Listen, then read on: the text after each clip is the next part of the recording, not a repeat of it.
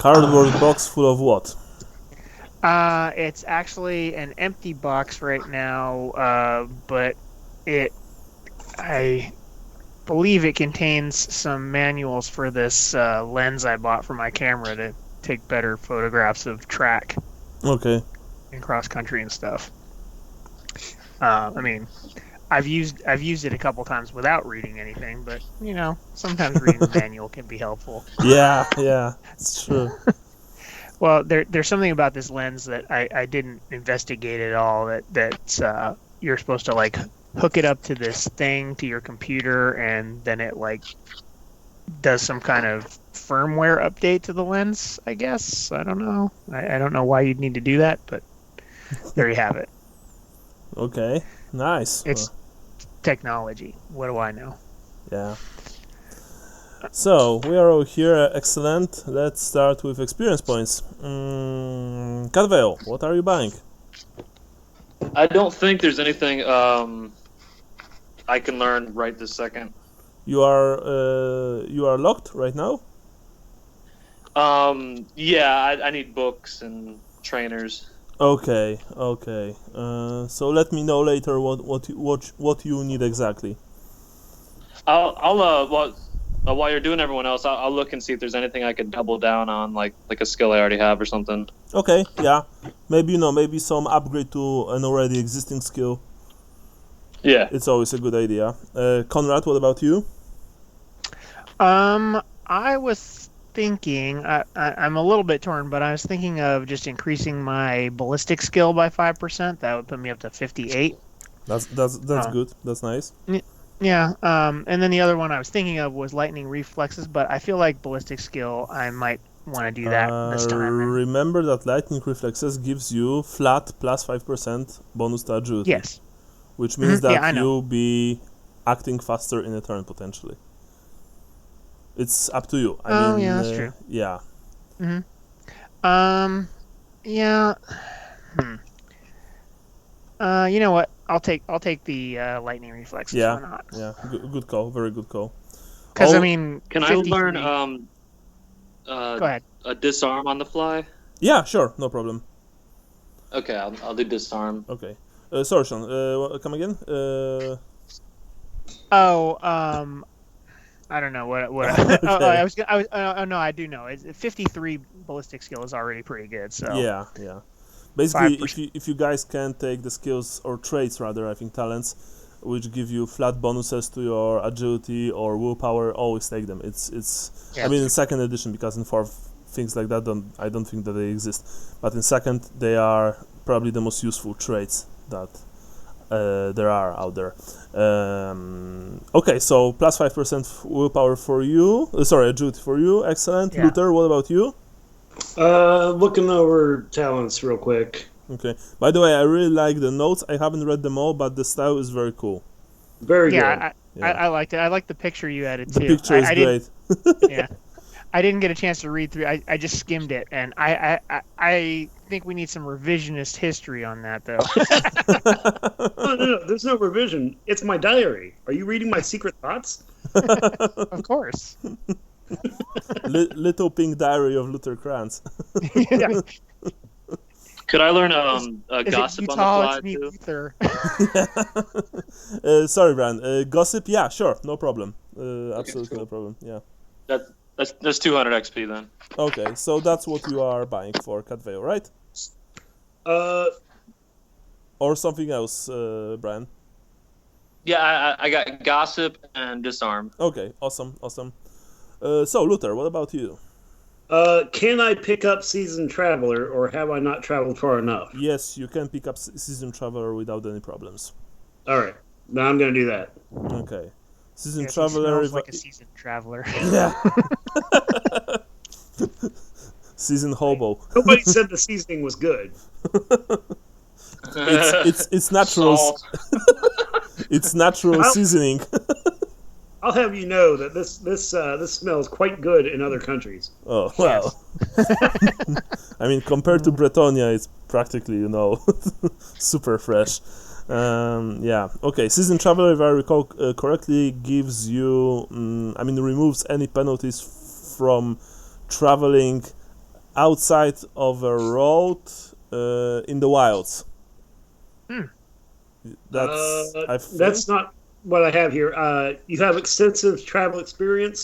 You gain a plus 10% bonus on common knowledge and speak language skill Oh, tests. okay, yeah, that's that. Sorry, the one that I was talking about was called Vagabond, if I recall correctly. Yeah, That's a good one too. yeah, I get it. It's easy to get us confused. yeah. But Season Traveler is very fine. Okay, nice. We have that out of the way. What about note taking? Who's taking notes today? Is it still you, Luther? Is it me again? I mean, Yeah, you do it for 3 times. yeah, each of you takes notes 3 times. Then it's another person, and for your notes you get after 3 times you get 30 points. Gotcha. Let me open up a new document. So, last time, where did we end? I recall, but I want you guys to tell me.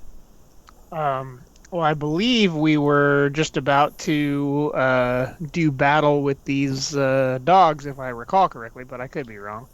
Mm-hmm. You've already captured one group, or rather, eliminated/caught one group. Mm-hmm. And now it's second group, and the second group is in the forest. Right. Yeah, it's in the forest. Yes. Can I just clarify so I'm like not confused going forward on how my character would act? Like these dogs are actually humans? No. That were No. The dogs are led by a lycanthrope. The dogs are normal. They just obey the mutant, really. The mutant who it turns out is Baron Otterbaugh's or whatever his name is called. I think Otterbaugh. Yeah. You guys brother. Yeah. Yeah. I think what we were sort of maybe not saying but thinking was that that they've essentially been cursed by the Strigony, and that's why he's a lycanthrope. Yeah, because Baron and his brother, when they were young, they stole a necklace from a bunch of Strigony, and the Strigans confronted them, and of course the brothers, told their father that the Strigany are lying, and so the old Baron ordered them all killed and buried behind his manor, and then he placed an old house over the grave, which is seriously fucked up. But before he died, the Strigany elder lashed out and scratched 2 boys with his nails and cursed them. And so they became lycanthropes, were shapechangers, were creatures, if you will. And the Baron actually managed to control his curse much better than his brother. His brother is apparently feral, or half feral. And he wants the necklace back. The necklace is in the possession of Victor Otterbaugh, Baron's only son. Okay, so he still does have it, because I had a feeling that he gave it to us, but maybe it's You were talking about this, but he didn't give it to you yet. I think it's we have to get these ones in the forest first, and then he'll give it to us. Mm-hmm. But maybe I'm wrong. He told you about the third group, the third pack, which roams near his manor. This pack is supposedly the worst of all, and is led by Nigel, the brothers Baron. Yeah. So you've tracked the second pack. I think it took you 9 hours, something like that. Yeah, I believe that is the case. Very speedy. Yeah, very speedy indeed. Yeah, 9 hours, and you've tracked it to a small clearing in the forest near the village of Dunkelbild. There are 10 animals total, 5 Midland wolfhounds and 5 stray dogs, not to mention, of course, the 2 miniature dachshunds. Yeah, the sausage dog. Exactly. And now you are dogs. The winner, winner dogs. And now you are taking cover in the shrubbery, and are deciding what to do next. Me. Shrub. Yeah. So, what do you guys want to do now? I think it's already pretty late. I think it's late afternoon or even early evening, given the fact that it took you 9 hours to get here. To find the animals. So you know that you don't have much time, but then again, if you are going to let them go now, you have to find them tomorrow again. Right. Yeah. I shake my head. Yeah. Yeah, that's all on you, buddy. No, you're our nature dude. Mystical tree man. Yeah, mystical tree. So I whisper. So, fuck, we found him. So out of character, if I recall correctly, did we not only find them, but we sort of found them near a place where we thought we could pen them in, or am I just hoping? No, I No, don't think so. that was. I think that's. It's like a clearing in the woods. Yeah. Okay. It would just be a bloody fight, like with dogs. Mm-hmm. Well, YOLO. Conrad, you YOLO. Cruelty. We're at a Animal severe, cruelty doesn't exist. tactical disadvantage here. Yeah, but we have found. So we're taking. God damn it! And these aren't normal dogs; they're smart.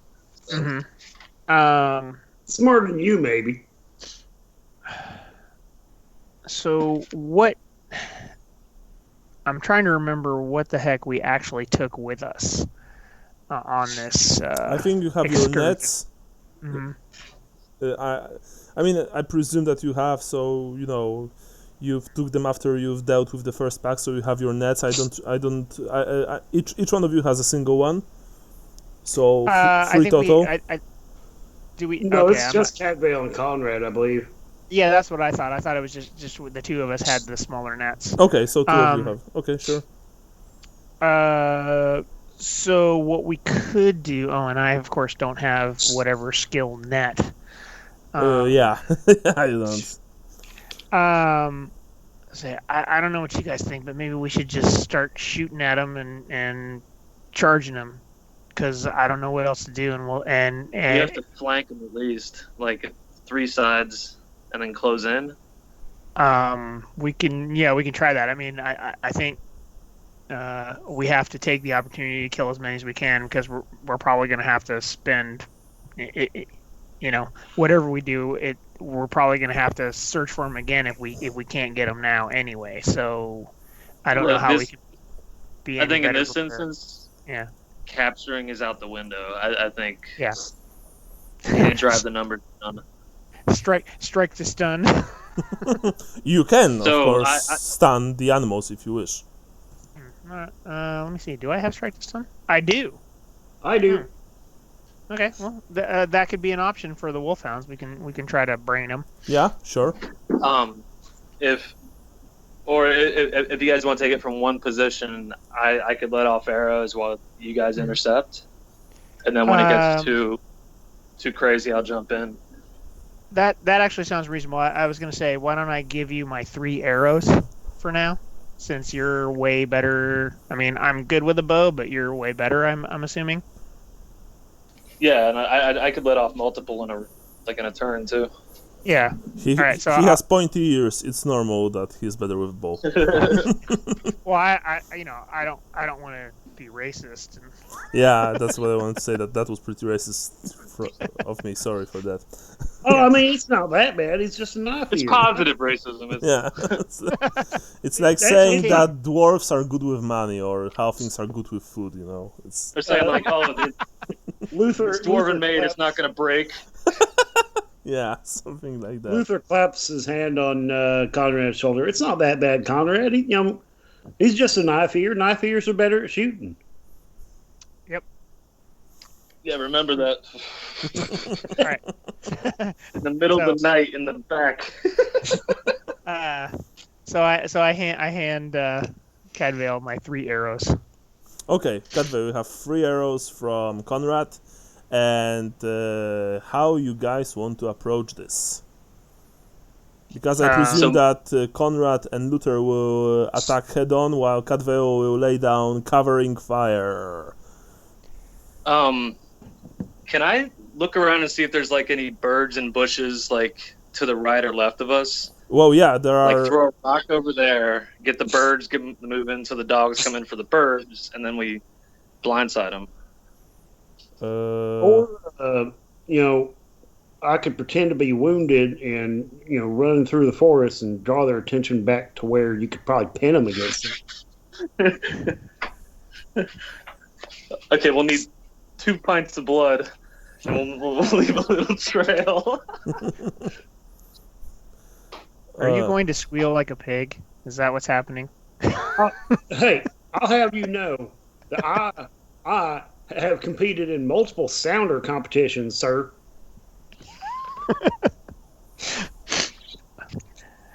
Can I test to see if there's like farmers, like some birds or something, like in some bushes or something? Well, bushes are all around you because you're in the forest. You are sitting in a bush right now. Mm-hmm. But you don't think that scaring a bunch of birds will actually, will actually make the dogs attack them. Okay. It would be hard. Perhaps if you would, like, Cadwell, you know that if you would, for example, manage to herd a small deer towards them, or or maybe a boar, or maybe something like that, then it would probably work. But with birds, dogs don't normally hunt birds, even when they are hungry. I mean, they can, but it would be rather hard for them. Okay. Yeah. So to not overcomplicate the situation, I guess I'll just start shooting. So anyway, I started blasting. Yes, Conrad pulls out his sword and whoa, what was that? What the hell's going on here? Wait, don't you guys want to synchronize this a bit? Cadwell, for example. That's right, boys. Synchronize watches. Yeah, synchronize watches. Cadwell, for example, you can, if you wish to, of course, you can find a branch, a tall, sturdy branch, get up, and you have, much better firing position, if you prefer. Okay, yeah. It's an option, if you wish, but you have to pass me a perception test. Meanwhile, Luther and Conrad, are you both? Will you both attack from the front, or is one of you going to flank the animals? I think we should. I think Conrad would like to flank. Okay. To try to spread us out a little bit. Okay, so you want to flank. What about you, Luther? Being a professional Empire soldier, I don't believe in flanking. I'm gonna ready my halberd, and once Conrad gets to moving, I'm gonna make myself known by just walking into the hounds, halberd lowered. Very well. Okay. No, Cadwell, that's not a botch. Fortunately for you, okay. You've just you did not found any. You did not found. Okay, so you did not find anything. Yeah. Fine, yeah. Sorry, you didn't find any branch solid enough for you to sit on and fire from.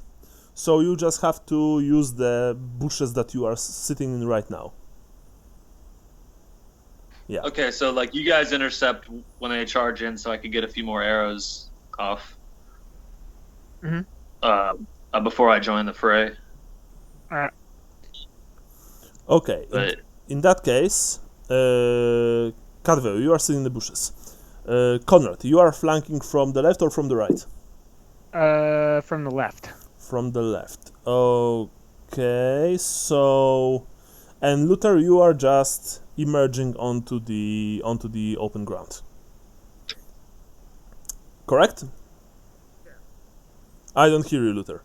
I heard yes, but okay. It was very faint. Yeah. Very faint. 1 second. Oh, no, it's better. There we go. Yeah. That better? Yeah. Yep. All right. Sorry about that. So, in that case, let's roll for initiative. And the person taking the notes also notes the initiative. All right, 1 sec. Gotta open that. I'm going to roll for the... Remember about your mail armor, guys. Yes, I'm just looking. I'm curious as to why my initiative did not adjust. Oh, I guess it did adjust. Too. I see. So I get a 49, apparently. Okay, the dogs have total... I mean, the Midland Wolfhounds have 47. Oh, And the... What's your +5 from Sean? it's actually plus minus 5 twice. So the way that I've been doing it, so you see in my roll there, I rolled a 2, which sucks. I have a 57 agility now because I took the lightning reflexes, and then I put a -5 modifier in my initiative, and then for some reason it gives me a double -5. So I don't know if you've noticed that, but when you put in a modifier, it gives it to you twice for some reason. Yeah. So I put it in my initiative section -5, and then it gives me an additional -5, which is the -10 for having mail. That's how I'm reading it. Does that make sense to you? I'm confused. Yeah, I think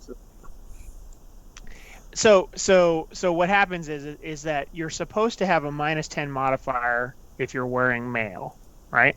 Yes. And so Yeah. and so what happens is if you use the initiative, so you could just straight up roll your agility, but if you use the little initiative roller, if you put in a modifier for whatever reason, I don't understand why it does it. It doubles. You get so you see how Luther, you rolled and you have +0/+0. Yeah. If you were to put a modifier in, if you were to say, oh, I have mail, I'm going to put in -10, it would give you -10 twice. So what I've been doing is putting -5 in, and it puts it in twice. That's my -10 for wearing mail. Does that make sense? Hey, if that works, it's all fine. So yeah, no problemo. Mm-hmm. Can we go down the row and get? There's some on work, so that's on them. But I don't know. Yeah. Use my first roll. You have mail, Catvale? Yeah. Yes. So your first roll accounted for that, or not? I don't think. Actually, I have mail. Yeah. Yeah. So Not on my head. Yeah. So the second row stands. You'll still be first. So Luther, Cadwell has 71. You have 56. Then it's Conrad with 49. Then it's the Wolfhounds with 47, and then it's normal dogs with 37. Sweet. Okay. Now, Cadwell, you are first. You see that Luther enters the clearing. Meanwhile, Conrad tries to flank from the left, if I recall correctly. Correct. Okay. What are you doing? How do you want to do this? I'm gonna start taking shots at the dogs, I guess. Okay, but which ones? You have the big ones, the 5 large dogs, and 5 strays, including dachshunds. I'm gonna go for the strays first. Okay, you aim at the stray dog with your bow, then roll. Longbow's I have a specialist weapon with this. You have a longbow, by the way? Yeah. Okay. And let me add my arrows real quick. So I have 9 shots. Yeah. You can fire multiple shots if you wish. I can fire 3, right? Yeah. Okay. You want to? So first one. Yeah. Okay, so you fire the first shot. Conrad, Luther, an arrow whizzes past your ear. Okay, the first shot, hit. Very nice. It struck the head. Roll damage. Ooh. Oh, okay, yeah, that's... Son of a... I see how this fight's gonna go. Okay. You can reroll with your ballistic skill, basic. I'll use some luck. It doesn't matter. It doesn't matter here. It doesn't matter here. Yeah. It's just okay. Yeah. All right. But now, since you've declared 3 shots, you have to fire all 3, unfortunately. So Okay. you have to roll for second shot -10. Okay. Roll for third shot -20. Okay, Luther, you are approaching the dogs calmly. They are after you've entered the clearing, you saw that the dogs are, they've immediately spotted you. They begin to growl and show their teeth to you, and of course they've started. They started moving towards your position, but then the arrows started flying, and one of the dogs was hit like 3 times in the head. Just the arrows are sticking from its skull. The poor animal fell to the ground without even uttering a single yelp. It's dead. Very nice. Now we have, I believe, you, Luther. Yeah. Oh, it's on me? Yeah, it's you. It's you now. About how far are they? You can charge them if you wish. Oh, I wish it. Okay, so but which animal do you wish to charge? Is there's a lot of lesser hounds? What's in front? You can charge anything you want. You have Midland Wolfhound. You still have 9 dogs. You have Midland Wolfhounds, 5 of them, and 4 stray dogs. All right. Well, So it's I'm up going to to try you. and take out these strays. Okay, so you are charging one of the stray animals. You raise your halberd and you just rush the mangy, one of the mangy mats. Very nice. So in that case, roll me weapon skill +10 because it's a charge action.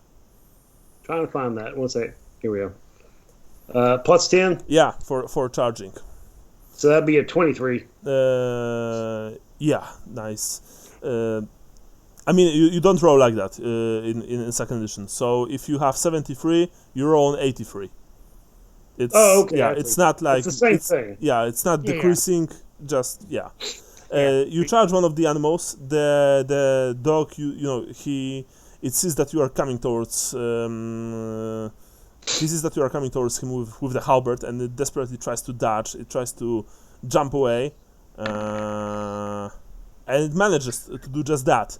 It with a yelp of surprise and fright, it just moved out beyond the reach of your halberd. Some bitch. I've got. But is actually, charge just one attack, or do I use multiple attacks? charge is just one attack. You can use multiple attacks next turn. Gotcha. Unless you're a Bloodthirster of Corn, he can do 6 attacks on charge. Well, as it happened. Yeah. On my mother's side, actually, let me tell you. Yeah, my great aunt's uncle's sister's brother's boy. He was a beast. Anyway, now we have Conrad. Conrad, you've managed to flank the dogs from your left. You see that Luther already engaged them. It doesn't look good for him because there are 9 of them. Mhm. So what is your plan? How do you want to do this? You know that if you won't act this turn, like this moment, really, the animals will probably overwhelm him, even though one of the dogs is dead, because Catvale shot him to shit. Yeah, I'm gonna come in, and I guess I'm going to slay. I'm gonna charge and try to slay one of the non-money dogs. Okay, so you also charge out from the bushes and aim towards one of the strays. Very well. You have +10%, but you don't have +10% from Luther because he's not. Unless you are attacking the same dog that he attacked. You should, probably. I don't feel like I need to, Okay. honestly. Okay. But okay, I'll attack the same dog he was attacking. Why not? Okay.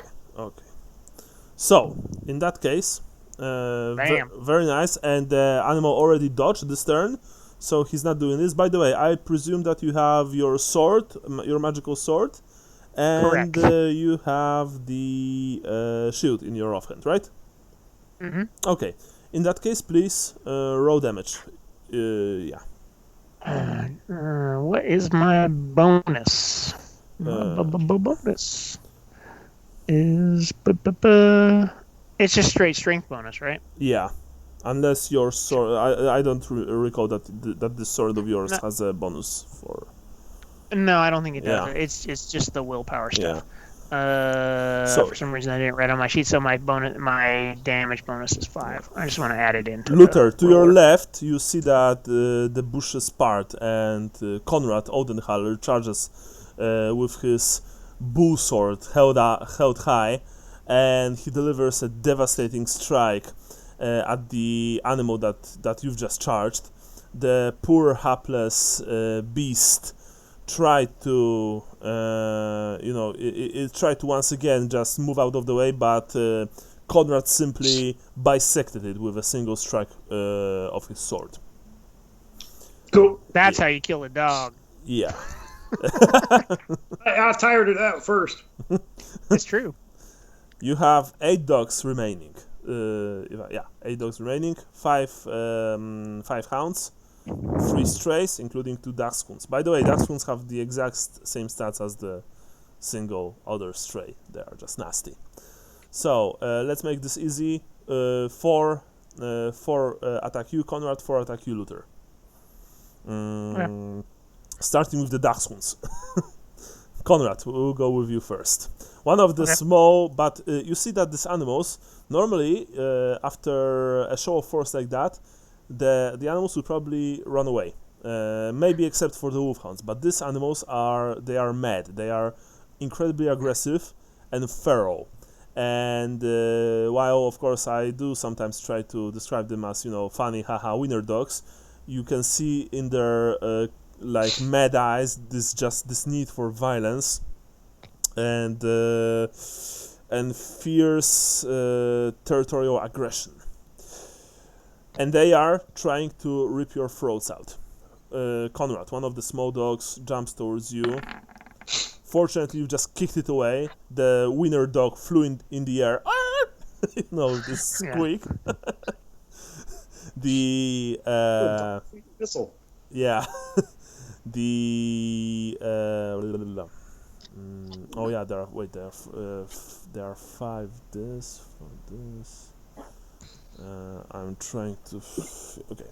I'm going to roll this far away. Okay, Luther, you have 3 hounds and 1 stray, and Conrad, you have 2 strays and 2 hounds. Okay. Okay. So your second stray. Thank you. It actually managed to hit. I don't think it did. It did. It managed to. The second stray, not dachshund. This some kind of mangy, just mangy mat. It tries to bite your arm. Are you going to dodge or parry? Let me just double check. I'm going to parry with my shield. Okay, so roll for parrying. Nice. You've quickly covered yourself with the shield. The dog, latched onto the shield and just claps its jaws right in front of your face. With this effort, you've pushed it away, but then you've discovered that that the animals here, they are cunning, they are clever, and the 2 smaller dogs, they've occupied your attention. Now, the big ones jump towards you. The 2 Midland wolfhounds. They try to do you in. First one. The first one goes for your legs. Okay. I'll try to jump away to dodge. Yeah, try to dodge. Of course, sure. Good thing I took that +5 agility. Yeah, you see, that's very useful. You've jumped away from the animal just in time, but its companion, the wolf, these wolfhounds, by the way, of course, they look similar to the one that attacked poor halfling, poor Dondon. They are starving. They have matted fur. They are dirty. They stink horribly. The second one, I think it did, funnily enough. Yeah, I did, because you already fight with 3 others. The second one also went for your legs. Okay. You can spend luck if you want additional dodge or parry. I will. Yeah, you know what? I will do that. I will spend a luck to parry one more time. All right. You know that you won't be able to avoid this attack, but maybe you will. Maybe the gods are on your side. Roll. Bam. And they are. You've just stepped, and the dog flew right past you in slow motion, and you are like, whoa. Now, Luther. You have 3 big hounds and 1 small hound. 1 dachshund. The dachshund... Nice dancing there, Conrad. Watch this. The dachshund jumps towards you. It wrote the exact same thing that the first dachshund did. And I don't move. The dachshund just goes between my legs. Yeah, you just... That's dancing. You've just, widened your stance, and the dog flew right under your... right between your legs. But you see the 3 angry wolfhounds, and they come towards you. The first one jumps for your arm. Are you going to you can't parry. You have halberd, so you're going to dodge, I presume. Oh, halberd doesn't allow a parry action? Halberd does allow parry, I believe. If you declare, yes, but you don't have anything in your offhand. Yeah.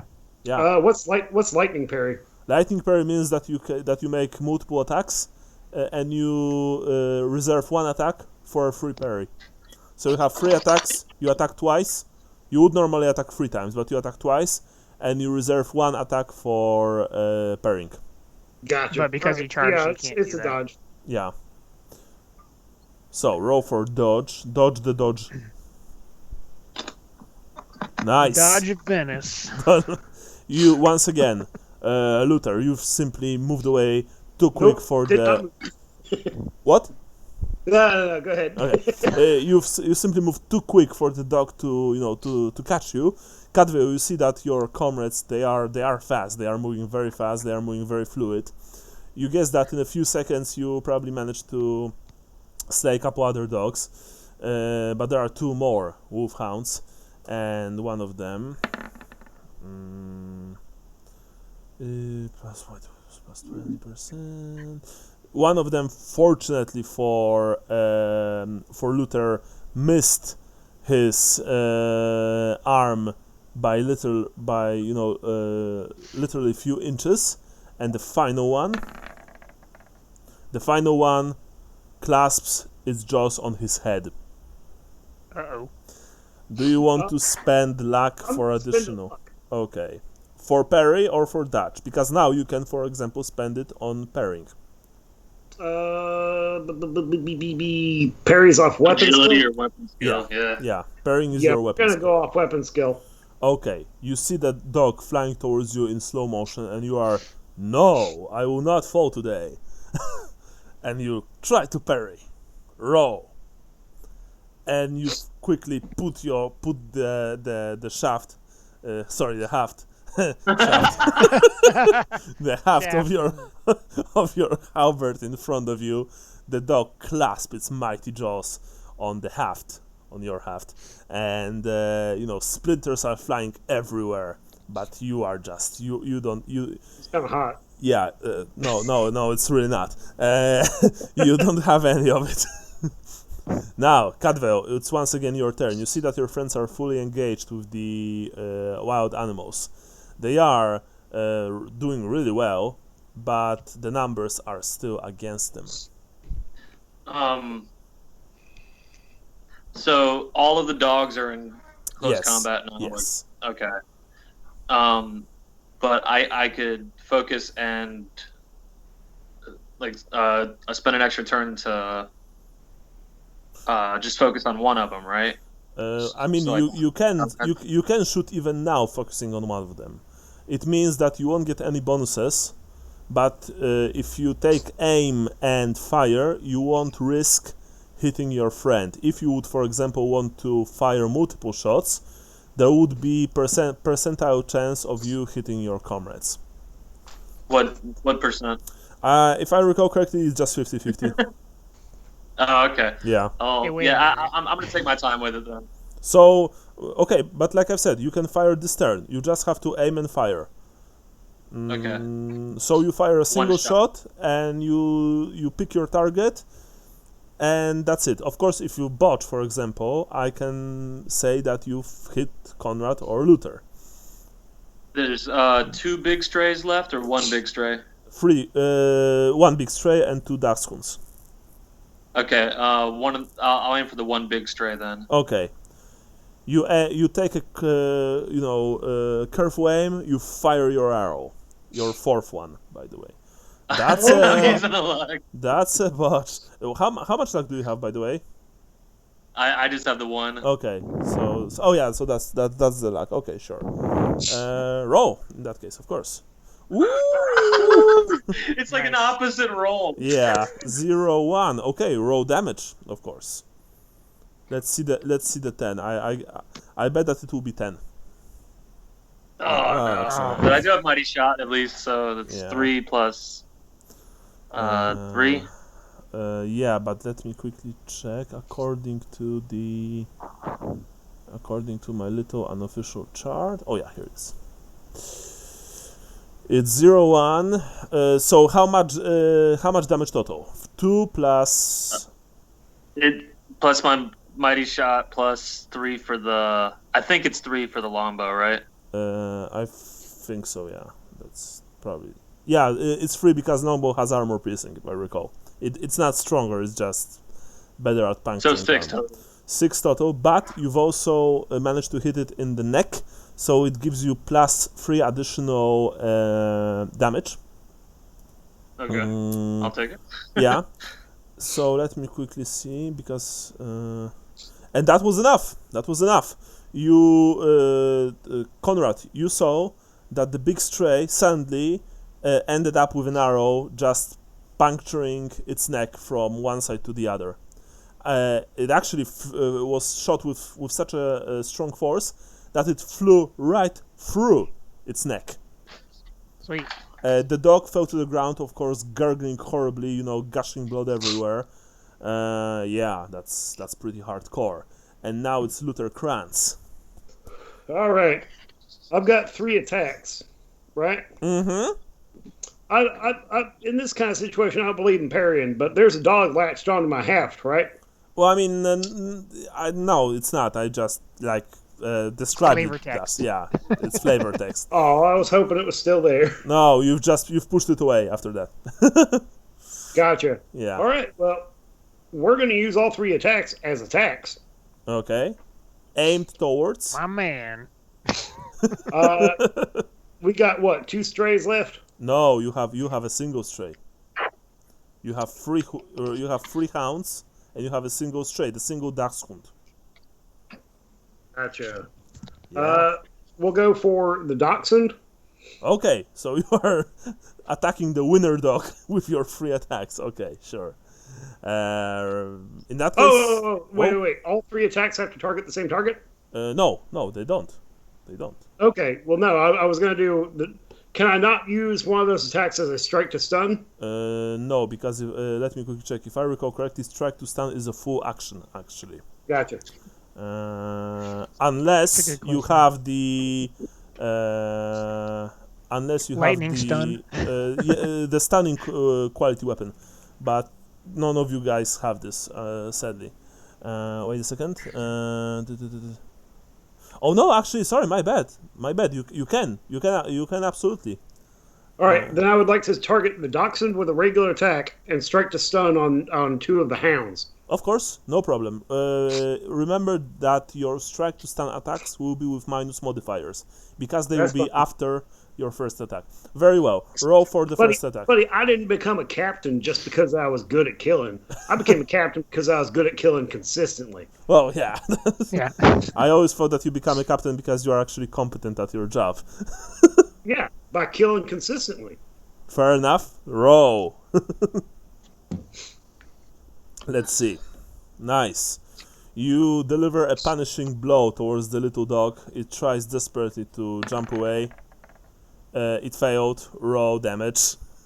Just skewer it on the spear part. Yeah. Is halberd? Oh wait, no, that's not it. One sec. Wait, is halberd like impact? Damage. Impact damage? Does it have impact damage? That's a good question. Wait. The thing. It's special. How do I roll damage on this thing? Oh yeah, here it is. Wait. You can use it as a spear or as a double-handed weapon, which means that if you use it as a spear, it gets the fast quality, or impact and slow quality if you use it as double-handed weapon. So my question, I presume that you use it as double-handed weapon because you want to roll 2d10 for your damage. Yeah. Okay, so in that case, roll 2d10 for your damage. You're not using the spear part, you're just trying to chop this thing in half. 9 and 9, okay, that was enough. You've just mashed this poor animal with the blade into the like a good sausage. Cut that wiener in half. Yeah, the winner dog is no more. Now you quickly reverse the grip and you try to use the flat of the blade to strike one of the hounds in the muzzle. Roll minus 10 weapon skill.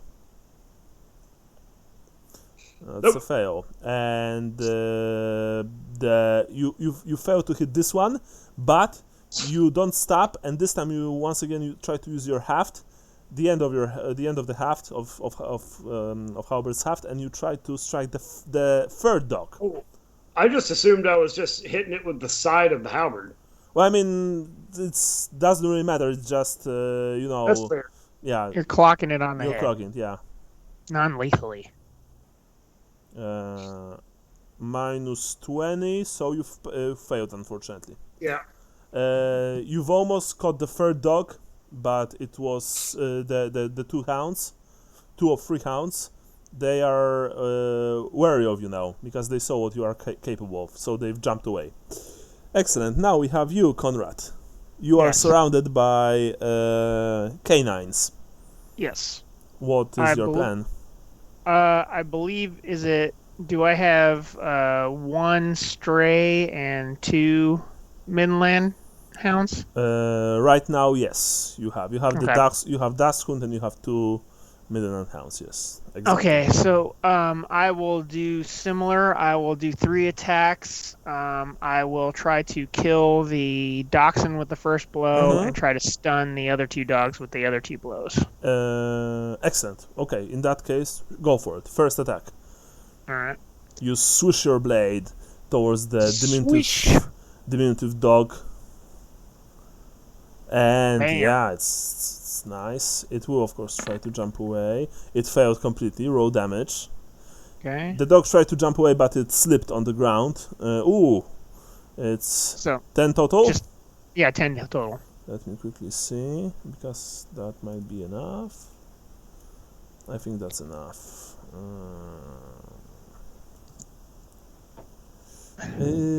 Yeah, that's enough. You've bisected the animal. It's dead. It fell to the ground, with the entrails just spilling all over the small clearing in the forest. Very nice. Very nice. I say to Lulu, that's how we kill dogs in Ostland.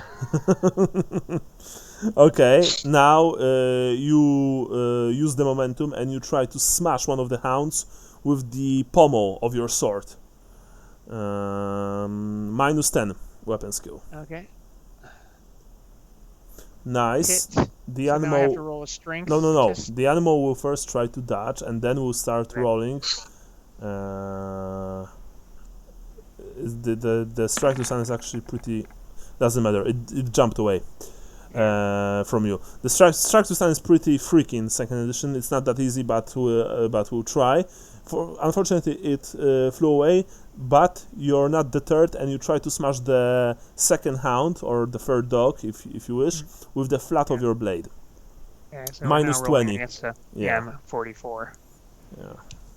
And I thought I hit it, and I don't know if it's there we go. I missed. Unfortunately, you've missed. This dog also quickly, almost snake-like, dodged your blow, and now the animals, the two animals that are fighting you, they are just trying to tear you to shreds, and you see that they've threw all caution to the wind. They're just trying to kill you.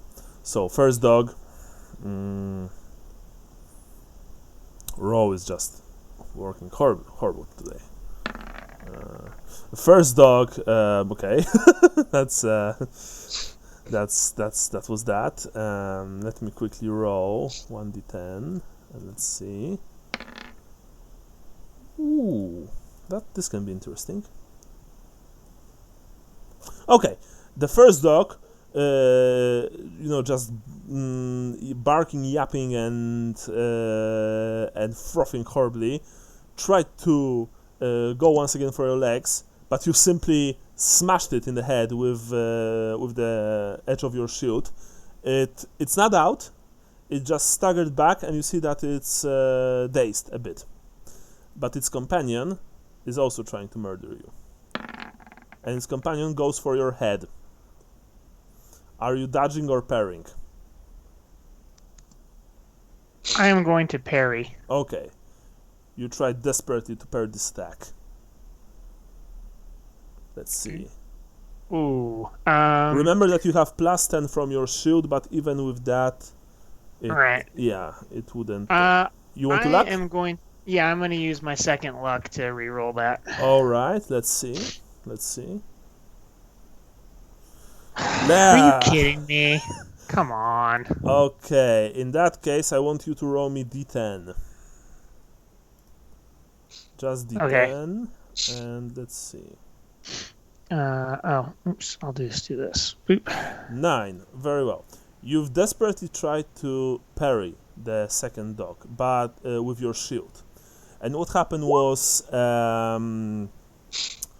you've put the shield in front of you. The dog simply jumped at you, somehow tore the shield from your arm with its forward paws.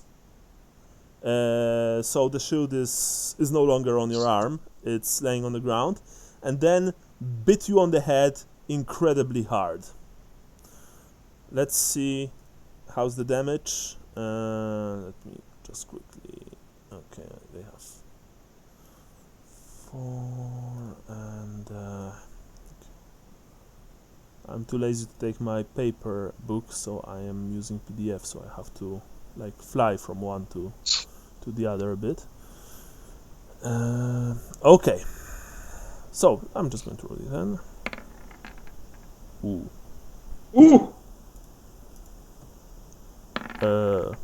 Conrad, it was good knowing you. I just want to say that fuck you, Michael. I mean, not you, Michael. It's how many years have I gone without rolling 100, and now I roll 2 weeks in a row? It's fucking hell. Okay, so it was a total of 19 to the head. 19 damage to the head. Yes, of course, deduce your armor, deduce your toughness, multiply it times 2. Okay, so, armor, looks wrong. You have 3, I guess. If you have full mail, you have 3. Actually, that's a good question, because I did my thing as if I had full mail, but now I'm wondering. No, I do not have full mail. I thought I had full, because we never got more armor, right? Because we just got the leather armor that we got from the dudes. Oh, so I am only wearing a leather jack and a leather skull cap.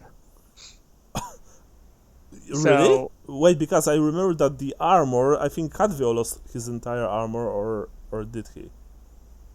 No, so this is something that I forgot about, because I remember that we lost all our stuff, and I don't think I personally ever got back mail, because I remember they gave us this leather, and when we got re-equipped. Yeah. When we got re-equipped, well, because the guy in town here doesn't have anything, right? No. I think he only gave you arrows, if I recall correctly. Right. So I feel like I'm trying to remember now. Fuck. Because I feel like I don't have anything other than. I remember we when the vampire used the aging spell. Right. Mm-hmm. We all pretty much deleted our character sheets, and then afterwards, it was just certain things that got destroyed. So like my character sheet's been a mess. So I think that you guys don't have your mayo in that case. Right. Like, yeah. No. I for head and body, I have leather. I have blanks for everything else, and then for AP, I have 3 in arms, body, and legs. So I've been going off the numbers and not the type of armor. I assumed I had 0 on the head. Okay, because if you have 3, that means that you must have chain mail on you. Yeah, my mail was reduced by 1 quality. Okay. Right. Yeah. Quality. Yeah, exactly that. So. Okay. So in that case, I don't remember. Let's say that you have mayo. It's just poor quality in that case. Okay. And I think that will go with that. Oh, for me? Or for I think for him. I'm pretty sure that I just have a leather jacket and a leather skull cap, so I'm screwed. Okay. What about what about you, Cadveo, in that case? You have you also have a poor quality mail, or just for head I have, it says leather, but I have 0 AP. So going off the numbers, I assumed I had nothing on my head. You should have yeah, but like I see your armor here, you have leather, so you should have 1 on your head, 1 on your body, because I recall that the spell took out everything from you, Cadveo, all of your gear, including armor and stuff. So you should not have your mail, unfortunately. You should have. So I should have one across the board. Oh no, only 1 on body and 1 on head. Okay. Yeah. Right. Yeah. So that gives me I absorb 6 because I have a toughness of 5 and the 1 for the head. Okay. So it's 13 from 19 times 2, so it's 26. Okay, nice knowing you, boys. But I think you were on full heal, if I recall correct. Yeah. So I had full heal. I had 18. So now that gives me. So it's not that bad. I mean, it is. So 20. So 26 minus 18. So that would be taking a minus 8 critical to the head. So, it's been nice knowing you. I'm gonna take a fate point and to blackout, and go. Ah! You can take fate and continue fighting if you wish, but it's up to you. Oh, I can take fate and continue fighting. Yes, you can take fate you have 2 options when it comes to fate here. You can either clock out, but usually it means that you get some part of your gear destroyed or something like that. Or you can take fate to avoid the blow and keep fighting, which means that of course you can, for example, suffer the exact same fate next turn, but if the fight is generally, going in your favor, that's sometimes a good option, because you can, for example, you can end it with a success. But it's up to you, Sean. I don't want to tell you what to do, because it's your character. No, I'll keep on fighting then, because I feel like if I okay, so if I leave them in the lurch, it's gonna be bad. So I'm now down to 2 fate points. Okay, just a quick tip from me. If you have multiple attacks, use one of them next to parry next turn, or whatever. to parry, because you don't have shield. Oh, right, because I don't have a shield. Yeah. Yes, you are correct. All right. So, okay. And do I get any insanity points for using that? No, not for that. Okay. If you would take fate point to survive, you would. But when you take fate point to continue fighting, you don't. So, what happened? You swore that the animal would just, take your head clean off, but then you've brayed like a bull, like an Ostland bull, and you've delivered the righteous fist to your trademark righteous fist to the side of the animal's head. The wolfhound flew right past you, with a yelp of pain, it fell to the ground. It shook its head and it looks at you with this, feral but also slightly afraid look in its wild eyes. Also remember that since you've spent your fate point, you have one less luck. Yes. So now all my luck is gone. I can't use anymore. Yeah. Luther, you saw what happened. You saw that Conrad would be dead if not for his incredible resilience and, quick thinking. You also have, how many? 3 animals trying to kill you. The 3 hounds just, they've surrounded you and they each try to take a bite out of you. The first one hits. The first one hits because they have +20, yeah. It goes for your legs. I would like to dodge. You try to dodge. Very well.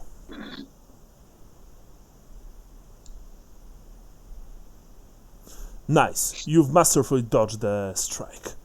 Its companion, second Midland Wolfhound, goes for your arm. I will burn the other luck to try and dodge. That's okay. my last luck. Okay, sure. No problem. Just let me quickly see. 54 is left arm, by the way. Okay. Okay. Roll. Fuck. Unfortunately, you failed. You've tried to dodge the second strike, but the dog was too quick and fastened its jaws on your hand, on your arm. It didn't do anything. The bite was too weak. You've quickly took away. You've quickly pried your arm from its slavering jaws, and good for you, because it dealt total of 5 damage, which I don't think that it did anything to you. Yeah. And the final animal. The final animal goes also for your. Sorry, here it is. For your left arm. Yeah. And this time it's 10 total. That will do something. Let me see here. It's plus toughness. Yeah, 3 armor plus your toughness. So that's a 8. You stop 8, so 2 go through. All right. The third dog went for the arm that you've just managed to free from the jaws of its colleague, of its companion, and this one was stronger. You felt the bite, but fortunately it wasn't that bad.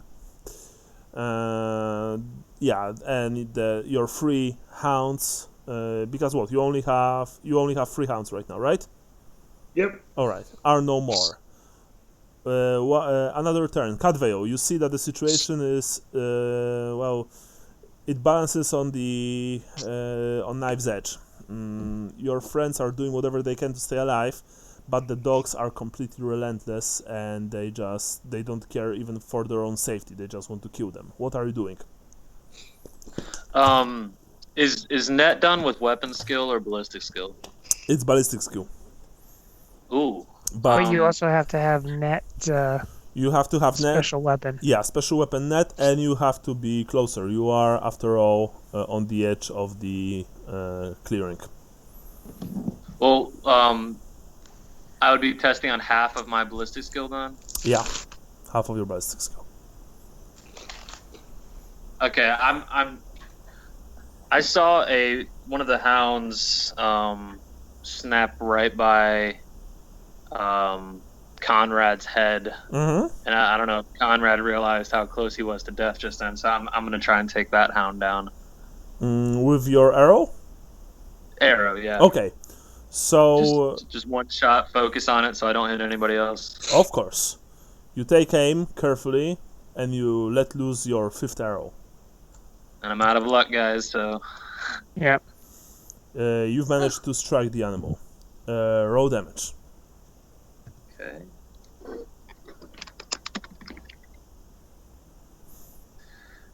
plus 6 is my... So with Mighty Shot makes it 6, and then it's 3 for the bow. Yes. 9. 9 total. Okay. 9 total. Wait a second. All right. You fired the shot. You've struck the animal right in the side. The dog, emitted a howl of pain, high pitched and horrible, but it's still standing with an arrow protruding from its side, I might add. But it's still alive, sadly. Wait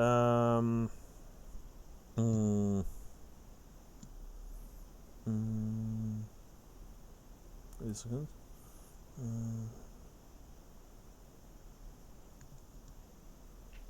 Okay. We did this wrong. Next turn we'll do this correctly. When you shoot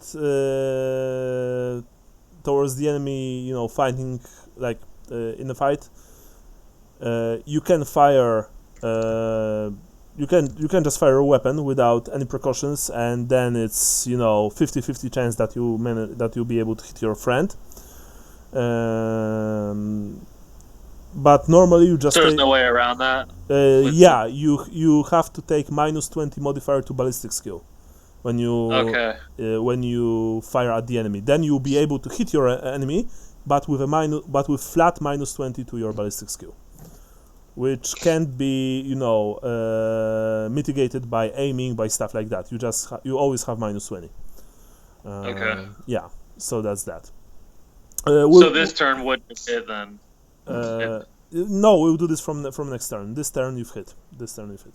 Okay. Yeah.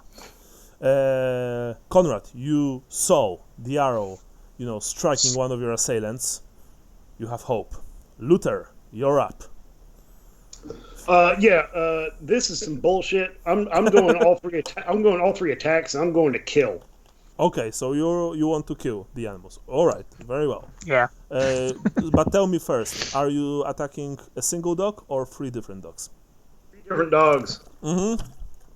You go for the first hound. Roll weapon skill. 1 sec. 1 sec. Sure. Typing. 1 sec. No problem.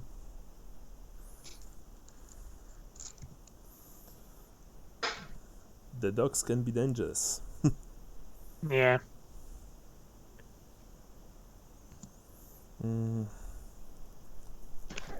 Okay.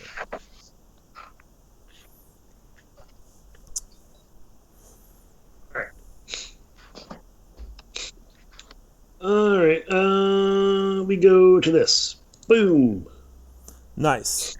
You also decide to just, drop the strike to stun act and just kill the animals. I presume that you use double-handed version. Oh yeah. Okay. Let me quickly see. The headsman is here. Yeah, okay.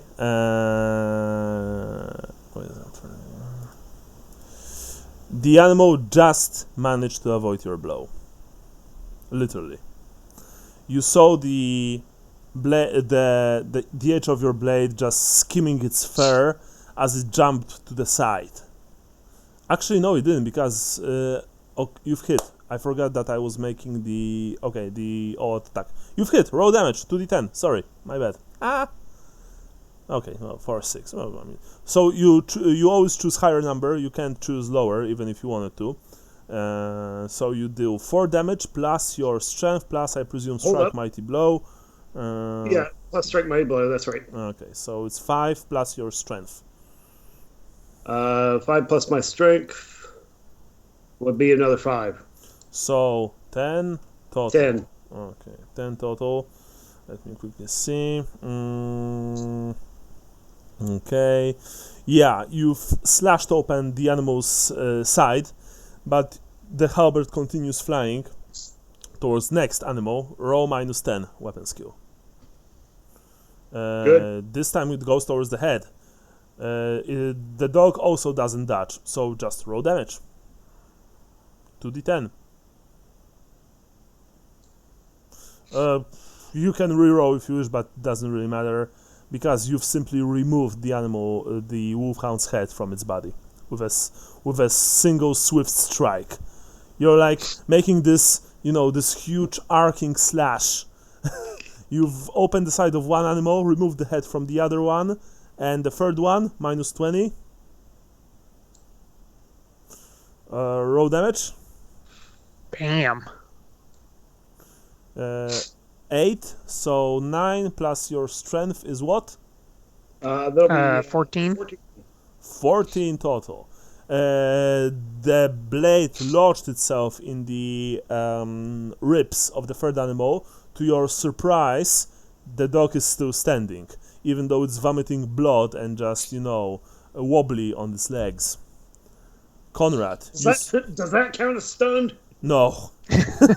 Sadly not. Conrad, you saw that Luther Krantz is just this force of nature. He's a killer. That's for sure. And there are still 3 animals in front of you, if I recall correctly, or 4? I'm confused now. I think Catvale killed the. I feel like I thought I only 2. I thought I only had 2. 2, I have 2 Midland hounds now because I killed the dog last time and then they tried to make up. And Catvale killed 1. So you have only 2, of course. Right. So what are you going to do? I will take your suggestion and do the parrying stance, and then do. One of them's injured, I think. Don't do parrying stance. Make or not parrying stance. Whatever whatever my thing is. Swift block. Yeah. Quick parry. So the point is, I'm going to do swift attack, and I'm going to reserve 1 to parry. So you have 3 attacks, so you strike twice, I presume. Correct. Okay. Do you want to strike single target or 2 targets? I'm trying to remember. I believe now that my opponent dogs are uninjured, if I'm not mistaken. 1 is injured because one took the arrow from. Oh, okay. Yeah. All right. So I will do a killing blow to the injured one first, and then I will attempt to stun the second one. Very well. You raise your sword high with 2 hands, and you bring it down on the hound. Roll weapon skill. All right, and I say, Sigmar, guide my blade. Against the... No, yeah, that's... roll damage, because it doesn't dodge. Okay. Zoop. Sigmar's Fury. Not quite. Not quite, 9 but points of damage. it will be enough, I think, mainly because... Yeah, it was enough. You've simply removed the animal's head from its shoulders with 1 single strike from up. Very nice. And then you quickly, like a farmer wielding a scythe, you just make this arcing blow towards the muzzle of the second dog. Minus 10. Roll. Unfortunately, the animal managed to just jump away just in time. Yeah. And even though it's the last dog standing... By the way, Sean, I don't know if you have your microphone away from you, but you are a bit quieter now. It may not be at my mouth. Okay, now it's cool. Better? Thanks, yeah. Even though it's the last hound standing, and normally the animal would run away, you have a feeling that the Baron's brother, Dark Influence, is keeping it in the fight. Like, it doesn't really care about its safety. It just wants to kill, and it flies towards you. Desperate. It flies towards your arm. Are you parrying or dodging? I will parry first. Okay, roll. Nice, Justin. You've just managed to deflect the slavering jaws with the flat of your blade. Very nice. Luther, you still have 2 animals. One is nearly dead. The other is I think without a scratch on it. And they are trying to kill you. The first one goes towards your arm.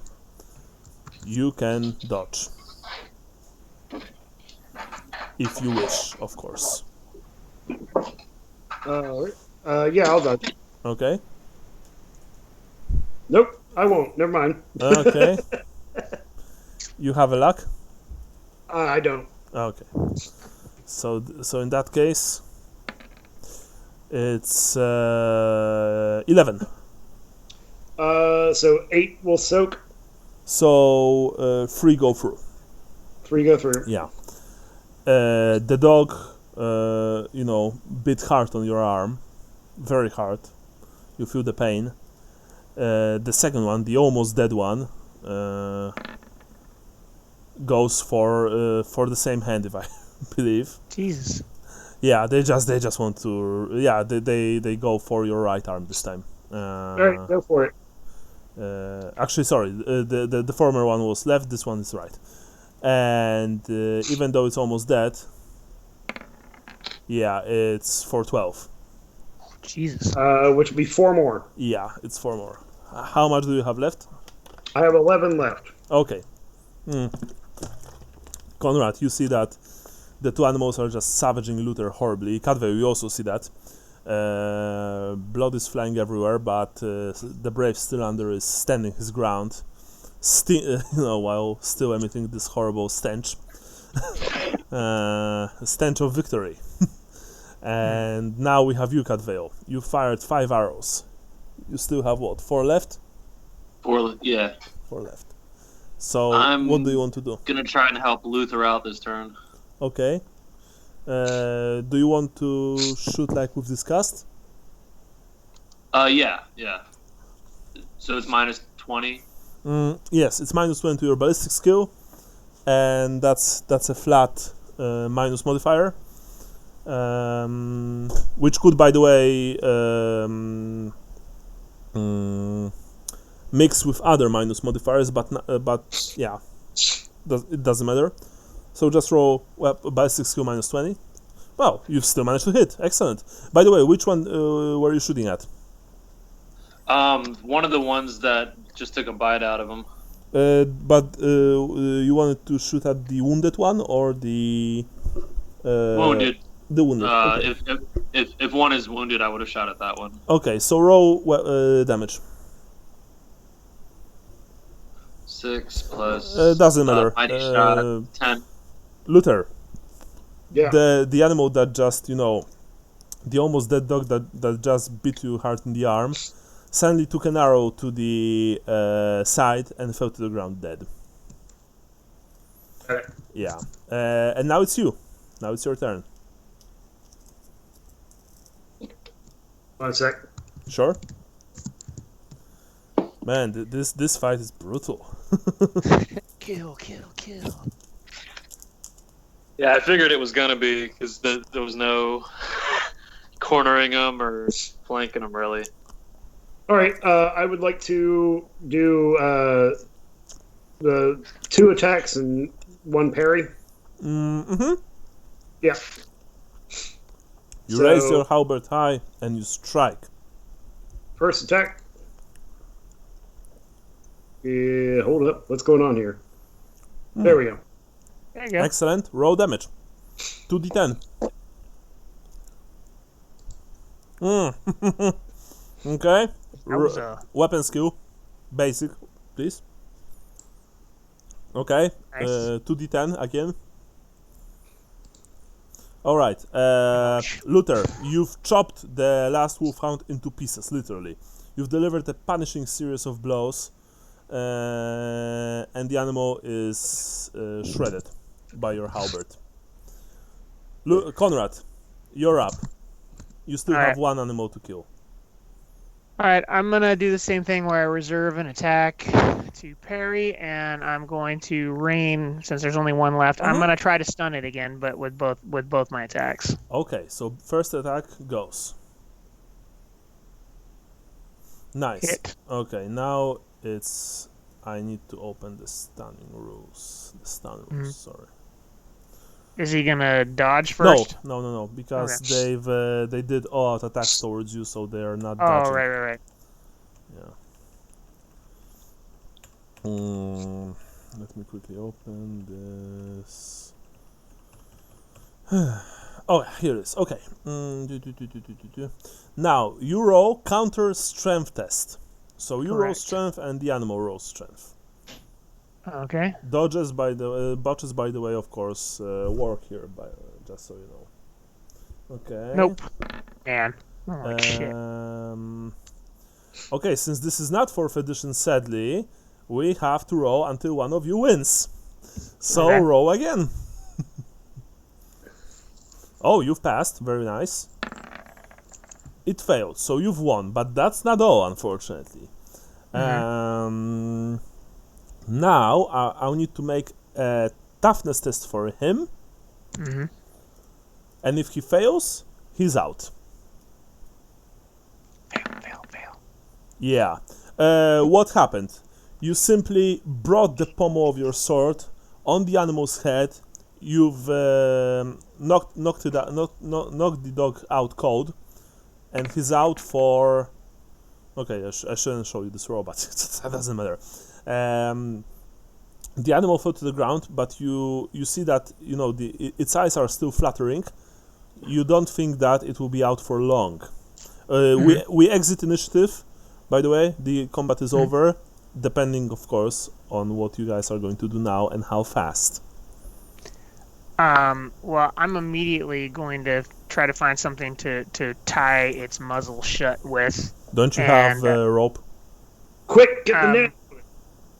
Well, yeah, the next thing would be to get the net, but I mean, so the thing is I wanted to bind it up, bind its muzzle, if I can bind its feet, and then put it in the net and drag it around. Okay. And all the meanwhile, I'm spitting in its face, and I'm saying, "Is that you can't get me because you're not a flashing blade." Kind of ham-fisted, but okay. Conrad lost it. Gotta get it in there when I can, man. Yeah. For those sweet points. Okay, that's very nice. Do you guys have rope? I do. Yeah, we do. We got some from the village. All of you have, or only Catvale? No, only Cadvale, but he got some from the village last session. Okay, Catvale. I toss Conrad the rope and I say, when I sing the song of my pilgrimage to my kith band, I'm leaving this part out. Let me sing you the song of my people. Okay. Killing dogs in the woods and spitting in the faces. I mean, I get it, Cadvale. You'd have to provide a lot of percussion, and I just slam the halberd down into the dead dog again. Oh, Jesus. Okay. Connor, Back on the menu, boys. Yeah, actually, dogs are tasty. I mean, in the post-Storm of Chaos Empire, dogs are absolutely on the menu in certain provinces. Yep. All right, you don't have to roll for anything, Conrad. You quickly tie the animal's muzzle, then you tie its legs. When you finished like wrapping it with a net, it actually just snapped awake and began thrashing, but it was too late, and you've packaged it like a huge furry ham. The animal is caught. Yeah. But you see that the fight was not without its cost. Luther is horribly savaged on both arms. Conrad, you have your shield is damaged. The straps have been torn clean off. Catvale, you want to retrieve the arrows? Yes, I do. Okay, so roll me. Actually, I don't even recall how this works. If I recall, it's just 50-50, but let me quickly see.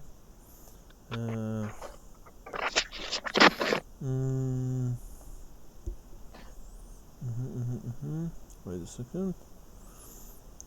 Okay, if I want to find, we'll just wing it. We'll just wing it, and that's that.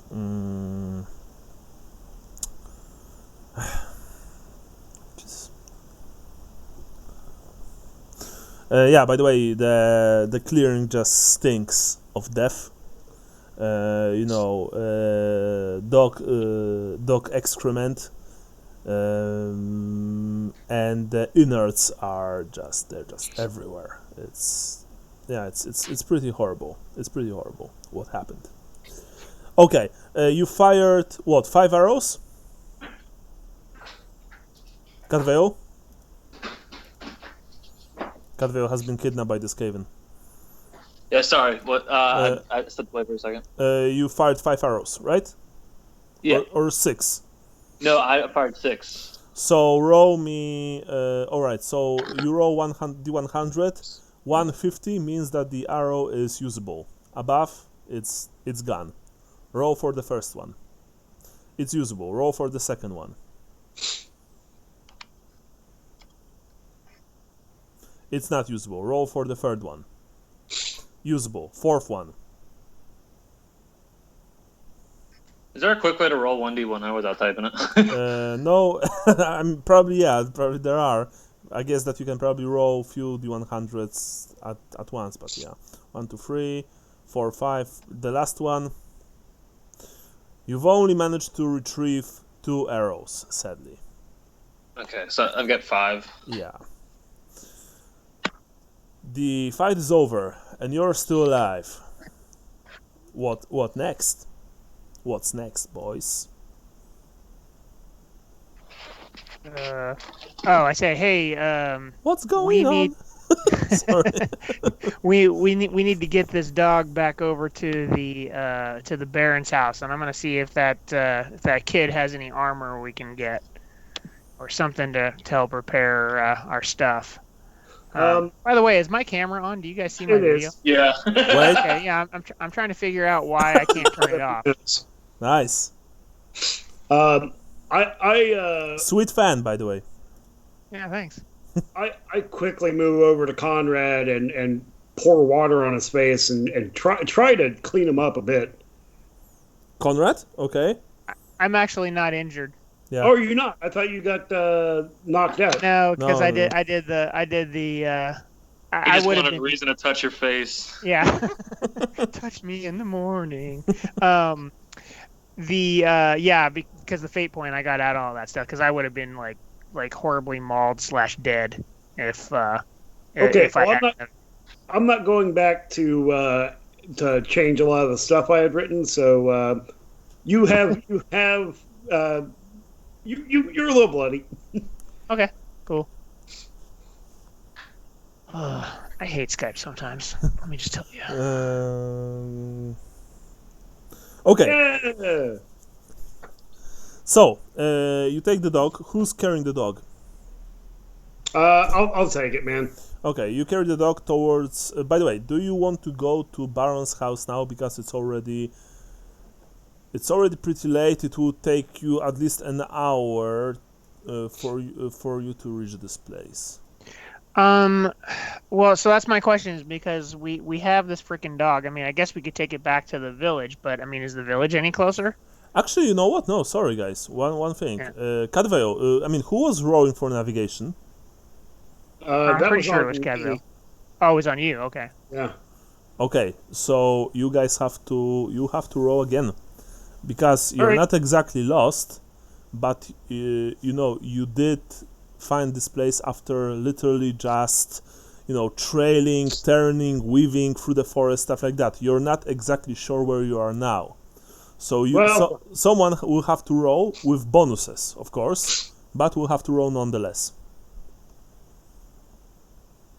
Oh, there we go. Haha. Nice. No problem. It's like you know how me and Skype. It's like every time it's a freaking adventure. At least it works. So, who's rolling for navigation? Cadveo or Luther Kranz? Yeah, definitely not Conrad if we want to get the hell out of here. Okay, I think Luther's actually better at navigation than me. Well, I didn't do well. Well, it's up to you. But I mean, stat-wise, I think you were, though. I mean, remember that Cadveo can help you, so you get even more bonuses. Hey, Elf. Which way does the sun set? Straight up. No, it doesn't just hang in the West. sky. This is why your people are, living in the woods. You can't remember this shit. Which way does the sun go when it goes to sleep? I close my eyes and I point. He points. All right, so it's that way. Oh, is that? Oh my god. Have to get lost in the woods. Fuck me. Alright, does anyone have luck left? Oh, Cat Veil? That would be a no. Nope. Okay. I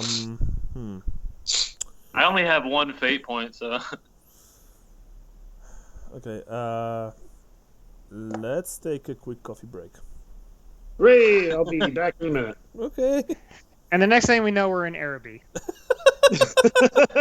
Lashik, how did we get here? How did we cross the World's Edge Mountains?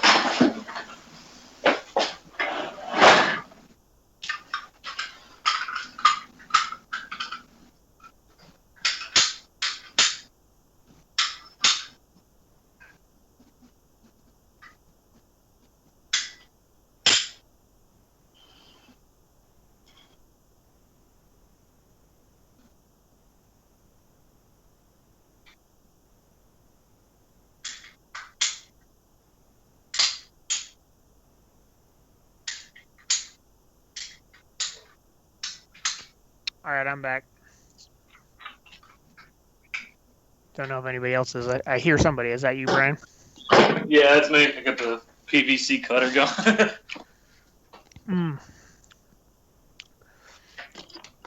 Yeah, I need to get back to some more physical hobby. I've been doing a lot of digital shit lately. Like the blog, you mean? Yeah.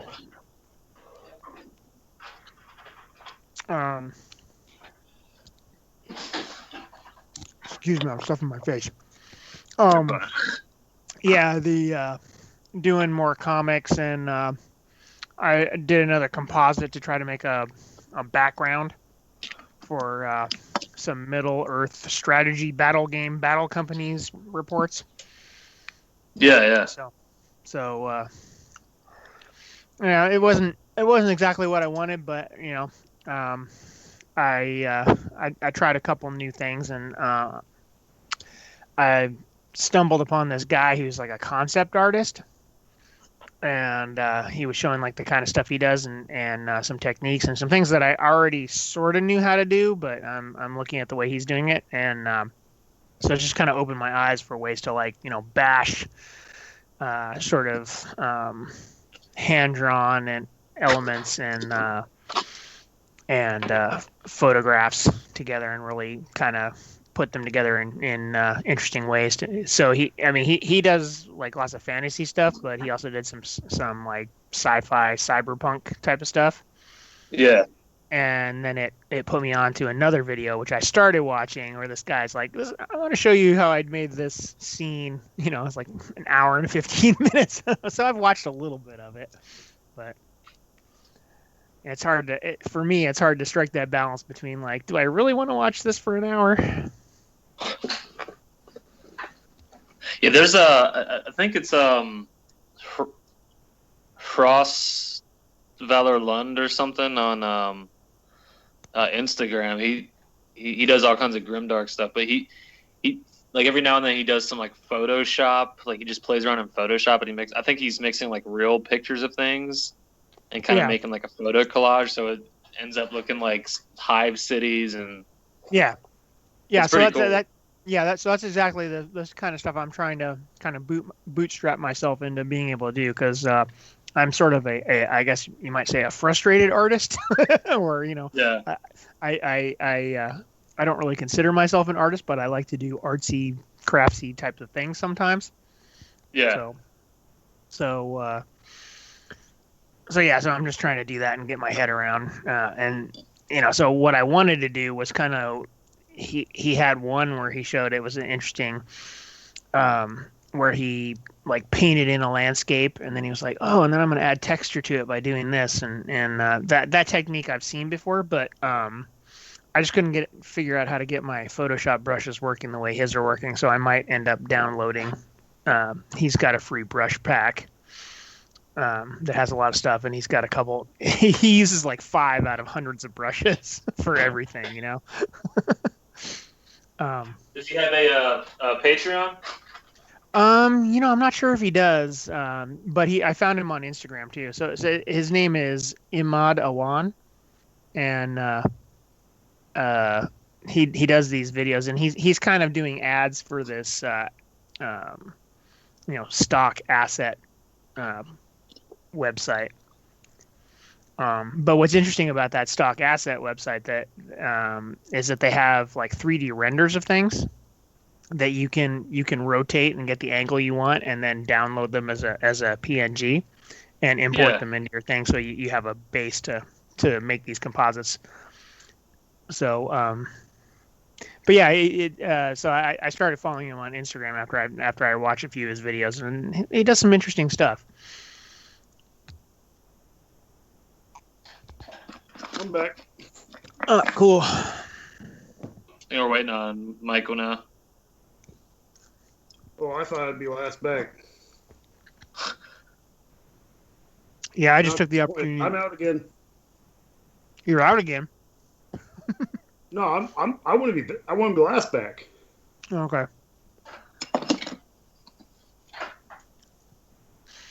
Oh man. Yeah, I don't know what it is with my rolls lately. That sucks. And that 88 on the navigation roll is gonna be interesting. You still have a fate though if everything goes wrong. So. Yeah.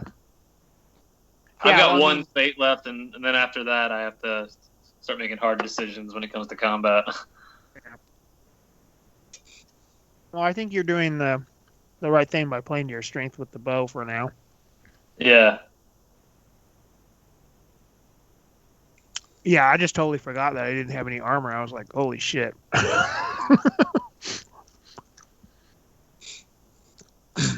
Yeah, I've gotten a little loosey goosey with tracking my stuff at this point, and I'm trying to get better. With this character I'm playing now, there's been 2 instances where we like lost everything. Yeah. And so I like deleted everything, and then like later on, like Mike will be like, "Oh, I was just kidding." Basically, you know what I mean? Like, oh, you found your horse that has all your gear on it. I'm like, God damn it, I deleted everything. You know what I mean? So, Right. Well, that's one of the things. That's why, like, yeah, I try to keep the paper sheet. I try to keep the paper sheet and the electronic sheet like up to date. But sometimes for stuff like that, I'll choose one to actually do the stuff on, and then the other one will be the backup in case that happens. You know what I mean? But yeah, it's tough. It's just it's a lot of we have a lot of time between games, and also it's like, oh yeah, you lost all your shit, but you get this shit back, or your horse finds you mysteriously. I'm back. But hey, what's up? I'm fine. But I mean, I think in that sense we needed it, because otherwise, it would the adventure would have been I've next been to lurking impossible. for the past 5 minutes, so yeah. That's cool. Yeah, I mean, without the horse, that the scenario would be harder. I mean, you basically had to reach wood but naked.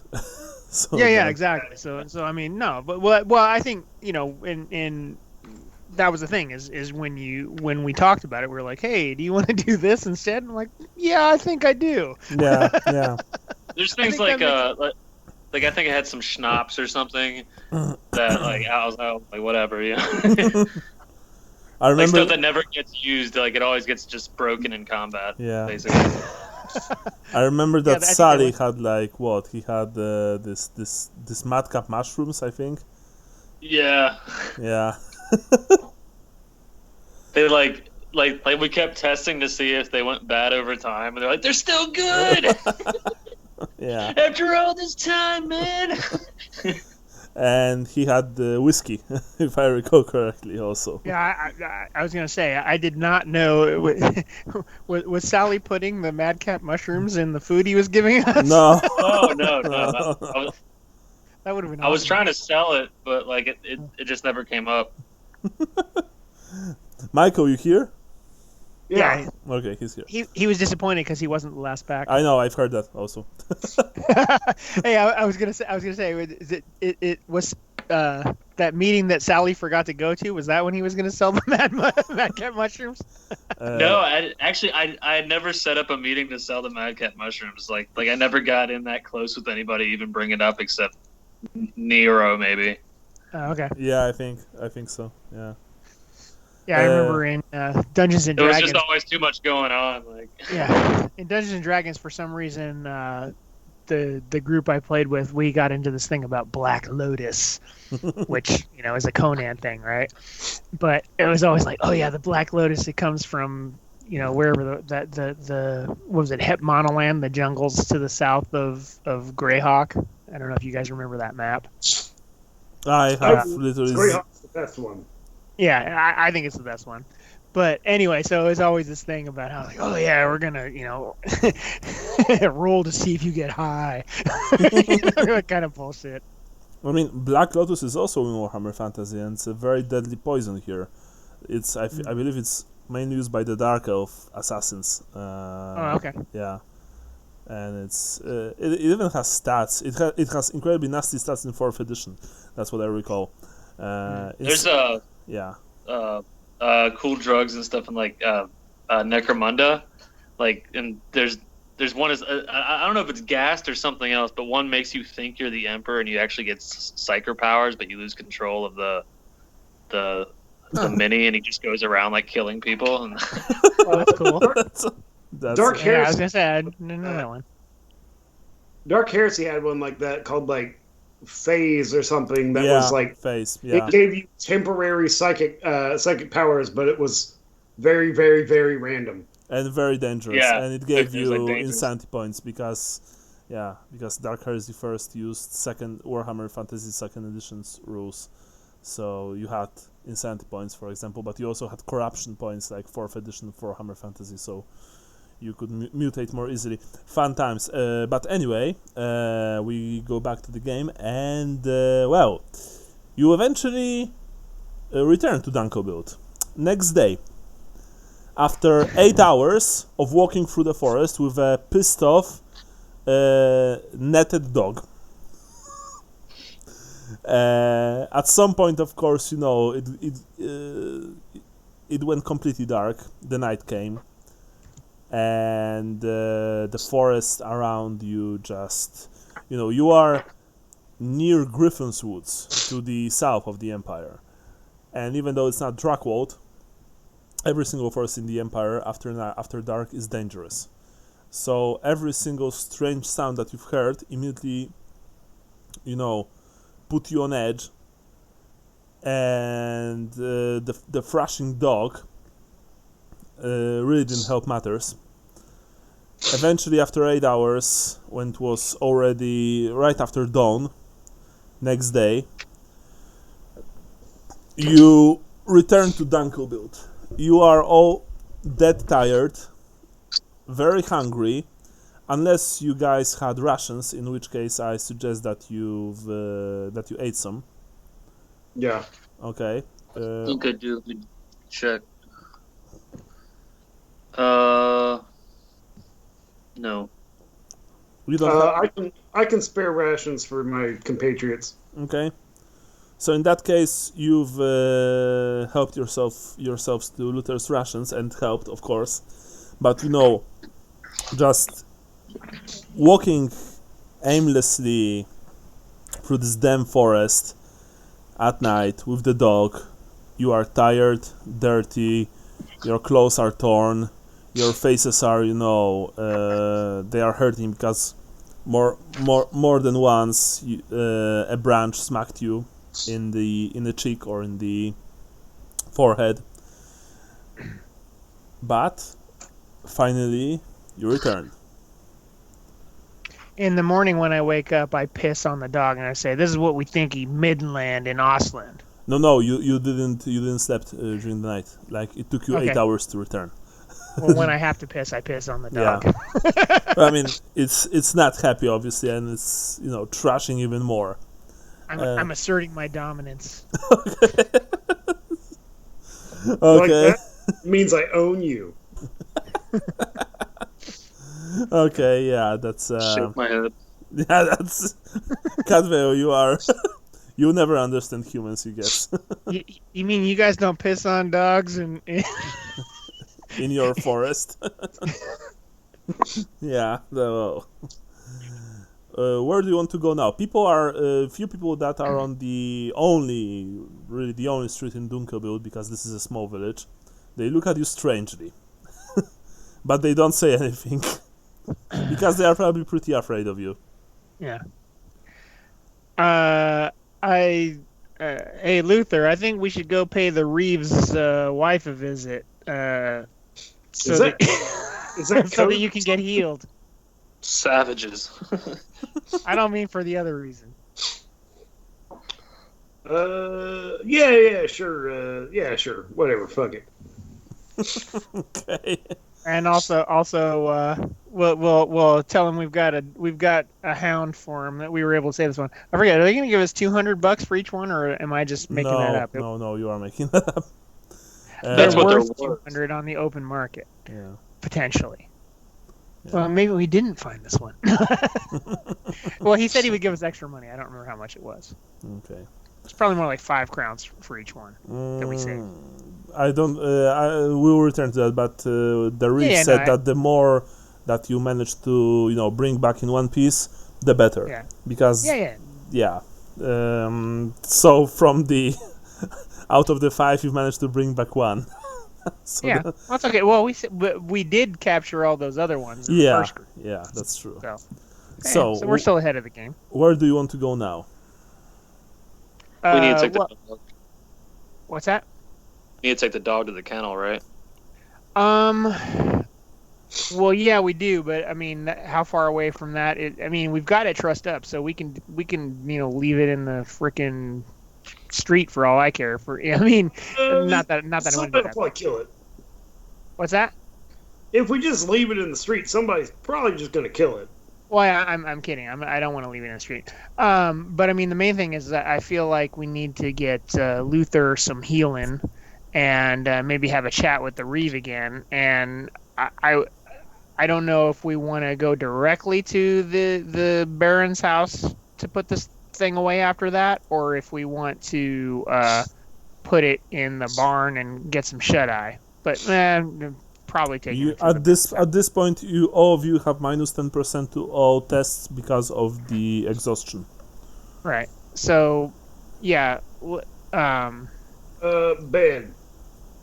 Go to bed. Okay. Yeah. Well, so that means we're gonna take the dog and put it in an empty house or some shit. Still tied up and smelling of pee. Okay. Sure. I think the dog's gonna have to come in the room with us, unfortunately. Oh, you think so? Yeah. Just my question: do you guys going to feed or give the dog water at some point, or do you want it to be dead in a few hours? Just I might be able to do something with the animal charm. Just a loose thought. Yes, or you can of course animal charm them. Absolutely. Animal charm or animal care? Animal charm, because he's trying to calm the animal. Okay. I don't have that skill. Yeah. I do. What am I testing on? What's that? You make an average charm animal, or you can intimidate if you wish. Charm animal, I believe, is on your what is intelligence. It's your intelligence. Okay. Which is 50-50. I've got animal care at plus 10. You can help him. You can give him plus 10 bonus in that case. Okay. I've got animal care at half. No, I'll piss on it again. Okay, nice. Cadvale, you remove the rope from the dog's muzzle. You can see already that it has sores in the corners of its mouth. The animal is panting heavily. It wants water, it wants food, but you talk to it in a soothing voice, in a calm, soothing voice, and you see that you find the connection. The animal. I reach my hand out to Luther, like, come on, give me some food, quick. Yeah. You look. Luther's just patting around trying to find. Oh wait. No, dogs can't eat cheese. Sure they can. I was gonna say more pocket cheese. Come on. Oh yeah. All right, fine. You want to roll for the cheese? Okay. Bam. You've passed. You pat your pockets and you produce from the back pocket of your pants a nice piece of cheese. Now, Michael, I would also like to throw back to you because in the description of this, it never specifies how big these samples of cheese are. Yeah. I'm just saying, like, at some point a wheel is going to come out. I mean, the size is of, well, I mean, the size is, it's usually moderate size cheese piece, Fist size. Yeah, like it's not there won't size. You won't. I mean, you won't take out a wheel of cheese from your backpack, just so you know. That's what she said. When it comes to size matters. Wait a second, let me see what was this. The thing that you have, it was what, case something. Case of Gracia or Yeah. something. So you produce case another, yeah. So you produce a relatively large piece of blue cheese. Ooh. Yeah. I'm not sure if dogs can have that. The Sid! All right, well, there you go, dog. Episode. Okay, so you give it to the dog. Yeah. It devours the cheese. Of course, at the beginning, it's in the beginning it's like it's not too good, but it is hungry, so it won't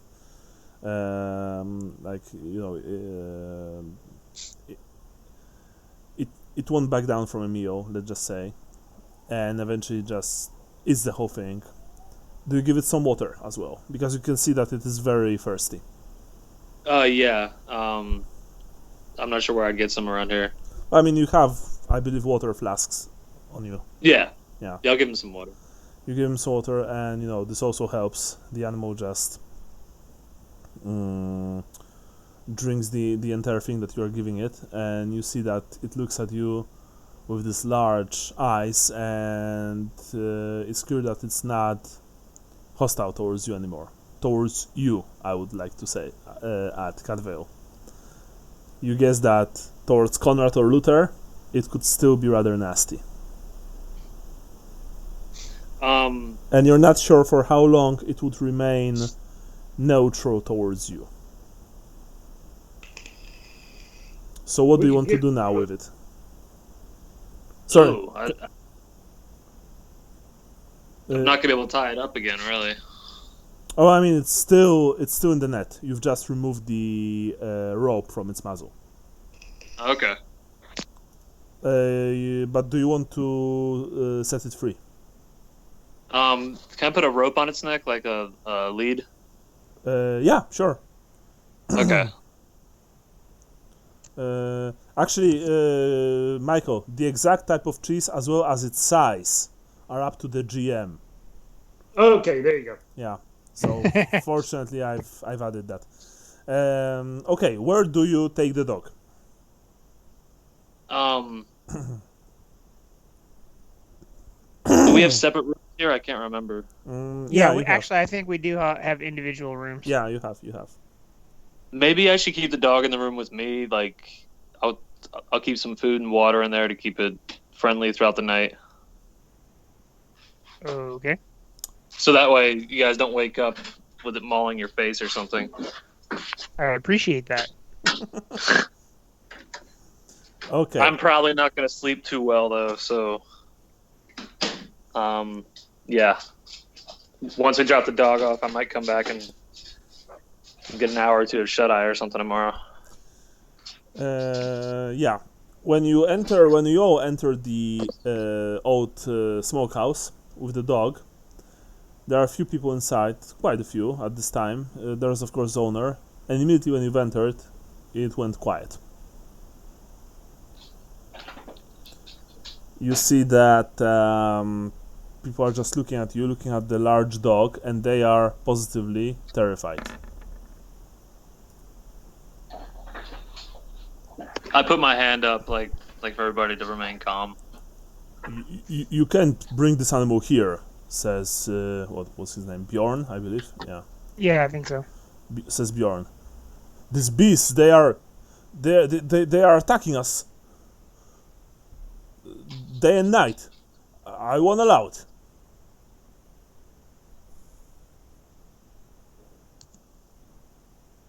You see that the man is afraid. The quiet. Did anybody get attacked last night? Well, no, says one of the villagers, but we... All right. And did anybody get attacked the previous night before that? Well, yes, a few of us at the edge of Shut the up. I'm not hired to deal with the dog problem. Nobody got attacked last night, and nobody's getting attacked tonight if they stay in their fucking homes and let us do our job. Here, here. Intimidate. I would like to roll intimidation. Minus 20. That's fine.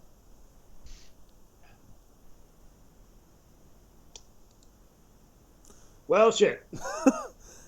Few of the people are affected by your show of, vocal force, but most people are looking at you angrily and are saying, the fact that we weren't attacked doesn't mean that we won't get attacked, especially by this beast. Look at it; it's half feral. It has blood. It's got blood everywhere. Bjorn said, no shit. And urine. Yeah, and urine, and it stinks horribly. I don't think that the Can I beast... say Fido that's sick? actually me. What? Nothing. I don't think that it's only the beast that stinks, says one of the villagers while pointing at Luther. Conrad says, okay, well, you guys don't want it here. All right, okay, Cadwell, just let it free. Let's let it go. Well, wink. wait, no. You don't let it free, says one of the villagers. Like, tie it to a wooden post outside or something like that. Oh, I'm sorry. Are you paying us? Well, the payment, says one of the villagers, will go from all our coffers, honestly, sir. I don't care. Are you paying us right now? No, of course I'm not. Are you telling us how to do our job? No. Then shut the hell up and let us do our job. Bjorn says, look, Mynaren, I don't want you to keep this animal here in my premises. I get that, Bjorn. But we can't take this kind of shit and still try to save this village from a bunch of dogs.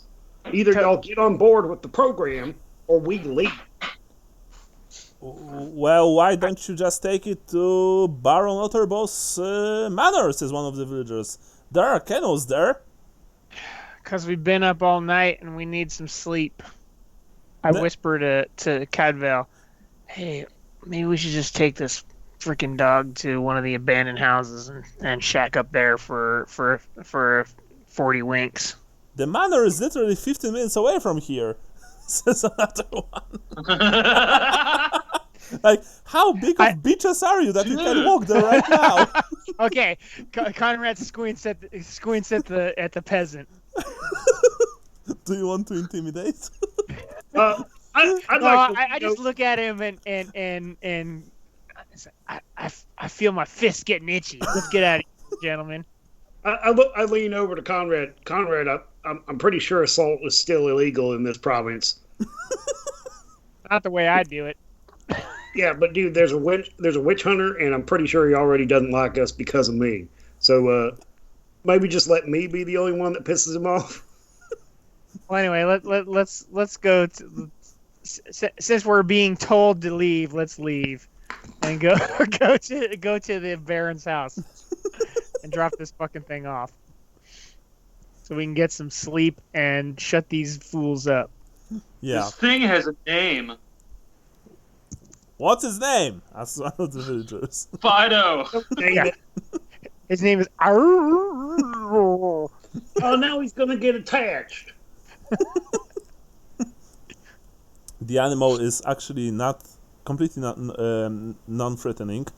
It just looks around rather interested. Especially, it's interested in the smells coming from the pot. But it just ate a huge piece of cheese. So it's not too hungry. So you take the dog and you just walk outside. Alright, you walk outside. You go to Baron Otterbaugh's home, right? Yeah. And we're humming Born Free.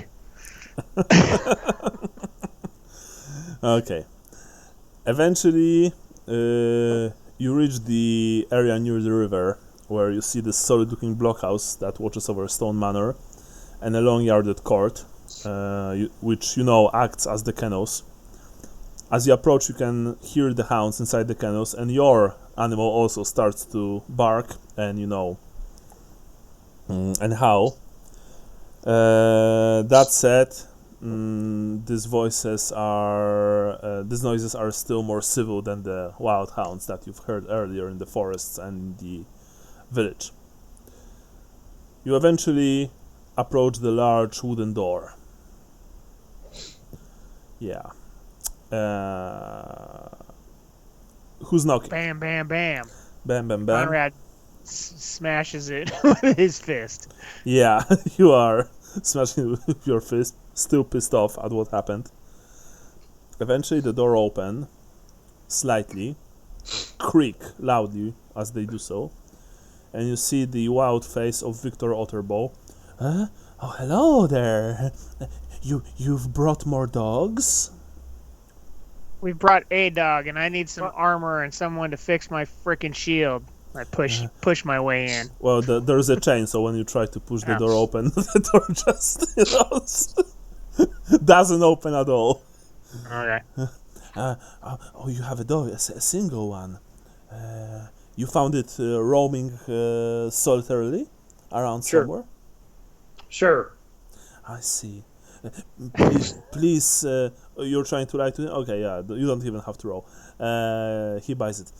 Please come inside. He opens the door, closes the door, removes the chain, opens it. You enter the dusty, musty interior of Schloss Otterbaugh.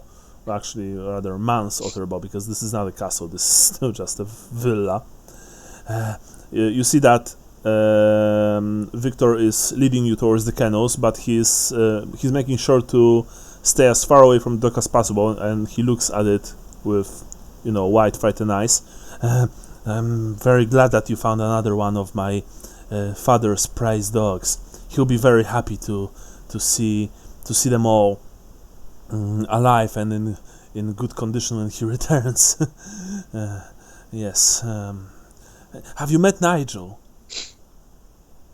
Not yet. We spent all night finding this dog. Oh, I see, the single one. All right. Here, and you open the courtyard. There are cages there, of course, 24 cages.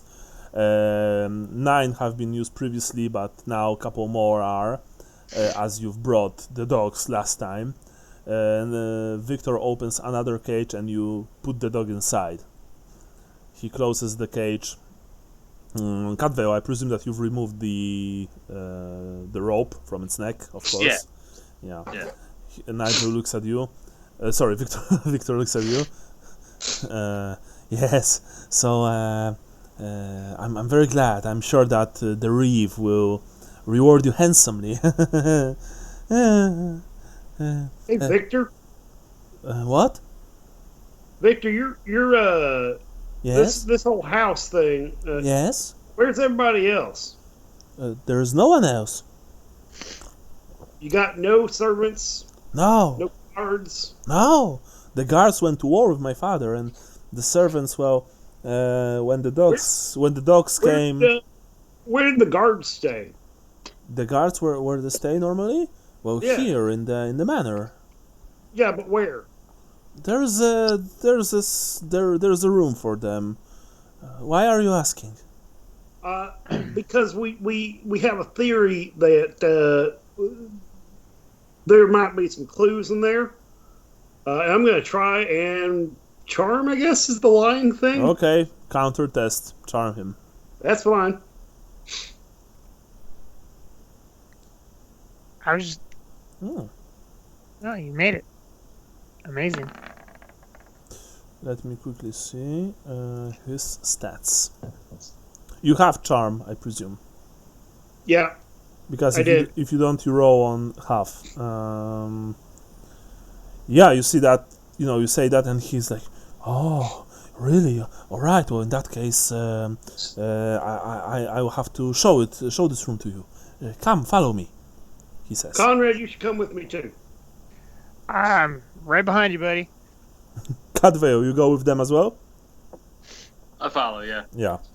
Yeah, personally, I was just going to demand that he give us whatever armor he has in the building, but this works too. All right. Probably better. You follow Victor through the labyrinthine corridors of his manor. They are all just half lit, gloomy and depressing. There's dust everywhere, and the windows are so dirty that only some of the light is actually going through them.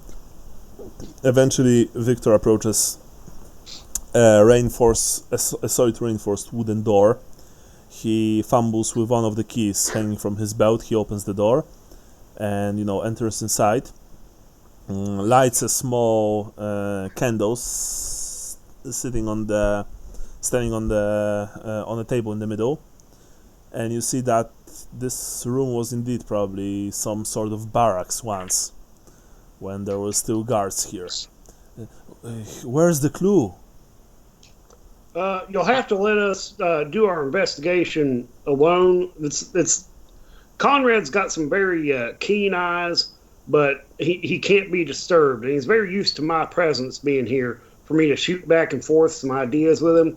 So could you just step outside and close the door, and we'll handle this? Well, I guess I can, but not for long. Not for long. Okay, just give us like 5 or 10 minutes. Very well, of course. And Thank you. He exits. He closes the door behind you with a key. And I whisper, Familiar to Conrad, now, look for anything, take. Yeah. Okay, so what are you looking for? I'm searching for any useful weapons or armor. There are none here. Okay. When Baron went to war with his men, they probably took everything with them. You have a feeling that the Baron was way too sure about this place being safe. There is not a single sword, piece of armor, shield, even a single arrow. The cots are completely empty. There are no, there are no tools to repair stuff. Nothing. And the amount of dust here is just incredibly thick. You are all coughing slightly because it's so unpleasant to be in this place. Yeah. Well, shit. I was gonna say that. God damn it. Yeah. All right. You guess that it's probably rather reasonable, given the fact that certainly there wasn't a huge garrison here, not to defend a village like Dunkelbild. Those people probably took everything with them when they went north to Middenheim. Yeah, sadly.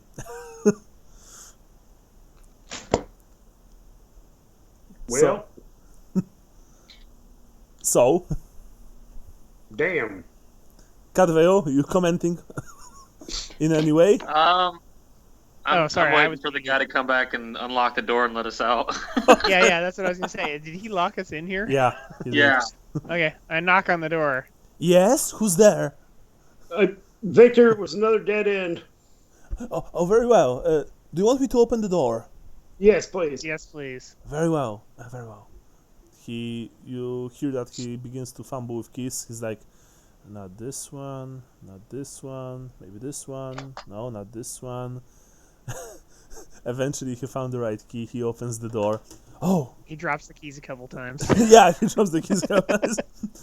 When he opens the door, he looks at you. Oh, it's you. Huh.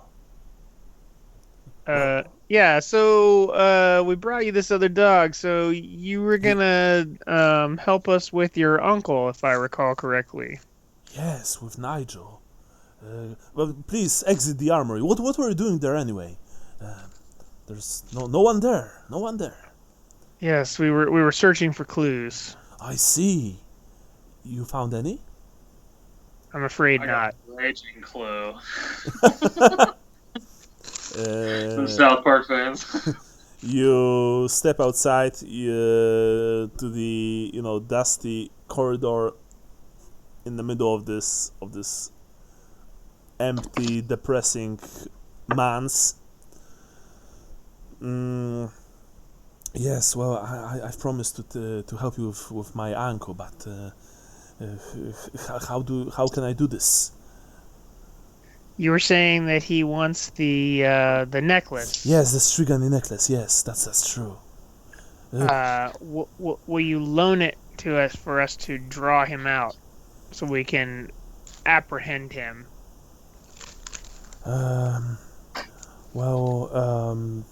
I guess, but what if he steals the necklace from you? I can't take that risk. You remember that he said something completely different last time. Right. You also have a feeling that this kid is half lucid. At one point, he can be practically normal, and next time he's like cuckoo. Yeah. I'll say we are seasoned warriors of the Empire, and we want to help you recover your father's dogs and bring your uncle to justice. Well, we can't do that without your help. We need that necklace now to bring him to us. He looks at you suspiciously. Roll charm. And you roll because you are talking to him. You have charm? Probably not. Yeah, of course I don't. Half charm. Half my fellowship. So what is my fellowship? Oh, my fellowship's pretty good. Let's see. Ooh, take that. Nice. I'm charming as fuck. He gives himself to you right here on the corridor. No, just gets on his hands and knees. No, but he's like, he looks at you with this wide eyes. He grabs your hand with both of his. He's like, thank you. Here, take this. And he takes out the charm, the crescent moon necklace that's hanging on his neck. He gives it to your, he pushes it into your hand. Take this. Find my uncle Nigel. Kill him. End his reign of terror. Please. My father, he's also cursed, but he can control it. But my uncle can't. If you manage to slay Nigel, he won't terrorize the village. He won't terrorize me. The hounds, I'm sure they will return to normal. They will be once again just the good boys that they always were. The best of boys. Please, he says. And he begins to ramble a bit. Yes. And yeah, you have the strange necklace in your hand. You see once again that it is in the shape of a crescent moon with a disc in the middle. It looks basically it looks very old, very ancient. Nothing from the Empire, certainly. You guess that you guess that predates the Empire, probably by quite a lot of time, quite a lot of years. Nigel says the necklace glows faintly when my uncle is getting close. It might help you. Thank you. Yes. I don't know, how do you plan to do this? I know that the largest pack, I think there are 11, maybe 12 animals. They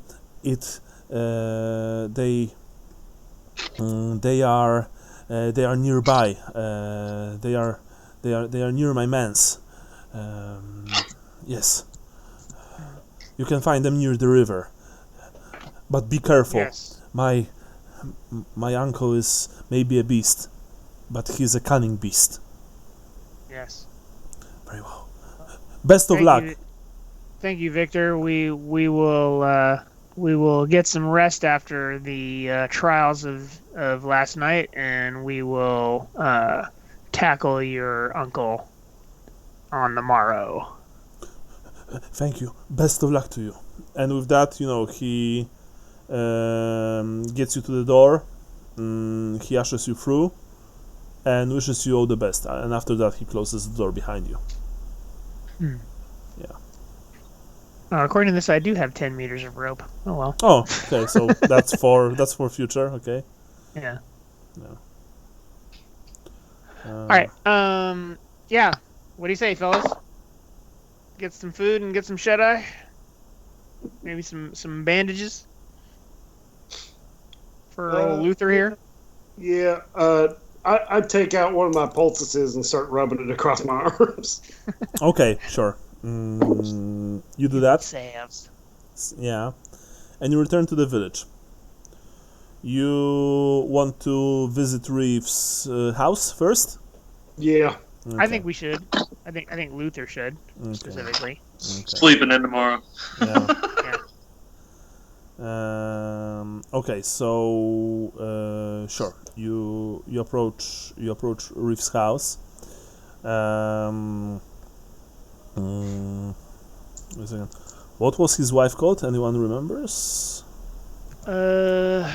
I do not remember. I don't know if I ever got her name in the notes, but let me see. Wait. That was before me taking Yeah. notes. Oh yeah. Yeah, it was definitely me. I just don't remember if I wrote down her name or not. Eliza. Okay, I have it. Okay. Nice. Yeah. So you approach his house. You knock at the door. You've passed a couple of villagers who are giving you, let's just say, strange looks, if you know what I mean. Mm-hmm. Shaw opens the door. You see his wiry frame, his long, dark, greasy hair. Oh, welcome. I've heard that you've brought another dog. The villagers came to me some time ago, told me about the little incident in the tavern. Is that so?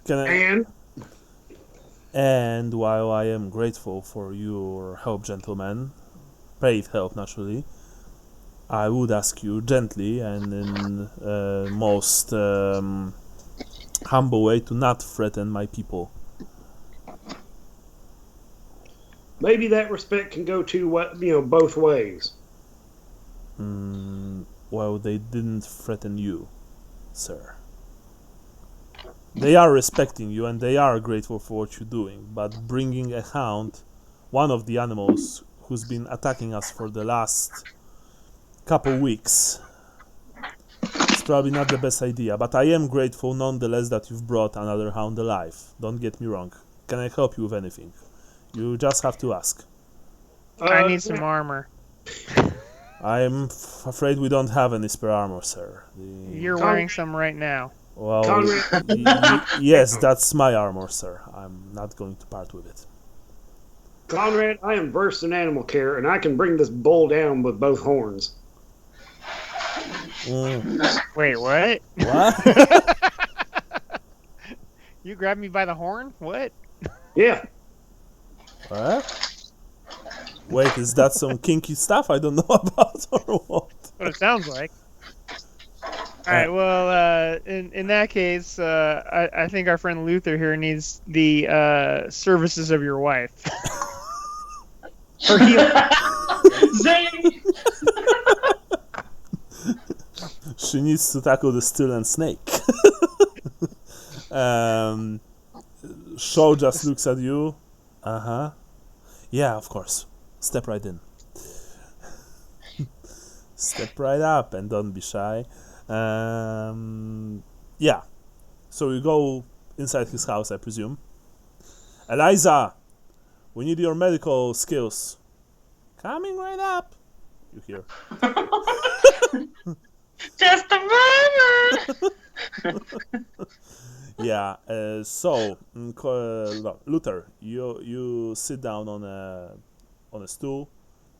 The not so pretty but also not terribly ugly wife of Stefan Shaw, comes out from the adjacent room. She carries a few clean bandages, some healing stuff, like salve, stuff like that. She begins to clean your wounds after, of course, you take off your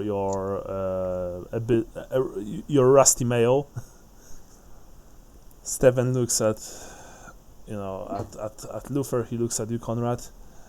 So as I was saying, we unfortunately don't have any spare suit of armor. I'm sorry, mine error.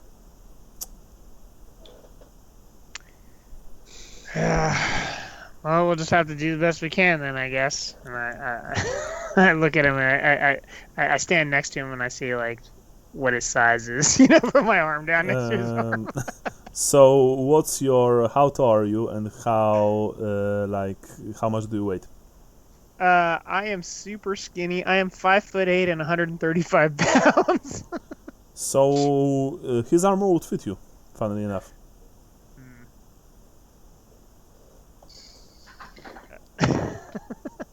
I'm sorry. What are you doing, Conrad? Nothing. Nothing. Just making conversation. I glare at Conrad. Yeah, Cadveo, you see what Conrad is doing. And I'll roll for Stefan.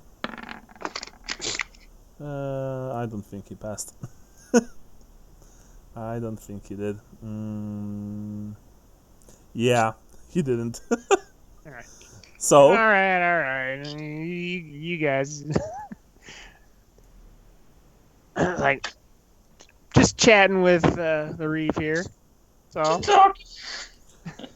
Well. Just putting my foot up against his foot. See what size his Air Jordans are. Yeah.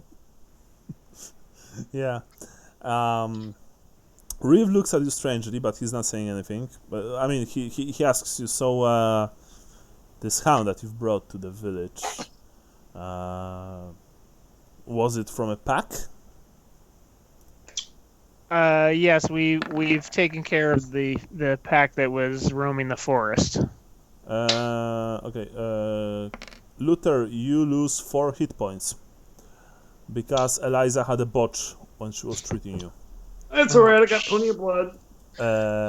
At some point, Luther suddenly yelled in pain and jumped, upwards. Oh, I'm sorry. I'm sorry. I had to press the wrong thing. She said. And after that, she bandaged you, but you unfortunately don't get back any hit points. Ah, Jesus. Yeah. Well, it's been real and it's been fun. Let's go get some sleep, fellas. Wait, you had to kill the other dogs? Asks Reef. Couldn't be helped. See, well, I understand. He says, but you clearly see that he's not happy. You see what happened to our friend Luther here. Yes, I see. I understand. You had no choice, of course, sir. I don't have it against you, he says, and he does have it against you. It's clear. Well, fortunately, there's the last pack. I'm sure that you'll be able to take care of it without any incidents. Oh yeah, we're on it. We're just gonna get some sleep so we can be back up to strength, and we'll tackle it in the morning. Very well. Hopefully you'll be able to do this quickly. The switch hunter fellow has been asking strange questions, disturbing piece of our good honest people, and just being an unwanted shadow, if you know what I mean. We know exactly what you mean, actually. Yes. So yes, I've also heard that you've had a not very nice run-in with the man, but please, for everything that's holy, he's a Templar of Sigmar, and we don't want more trouble here. You know what I mean. Yes. Thank you. And with that he snorts. Yeah. With that he shows you the door. Honestly, I mean, he walks you to the door. Best of luck with the third pack, he says, and closes the door behind you. Luther, you are bandaged, but you don't feel any better. Unfortunately. In fact, you feel for worse. Yeah, for worse. So you guys sure you don't want me to jump this guy for his armor, huh? Here, let me put it like this. If it looks like he's not going to pay us, I won't look in the direction that you go. Well, we'll see. If he's gonna have an attitude, he's gonna have a reckoning. That's all I can say. Conrad Oldenhauer doesn't take shit from yokels. Okay. So where are you going now? To sleep? Yeah, to go back to the To inn and your get rooms. some food and dinner. Okay. Yeah. Luther lights his pipe. Yeah. The fanciest way to get away with a murder is just to do it quickly. Yes, with a single punch. Yeah. But then you have to kill all the witnesses. That's the hard that's part. the problem. And There's only so many punches that you have. It's true. Mm. It's like my granny told me. Okay, so yeah, Catvale, you comment that in any way? What did he say? That's- He said something about his granny? I said, yeah. Well, Luther said you only have so many punches, and I said, yeah, just like my granny told me. I got so many punches in you. Well, okay, yeah, As she punched me. that explains a lot. Okay, you return to the tavern. As you enter it, Bjorn asks if you want your meal right now. Yes. Right. Yeah. Bjorn, I want both my meals for the day. Very well, he says, and since you've just ate a few rations and not much else, you are pretty hungry. Actually, you are very hungry. All of you want both of your meals right now? No, I just want my, well, wait a minute. What time of day is it? No, I just want my first one, and then I'm gonna sleep, and then when I wake up in the evening, I'm gonna eat the second one. Okay. Catvale? I'm gonna eat one now. Okay. I'm starving. Yeah. I'm a big boy, so I'm gonna eat both. Okay. If you remember, guys, if you want something to drink, you have to pay for drinks yourselves. So my question is, do you also want to, grab a beer or two? Vodka. Yeah, I was gonna say vodka's the cheapest. Yeah. Should we share a bottle of vodka? Bjorn? Yes. We had a talk with Stefan, and I just, I got hurt out there, and it fucking sucked. It kind of still sucks, and I was just in a really bad mood, and I'm sorry. So I'm gonna I take out like one gold crown and put it on the bar and say, I'm just gonna put this here for an open tab for us for the night, and if we go over this, just tell me. He opens his eyes, like his eyes widen a lot when he sees the entire gold. He grabs the coin. Of course, naturally, you want to drink something then. Yeah, for me and my buds, and honestly, yeah, for the crowd, whoever's up here, if it goes over this, just tell me. Very well, of course, sir. Maybe you want some mead, in that case. The mead's kind of pricey. Just give me like a whole pitcher of beer. Very well, of course. Right away. My elven ears heard that, and I want vodka. If you want vodka, sure, but remember that in your current states, a glass of vodka will floor you. You are incredibly tired, so just so you know. Yeah, hydrate. Yeah. We're gonna say, isn't that okay? We're just going to bed, right? Well, it depends if you want to have a healthy sleep or or you want to have vodka-induced sleep, because these are two different things. Trust me, I know. But of course, if you want vodka, Bjorn gives you vodka. If not, then he just, like Luther said, presents you with a pitcher of beer. Gives you all, after a few minutes, gives you all large bowls of his famous stew. And with your bellies full, full of tasty food and decent alcohol, you guys go to sleep, I presume. Yeah. You dream of huge mangy hounds with red eyes and slavering jaws coming after you. But you can wake up. Until you do, in the early evening of the same day. When you wake up, you can hear that there are more people in the tavern now. Probably, it's this time of the day that they come here to eat a late meal and probably drink and socialize. You all of you have different rooms. So, of course, you wake up alone. What do you want to do?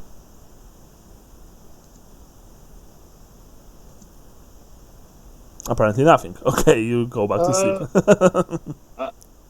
I had a lot of beer. I'm just going to crack the window and relieve myself. Okay, sure. I'll meet everyone downstairs. Like in front of my comrades. Yeah. So this is the next morning, correct? No, this is the. I mean, if you want to sleep until next morning, sure. But if you want a full night's sleep, yeah. Okay, so you want to sleep through the entire night. Okay, so in that case, it's next morning. It's early next morning. You don't relieve yourself in front of your comrades, Luther, because you have a single room. So when you take a piss outside the window, Catvale and Conrad, you hear strange sound. You hear a sound of water, of a stream, right outside your window. It's very soothing. Yeah, it's like it's like. It's like that scene from Naked Gun. Yeah, that's the thing. Yeah, yeah. It's like I think you need to get your prostate checked there, Luther. So I'm not offering, by the way. Yeah. So you go outside to the main room, I guess, early next day, right? Yes. Okay. It is Naked Gun. 33 1/3. Yeah, 33 1/3. At this time, there are a few people here, but not too many. You also see Witch Hunter, who's looking at you all when you exit your rooms with his red eyes set in the incredibly pale, almost white face. He's not saying anything. I'll nod to him. He nods to you. He looks at you, Conrad, with this neutral stare, and he looks at you, Luther, like you're some kind of, like you're something, that's stuck to his heel. I make the sign of tall at him. He doesn't respond.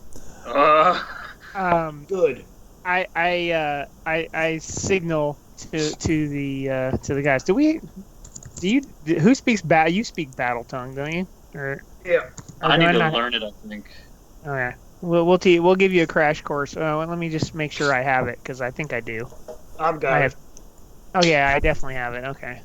I was just looking. I was like, okay. So I'm just trying to see what all of my advanced skills are, because I only get the first two. Just say it real quick. He's an albino witch hunter that speaks Elven. I wouldn't assume he knows or doesn't know any language. Yes, he's an albino witch hunter who speaks Elven, and he has an Elven name. Yeah. He may speak battle tongue too, but anyway, the point is we can teach it to you. That's the first thing. Second thing is I just want to whisper to you guys, be like, hey, we might be able to get this guy in on it if we think the uncle is a lycanthrope or whatever, a skin changer. Conrad, I gave my word to the kid that I wouldn't speak on it. Yeah, I don't remember that. So if you tell me that to later in Reichsspiel or something, I will agree with you. but I just heard you. Okay, so yeah, but Conrad presents this idea. Okay. I'm just saying we can make use of this guy to help us out since we almost got our ass handed to us by a pack of dogs. Now we got a pack of dogs in this fruitcake that we got to fight.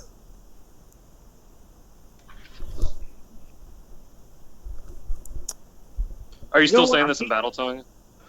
No, I'm just trying to whisper it to you guys. I'm spitballing here, guys. Give me something.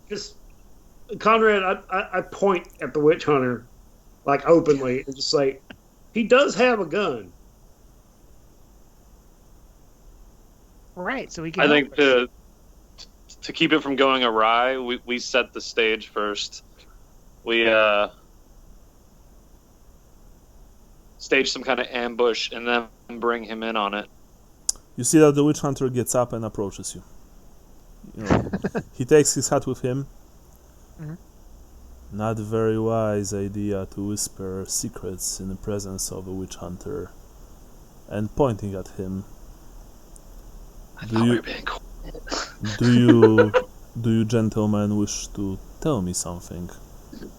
Mr. Witch Hunter, if you had ever been into Sterling and really got a hold of the culture, you'd know that me pointing at you and noting you while we were talking was a sign of great respect.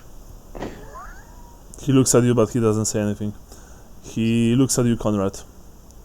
You were talking. You were doing all of the talking. Dick. What do you wish to tell me? Don't lie. I will know it. I would never lie to an agent of Sigmar. Because you're not a stupid man, he says. Not unlike I'm also a loyal Can servant. we sit down? Not unlike those who do not worship the God King, he says. Exactly. I'm a loyal servant of the Emperor and the god Sigmar. Your faith and honor give you credit. Come, sit with me, he says. I will. I'll hold a hand out to Cadvale and Luther. Say, you boys wait here for me for a second. No, it's all right. I get that he's just gonna throw me under the bus for questioning his authority. The witch hunter doesn't say anything to you, Luther, or anything to you, Cadvale. So, although he did look at you, Cadvale, and he once again just nodded. You sit down at the table, Conrad. Mm-hmm. So, what is there that you wish to tell me? Well, we've come upon some information, and I think we may need the help of a righteous man in the last phase of our operation here. Very well. There's no one more righteous in this village than me. I would agree with that. So... I'm only second in righteousness to you. Yes. That is true. You have you have what it takes to become a loyal servant of a Templar. I'll give you that. Thank you for noticing. I believe it is my destiny. It is, he says. It is. Super. No, I mean. Right, anyway, he says that. Yeah. You got the juice, bro. Yeah, sure, dude. Of course, you can be in my retinue. Yeah. You got the touch. You've got the power. You want to join my clan and do some practice raids, bro? There you go. Yeah. So he looks at you, expectantly. I believe that there is nefarious work of the dark powers involved in these bands of hounds that have been terrorizing the village and the countryside. The dark gods have laid their eyes on this village, he says. I can smell I can smell chaos in here. Yes. We think that the uncle has fallen afoul of the ruinous powers. Wait, whose uncle? the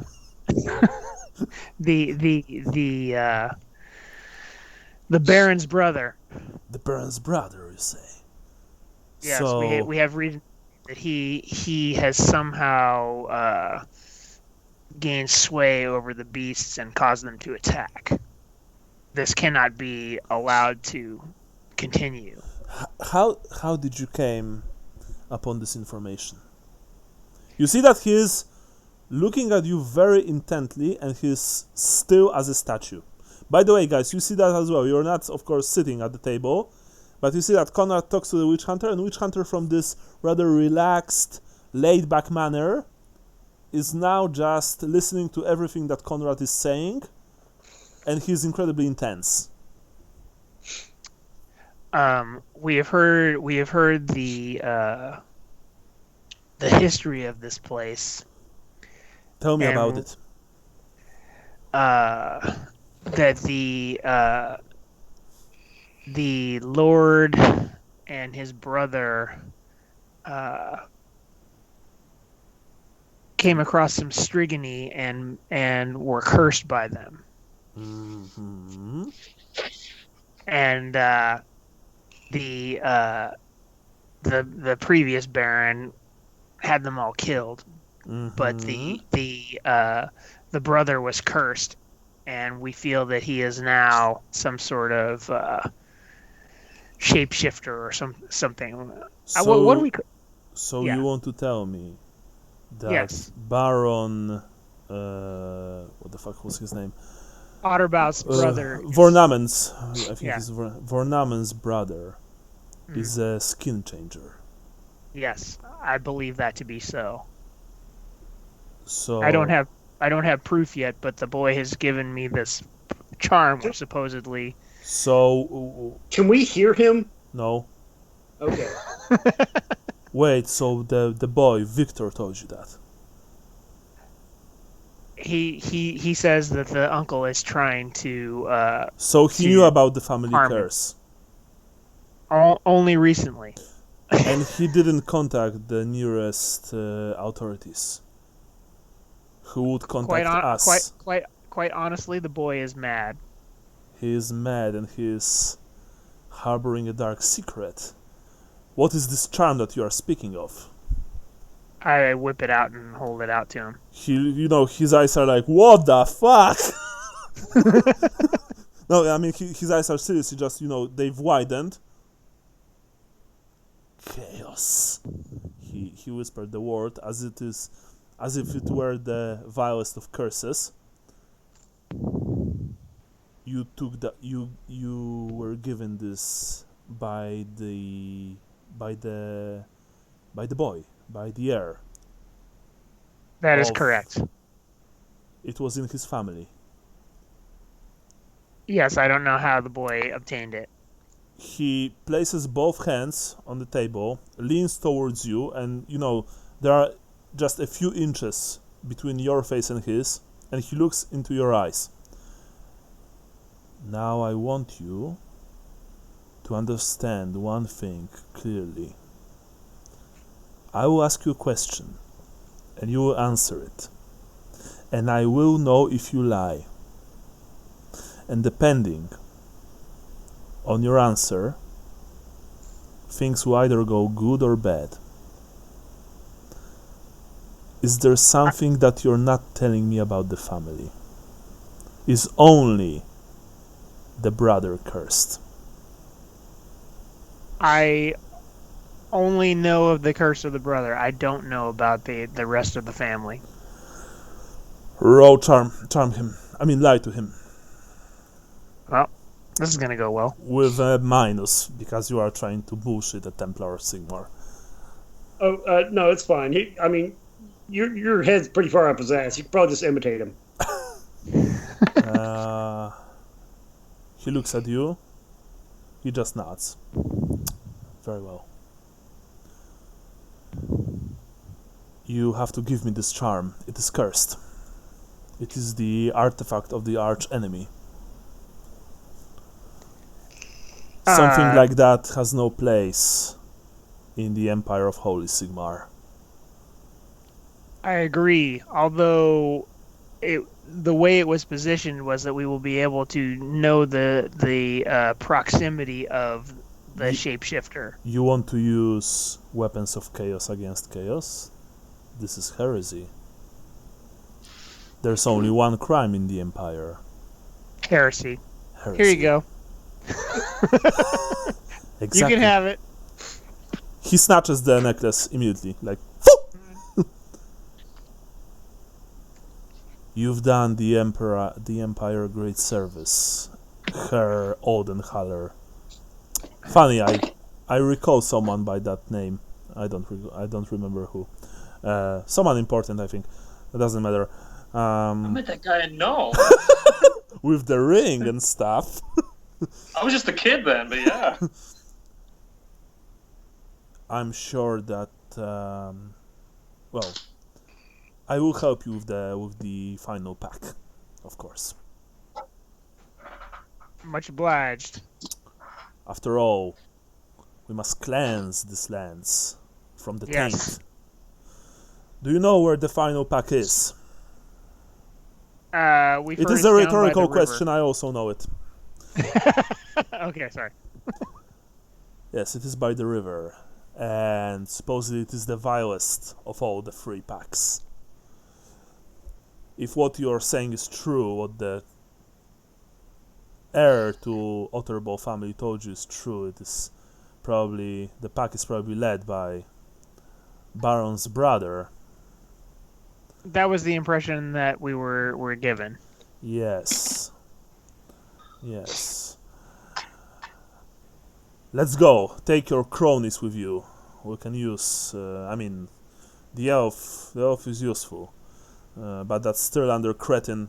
Can work as a meat shield. Let us go with haste. Oh, I can't help it. Yeah. Well, that reminds me. There was I don't know if you guys ever saw that. There was somebody who modified a giant to have a big cock and balls, and they had it in a Warhammer game, and then it got killed and it fell over, and they took a picture like up its kilt or whatever. And I was like, did I just see the taint of chaos?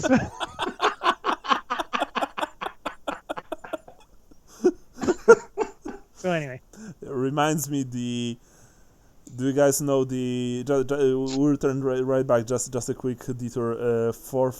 There was the Forge World's Fyodor Brickner for the Empire, the first ever guy on Demigryph, like before they've introduced them in 8th edition battle. He was riding on a huge demigryph called Reaper, supposedly the largest of its kind, and the model of Reaper was very faithful because it had bows actually modeled. Nice. Yeah, funny enough. But I still think that it's like rather, appropriate. You model this beast and you want to give all the details, so that's pretty cool. Resin bows. Anyway.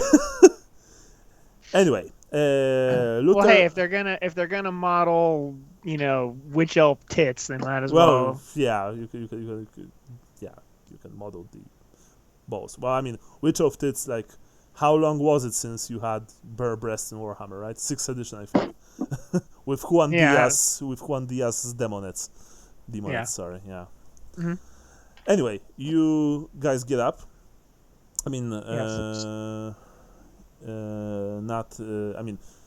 Cleet Dimur gets up, you get up, Conrad, and you approach Cadveo and Luther. By the way, Cadveo and Luther, you saw that the witch hunter, took the necklace and placed it inside his coat. The witch hunter approaches you. I've been given some interesting information from your friend here, he says, while he's looking at you, Cadveo, and at you, Luther. I've decided to help you to deal with the last pack. After all, we are all here servants of order, right? Yeah. Yeah, guys, right? More or less, yeah. I'll agree to that. Yes. So come, let us go. Let us find this. And he, quietens his voice. This lycanthrope, and put an end to his reign of terror. Then the village will truly be cleansed. Praise Come. Sigmar. In all things, praise Sigmar. Elf, can you provide us with ranged support? Yeah, I- it's 5 arrows. Yeah, I could use some more of. You could acquisition some using your status. It's true, but you also have high status. After all, I've learned that you are, at least in theory, officials right now in the service of the Emperor. There's nothing stopping you from acquiring what you want from those people. I look around to see if anybody has arrows. No, Again, they are the villagers tavern. here. No. You guess that if you go to Reeve, he'll probably procure some for you. Okay. Okay, so when you exit, Demure is still talking. Oldenhaller and you, he, looks at you, Luther. You will be the vanguard, while I'll flank around and try to land a killing shot on the lycanthrope. If everything goes well, and I slay the beast with my holy pistol, perhaps the pack will simply disperse. After that, it's just tying up a few loose ends, and my work here is done. Meanwhile, What loose ends? well, naturally, taking care of young Victor. Like adopting him or what? No, questioning him. Oh, okay. Well, good luck with that. He's fucking paranoid. Excellent. In my line of work, I've dealt with paranoid people too many times for me to count. And in the end, if you use the correct pressure, they tell you what you want anyway. After that, I'll just burn him at the stake. His family's possession will go to the state, of course. Of course. Probably to the Church of Sigmar. They could turn it into a monastery. Make sure that this place will be free of taint. And job well done. Thanks to you. He looks at all of you, but especially at you, Conrad. Right on, man. I know whose ass to kiss. Yeah, but Conrad, did you really have to give it that much tongue? You gotta go all in, baby. Sorry. The witch hunter doesn't say anything when you're. I mean, well, no, wait. You said out loud. That you know whose ass to kiss. Well, honestly, that was out of character. Okay. Yeah. But if I'm being 100% honest, so in character, I'm going to say I believe that the young Victor was his name.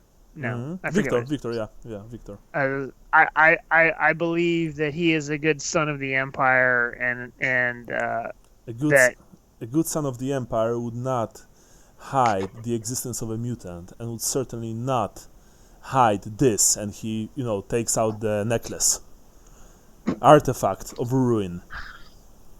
If he would be a good son of the Empire, he would send a runner to Outdorf or to nearest large settlement and ask for the help of Templars, or even a regiment of soldiers to deal with this.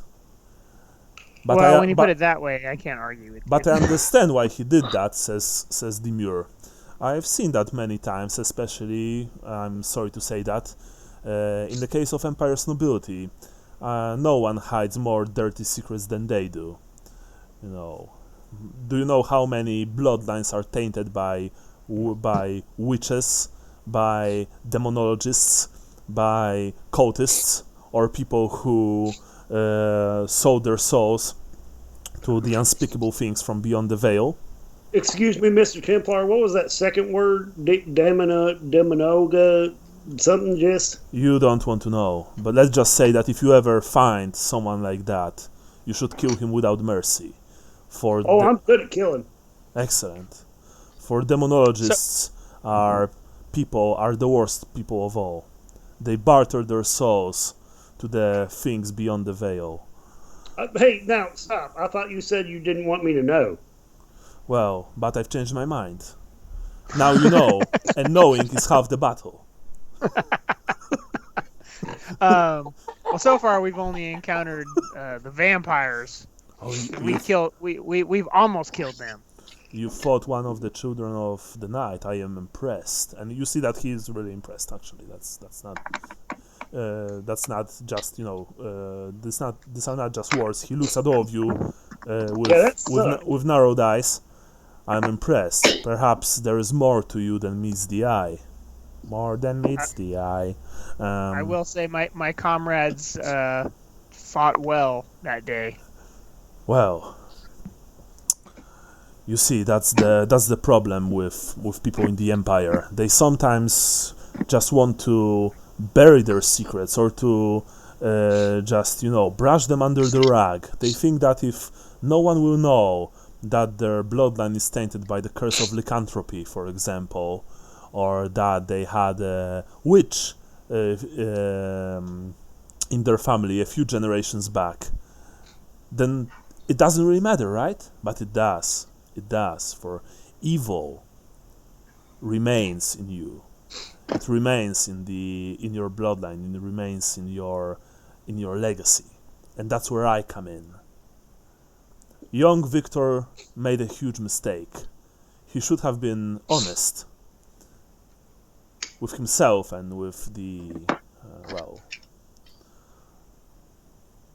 with our fair nation.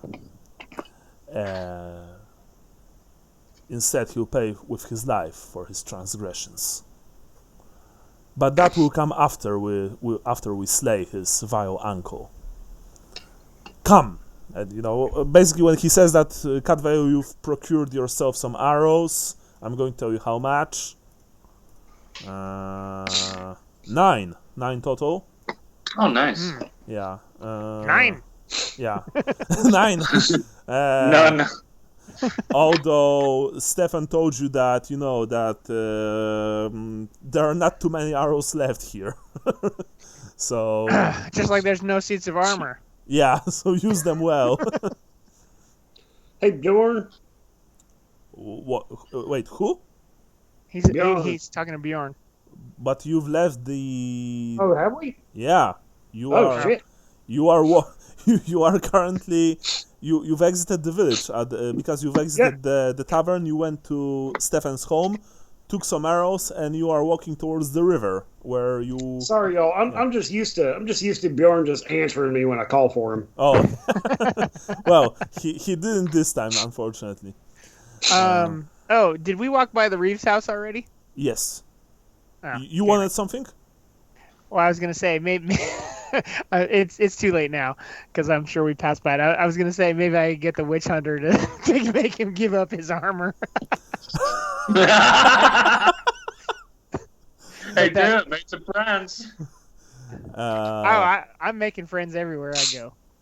No, it's cool. Actually, it's already past that. Actually, wait. Luther, what did you want from Bjorn? Let's start with the beginning. I was just trying to find some some really, really strong spirits like you would use to clean. Okay. He gives you a bottle of it, but I mean, of course, he gives you a bottle no charge because you've paid him the gold crown. So. Are you gonna make a Kislev cocktail? No. If you want to make Molotov cocktails, you have to have special weapon engineering. Just so you guys know. I'm not making a cocktail. I'm gonna cause some pain.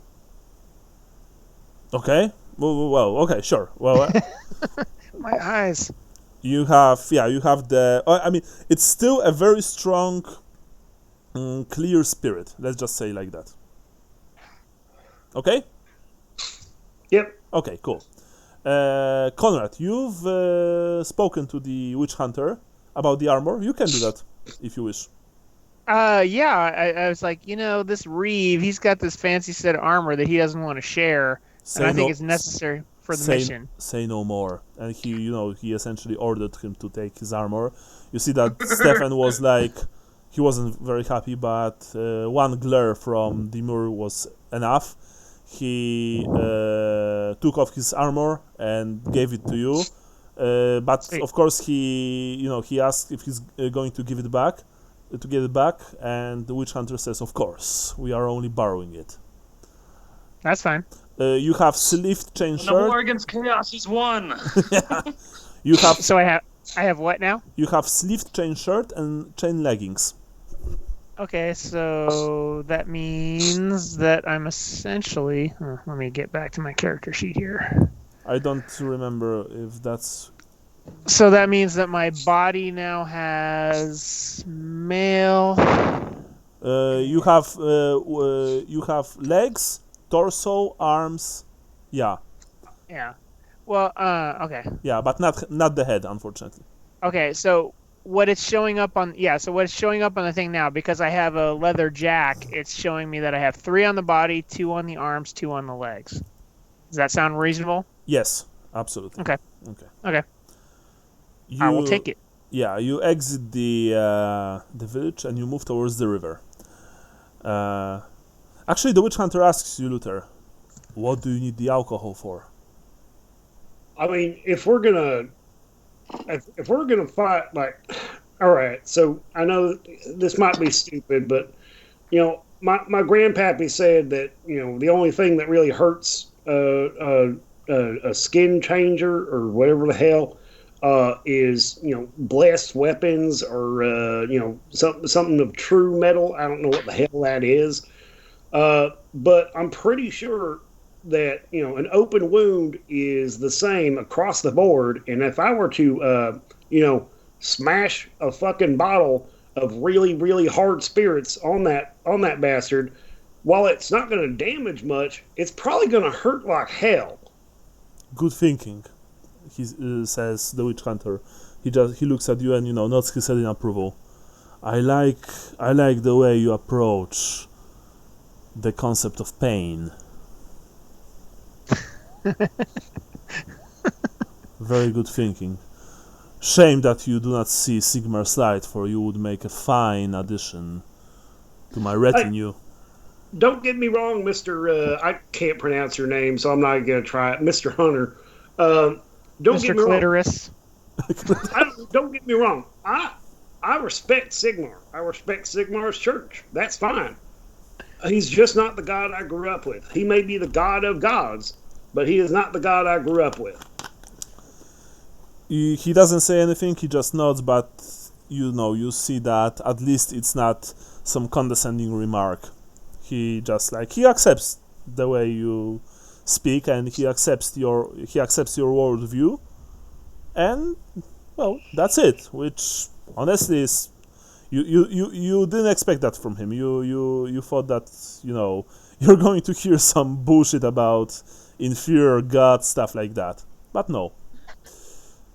None I at asked all. him in Eltharin how Isha fits into his pantheon. She doesn't, but I've worked with your kind before. He also speaks to you in Eltharin. And unlike many of my colleagues, I see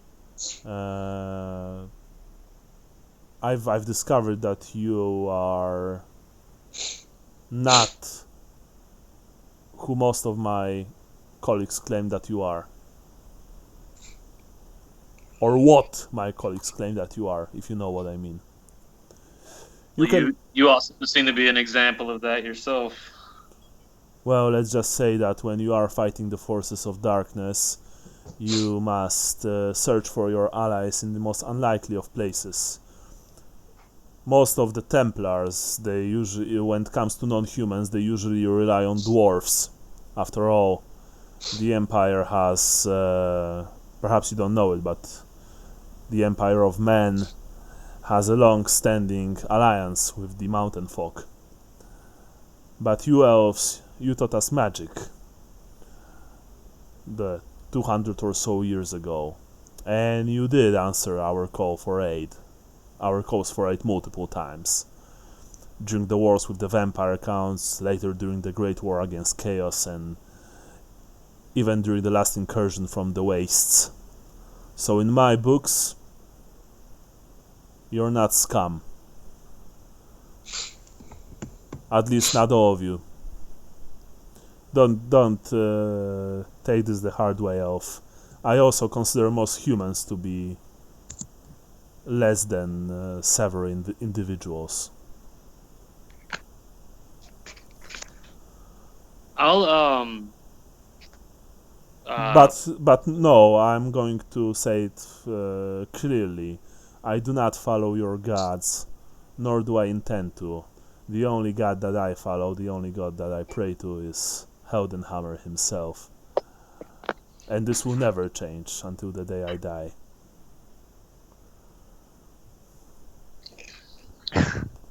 Yeah. Your god is a powerful god indeed.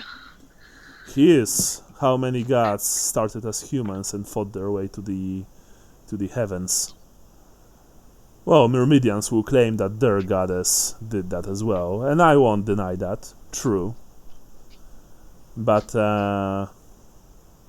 well, for me, there's only Sigmar and his light, and nothing else. And with that, you are talking like that, and you approach the river. You see that witch hunter, he took out the pistol. Wait a second, I need to find him. Yeah. How much? Actually, he took out both of his pistols, because he has two pistols. Nice. And a long sword on his back. By the way, he is in the gallery, you can see him. I think Stefan Shaw is also there. In the handout section.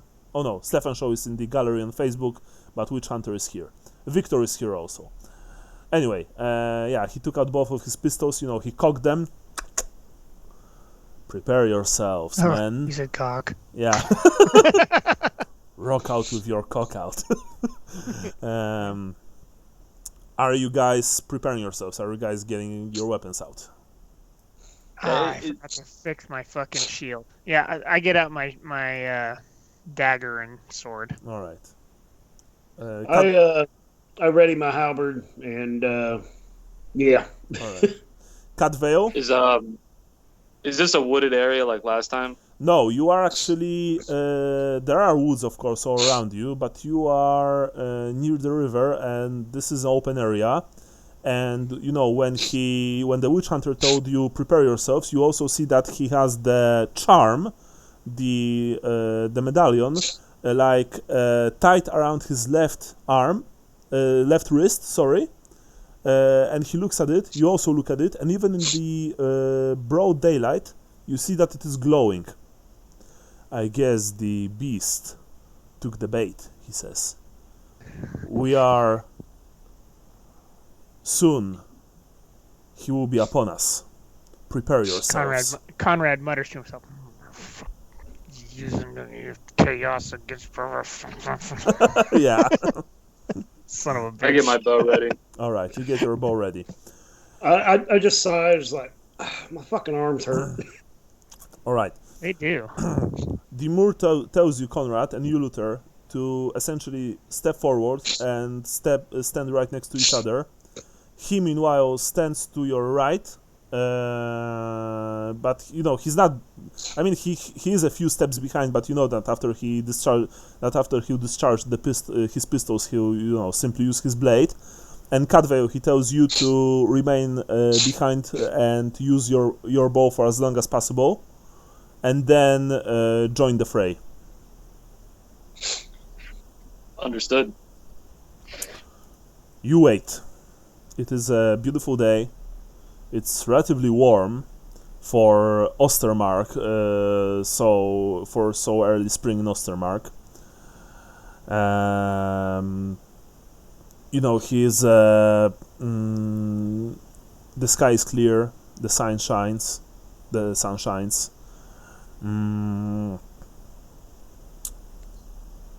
yeah, and you are just waiting for the beast to arrive. And then we have the same good fortunes that we had in the forest. Yes. And then you hear the howling. Ooh! You hear Demure says, "Here they come." And you hear them before you see them. You hear the sounds of animals not bothering to conceal their advance. You know, getting closer. You hear the heavy panting of large dogs, of large canines. And then you see that from right in front of you, from around the corner, a pack of 11 beasts approaches. 4 of them are Midland wolfhounds. The rest are strays.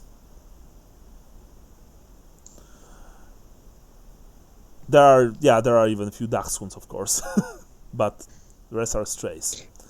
There is also And a pug. yeah. There is also Pekingese. there is also a large grey wolf with filthy coat, and even from here you see unnatural eyes running in the middle of them. You know that they won't use any form of subtlety. These animals are feral and they just charge towards you. Cleet Demure roars, "For Sigmar! For the Empire!" And you know, he aims both of his pistols towards the animals. Yeah, that's that. We enter initiative. Alright. Okay, now I am actually at -10. Bam! Okay, you've rolled 10, very nice. I'm going to What's roll for Demure. He's whoa, nice. Oh, 69. Yeah. Yeah, boy. Best initiative. Yes. Demure is 37 because he has pretty weak agility and he has mail. So he has 37. Someone note that, please. Cadvale, of course, will be first. I'm going to roll for the animals. All right, real quick, cash sale. What'd you get? Cadvale 69. has 69. 69. Yeah. What's the 9 for, Michael? The 9 are for wolfhounds, Midland wolfhounds, and they have total of 47 agility. And I'm going to roll for the strays now, if the roll will let me. There's a chance that we won't finish this combat today, so we'll have to remember, the initiative stuff like that for next time. Did you roll for the lesser dogs? Yes, now for the Yeah. lesser dogs, and now I've rolled 32 for the lesser dogs, and for Nigel. Ooh. That's Okay. my cat saying. Nigel has where he is? Yeah, he has 57. All right, and let's see, Demur. Demure has 37. Okay, and now I'll roll. Yeah. I gotta get to it. There it is. 51. Okay, nice. So first we have Cadvale, who's if you can paste the entire order, Michael, that would be swell. Am I going from top to bottom? Yeah, exactly. All right, one sec.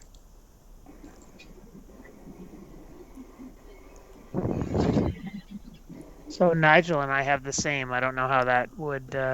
How much base initiative do you have? Base agility. Yeah, base. Sorry. agility. My base agility is 57. So you are before him in that case. Oh, wait a minute. Fuck. I thought I rolled a 10. Oh, it's because of my 10. Okay. Got it. Yeah. So you'll be before him. Okay, sweet. Yeah, this will take a second. Give me a second. Sure thing. Yeah, no problem. worries.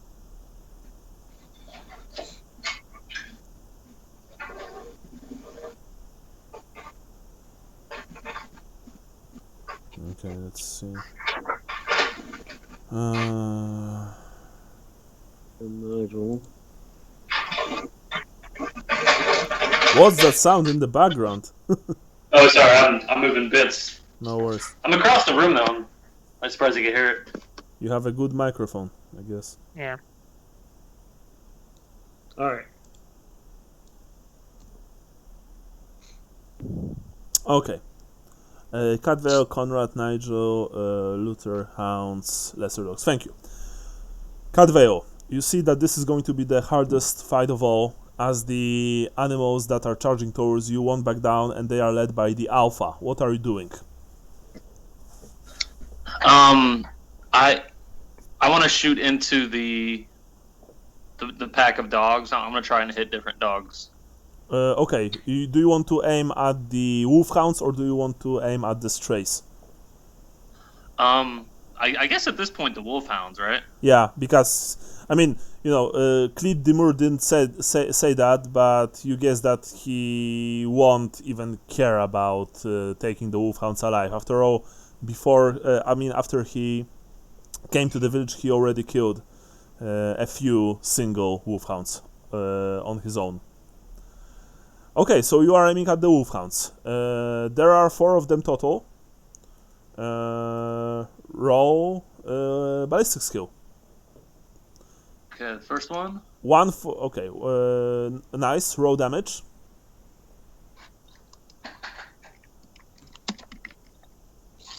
Ooh. Okay. 6 total. Yeah. Your first arrow grazed one of the wolfhounds, but the beast didn't even, stopped charging towards you. Roll for second, -10. The other wolfhound. Nice. Roll damage. Risha. No. Same here. Yeah.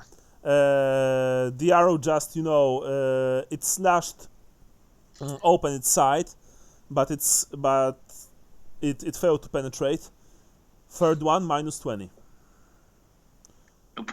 Unfortunately, the third arrow just flew wide. Okay, after that, we have Conrad. What are you doing?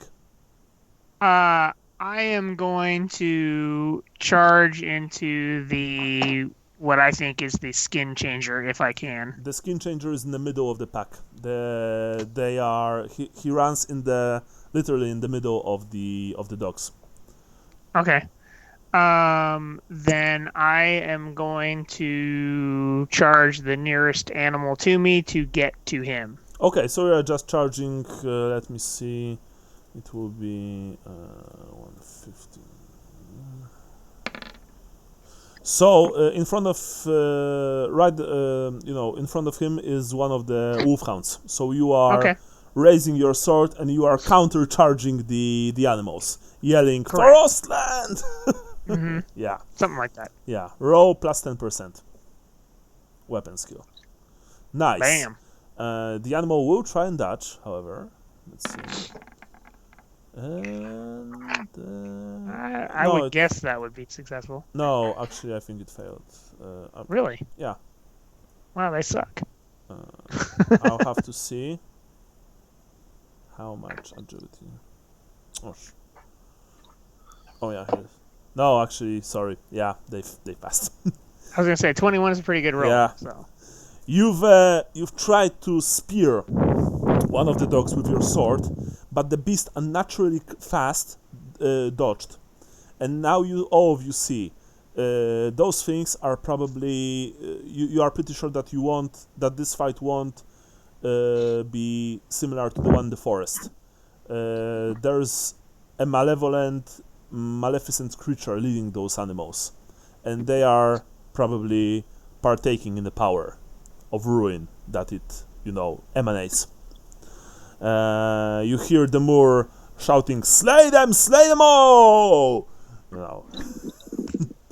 And now we have Nigel. Alright, so there are 4 of you, so I guess I will. The animals, you also see that the animals dispersed, and they will attack each of you. You each have a fight, by the way. Yeah. So let me just see. The Nigel rushes towards the Mer.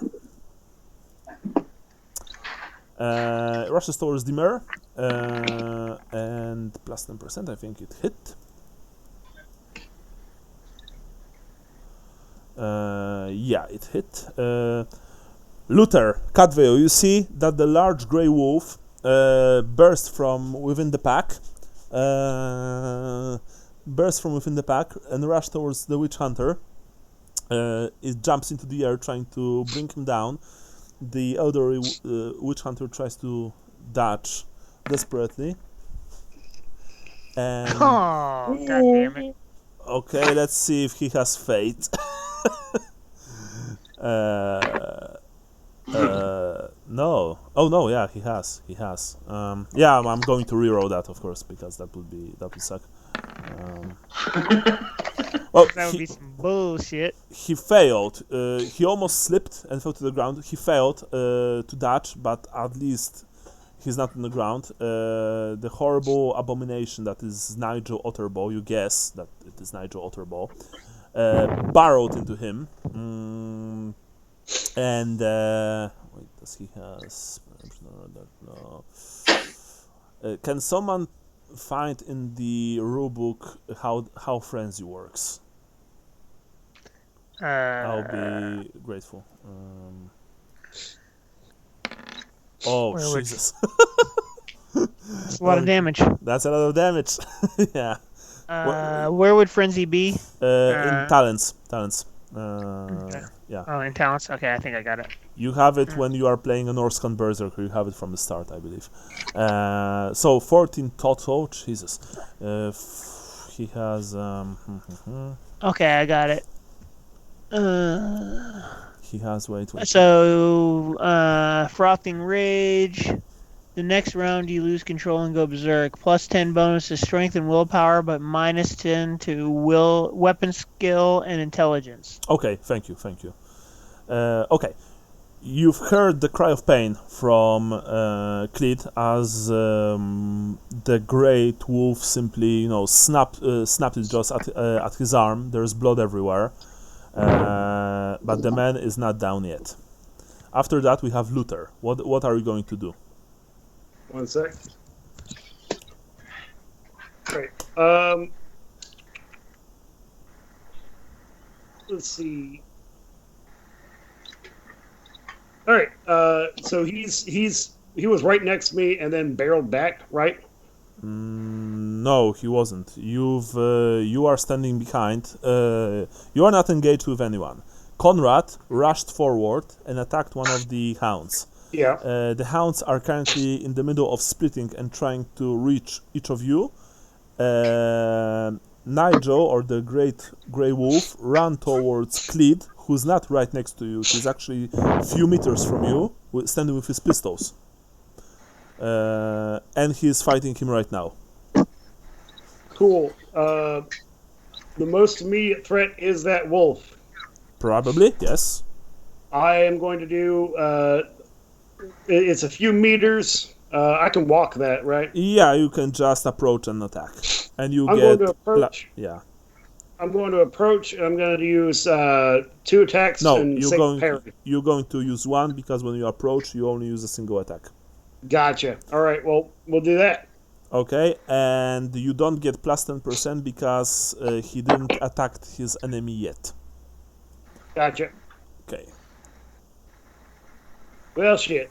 You've tried to slash at the great grey wolf, but it simply unnaturally quickly dodged away. Sadly, I might add. Now, after that, we have the hounds. We had, how many hounds we had? 4? 3? I I don't remember. But let me quickly see. I have it here. 4. Okay, so to make these things interesting, we'll... Cadveo, you get a single hound. Luther, you get a single hound. Conrad, you get a single hound, the one that you are attacking right now. And the last hound will go to you, Conrad. You get 2 hounds. Okay. Cadveo, one of the hounds rushes towards you. Lightning quick. It goes for your arm. Okay. No, I mean Cadveo, not you, Conrad. Cadveo. Oh, okay, sorry. What are you going to do? You can dodge. I want to dodge. Okay. The beast tries to tear your arm to shreds. Roll dodge. Basic.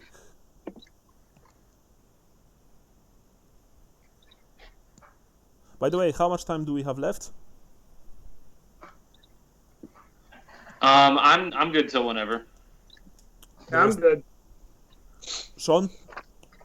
I think I'm okay for a little while. Everybody is locked in their rooms asleep or doing something else, so they don't care what I'm doing. Okay, sure thing, cool.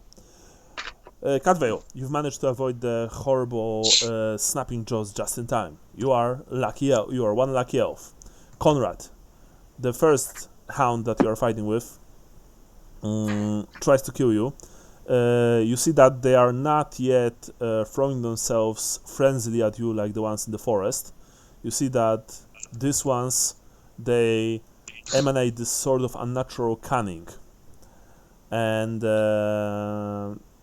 he tries to find your weak point and explore it for massive damage.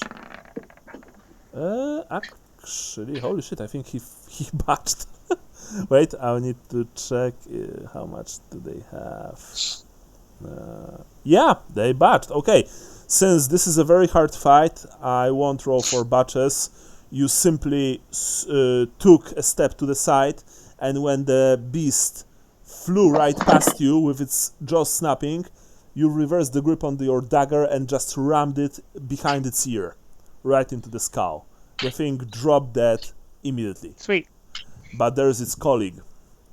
It doesn't care that one of its packmates fell. It simply wants to kill you. That said, it has to approach and attack. So, only that. And it failed. You've kicked it away just in time. You are still in the fight. Luther, you have a single animal trying to jump your flank. But you are prepared for that.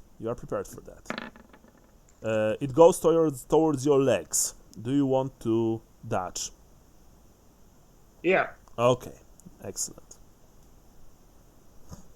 Nice. You simply jumped over it as it flew right under you. You landed on your feet with your halberd at the ready. You are prepared to deliver some good old-fashioned still under justice.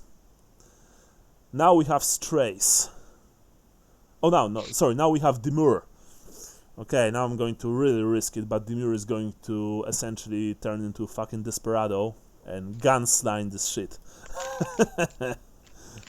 I never used 2 pistols in Warhammer. Always thought that this is pretty risky, but I think that can be fun.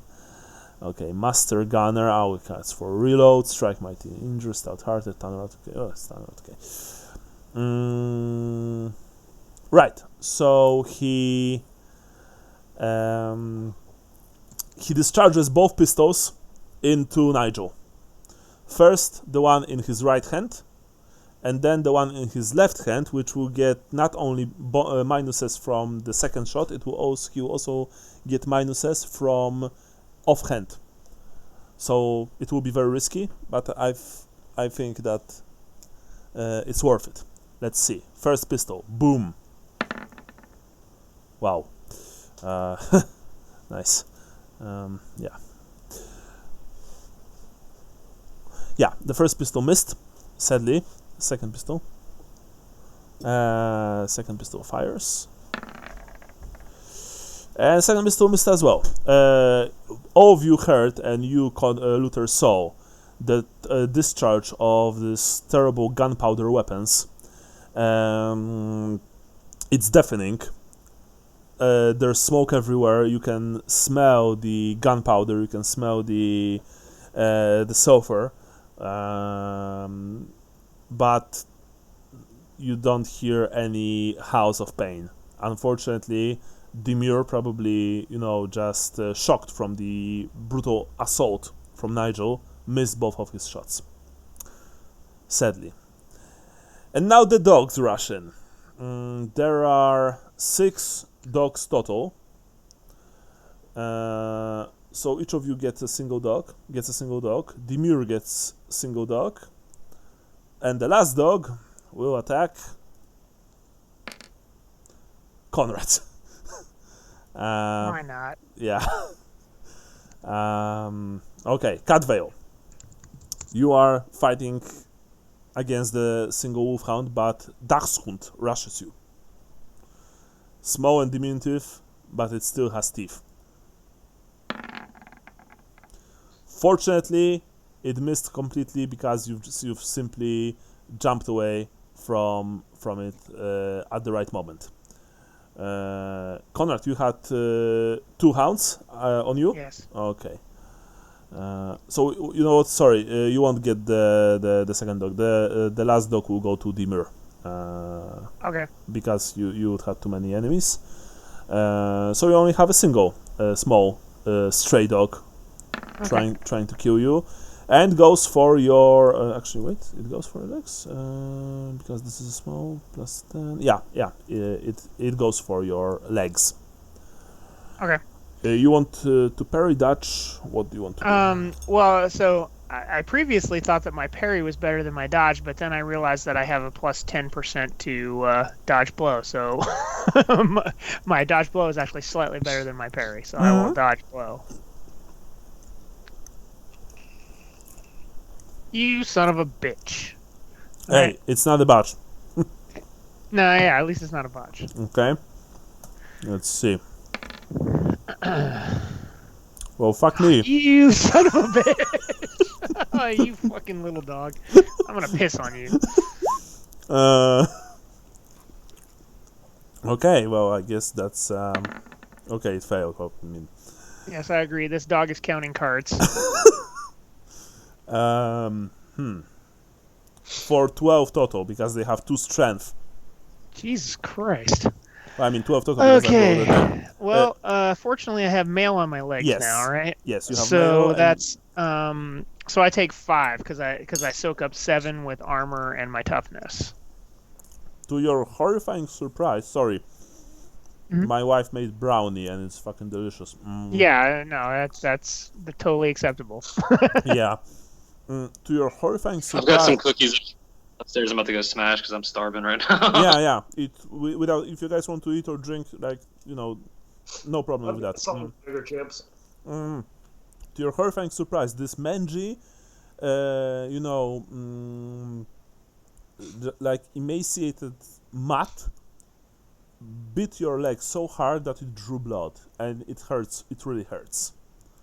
You are honestly starting to worry because those dogs, they don't act like dogs.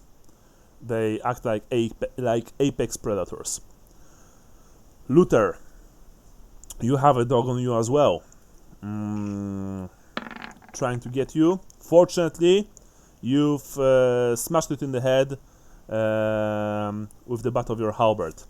Hey, if you ever visit Poland, I'm sure that she'll make you, that she'll make us a good brownie.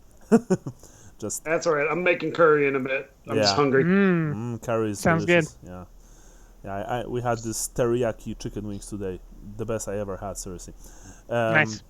And finally, there's the last animal attacking poor Mr. Demure. Let's see. Come on, dice roller. No, it failed. Because if I recall correctly, only Nigel is fighting the witch hunter. I thought you said the second dog that was gonna be on me Oh actually yeah, went to the witch hunter. so there are 2 dogs, 2 strays and Nigel. Okay, so that's that, and the other one. Fortunately, well, or not, both of them missed. Or rather, they didn't. Actually, sorry, they did manage to bite him, but the witch hunter has a long, thick leather coat, and it simply stopped the bites. And now, once again, we start new round. Cadveo, you're up.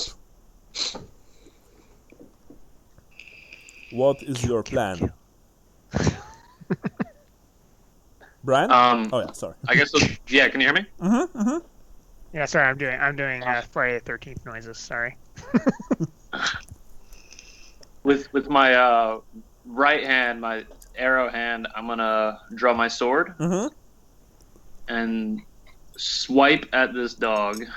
Because it's like a little dog that attacked me, right? You also have a hound. Oh, okay. Yeah.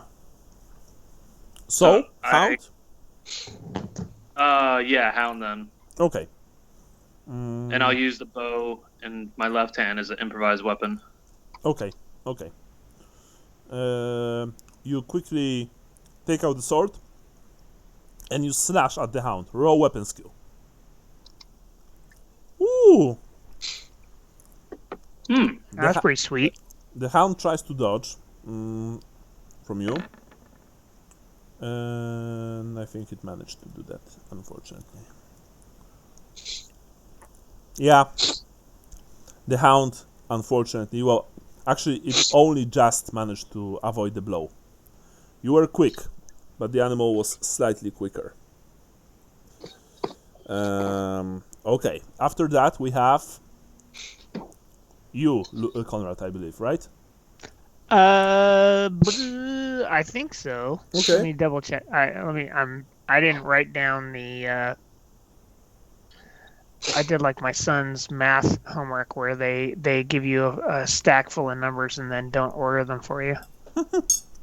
Oh God! Oh, did I tell you? So he's in algebra, right?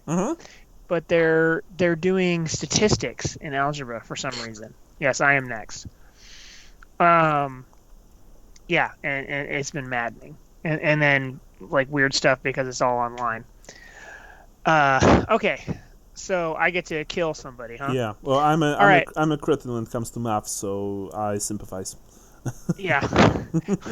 Actually, so somebody on Facebook did this thing about something about tires and blah blah blah. It's like, if you're a nerd, you get this, and I was like, well, honestly, I'm a nerd who's bad at math, so yeah, I don't get this. Okay. All right. So I am in combat with a hound that has just bit me severely. Yes. I will, and I have the ability to parry and dodge. So I am going to swift attack and use all 3 attacks on this dog in front of me because I want it to be dead, so that I can move on to assist my compadres. Okay. Your hombres. Yes. Okay. So what? Swift attack? Yeah. You have So I missed with the first. You have 3 enemies total, so you can distribute them as you wish. Oh, do I? I thought I just had the one. No. You have a single. You have 2 wolfhounds, and you have a single stray. Oh, okay. Yeah. My bad. No problem. For some reason, I thought I only had one, but No. So if right. you want, you can change the declaration if you wish. Yes, I will attack all 3. I will attack the stray first because that's the one that bit the shit out of me. Yeah, it is. And I missed him, of course, because I suck. Okay. Then minus 10 on the next one? Yes. Yeah. Okay, there you we managed go. to hit. Take it. Let's see. It failed. Roll damage. All right. Sigmar, guide my blade. Ooh, 13 actually. Okay. That was enough. The second one, you've simply eviscerated with your sword. The hound fell to the ground dead, with its entrails falling, into the dirt. because it was already wounded by Cadveo's arrows. Okay. By the way, Are you like, now? I forgot, Sean, that you killed one with the botch, so there should yeah. be a lesser number of animals. That's why the mule will only have a single stray, Okay. not two. Yeah. Okay, Makes and sense. third attack? Yes. Minus 20. Yeah. Of course. Unfortunately, the third attack was like you've overreached with the second one, and the third was easily dodged by the Vile Beast. Now we have Nigel, and Nigel is fighting with two people at once. So he'll do two attacks. He'll do first attack on Dimur, and he'll do second attack on you, Luther. All right. You see that the large grey wolf is just snapping his jaws like crazy, trying to kill whatever is within its reach. He first goes for the witch hunter. Whoa. He manages to hit. The witch hunter will try and dodge. The witch hunter dodged just in, actually wait 27. Yeah, even with minuses he still manages to dodge because he has 38. The witch hunter manages to jump away from the horrible thief just in time, but then Nigel turns around and tries to bite you, Luther. But you have none of it, and you just keep the beast at bay with your halberd as best as you can. That's good. That's very good. Now we have you, Luther. Yeah, I'm gonna do 2-2-1, so 2 attacks and 1 parry. Okay, and who are you going to aim at? Because I'm pretty sure I'm not engaged by any of the dogs, right? You are. You have 2 dogs. Am I? You have okay. You have a wolfhound and you have a stray attacking your flanks. I'm gonna fight the wolf. Okay, the wolfhound. Yeah. Okay. So 2 attacks into the wolfhound and then staying a parry. No problem. Sure thing. You raise your halberd high and you bring it down at the wolfhound. The wolfhound will try and dodge. Your strike is slightly slower because you are. I presume you are using double-handed stance. I am. Okay, so it will try, and it managed to just avoid your blow. But that was only a single blow. Now it's your second blow. Roll. Okay, yeah, well. Unfortunately, your second blow also smashed the earth right next to the animal. Now after you, and you are preparing to defend yourself with your last. Now after you, we have the hounds. Let's start with you, Cadveo. Cadveo, your hound also, it tries to carefully land a blow on you. Doesn't really matter. You are too quick for it. Fortunately, your speed is your biggest strength, and you are avoiding its bites and pole strikes rather well. Conrad, you have a single wolfhound, I presume, or no. You actually, I don't think you have any at all, because you killed one with a botch, and you killed the second last turn, so you only have the stray dog. Cadvale or Conrad? Conrad. Okay. Yeah. So Sorry. let's do this. Yeah. I mean, it was for the stray dog, so it doesn't matter. Okay. It didn't hit. You are. Yay. Yeah. You are fortunately standing your ground. 2 dead animals are laying at your feet. You have none of it. Luther, you have a single animal left. I mean, not single animal, you have a single wolfhound and 1 stray. The wolfhound will try and... Okay. The wolfhound, unfortunately, failed to do anything, because as it tried to jump towards your throat, you've lowered your halberd and plunged the tip into its eye socket, braining it horribly. The thing fell to the ground with an incredibly disturbing howl of agony, thrashed a few times, and then it lays still. So 3 wolfhounds are already dead. Very good. And now we have, if I recall correctly, now we have normal dogs. normal dogs, cat veil. Your animal still carefully tries to strike you, but it can't. You're just too quick. You dance around it with your bow and sword. You keep it at bay with, swings of your weapons. It just claps its jaws at your feet. Conrad, you have a single stray on you. No, same thing. You're just moving away. Sometimes you kick it. It can't move closer.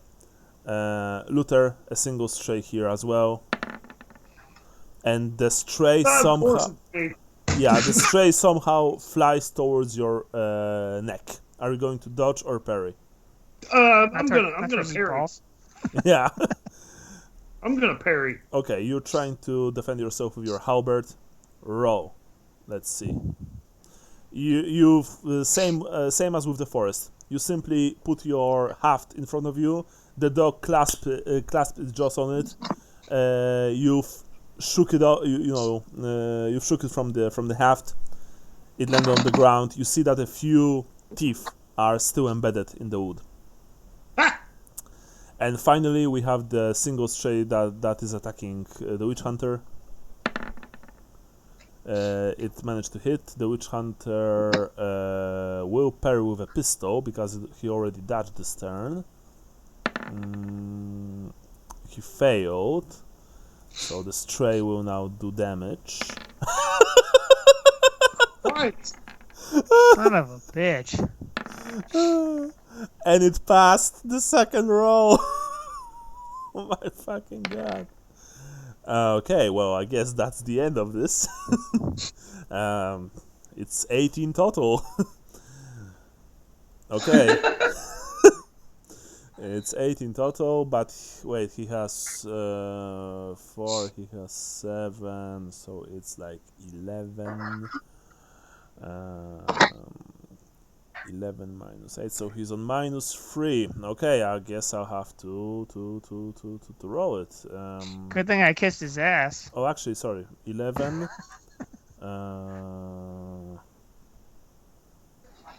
Oh fuck.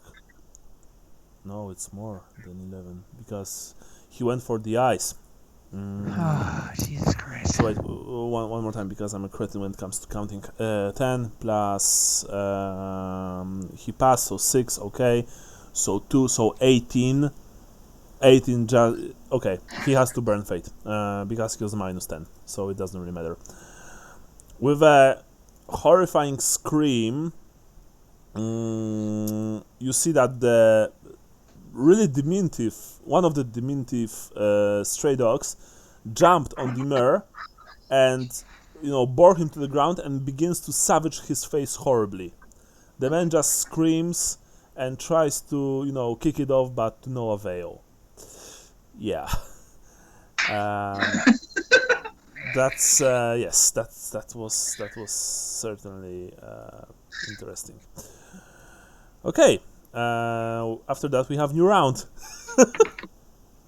Jesus. Casvale, you're up. Kedvale, yeah. Kick some ass. I'm gonna Yeah. do the 2-1 with the dog I'm fighting. Okay, so you're what? You attack him 2 times, right? Yeah, and save 1 for a parry. Okay. Because you have lightning parry.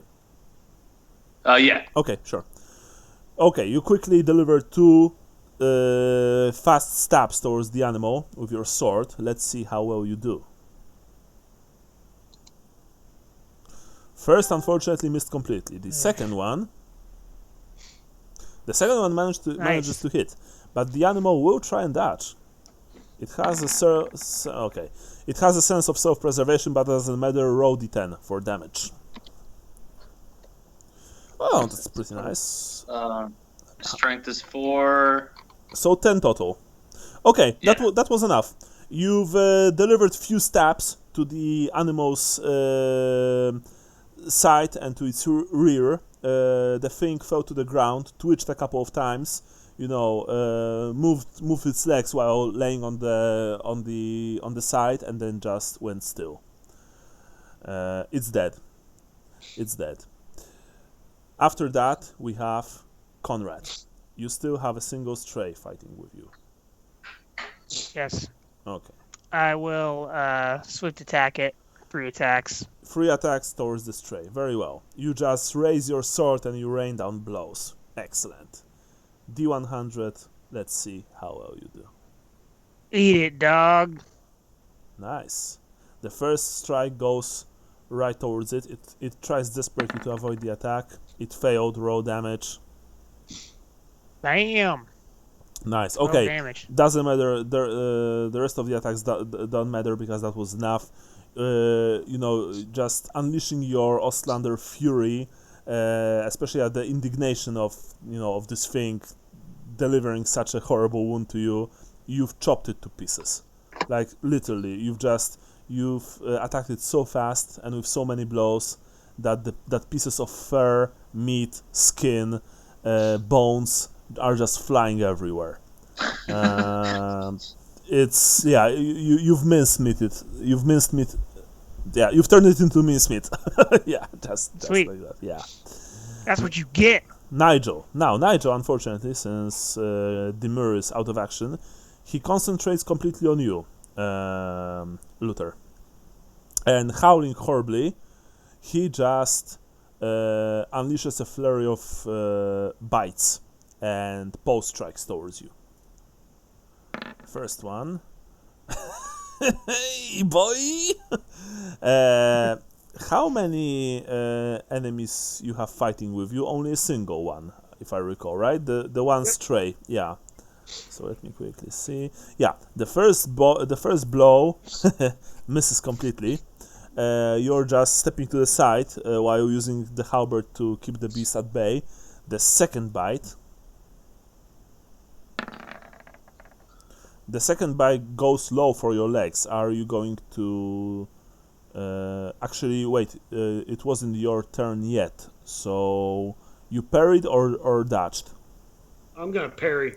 No. Did you parry last time? Oh, I parried before. Yeah. So I got to dodge. Yeah, you have to dodge right now.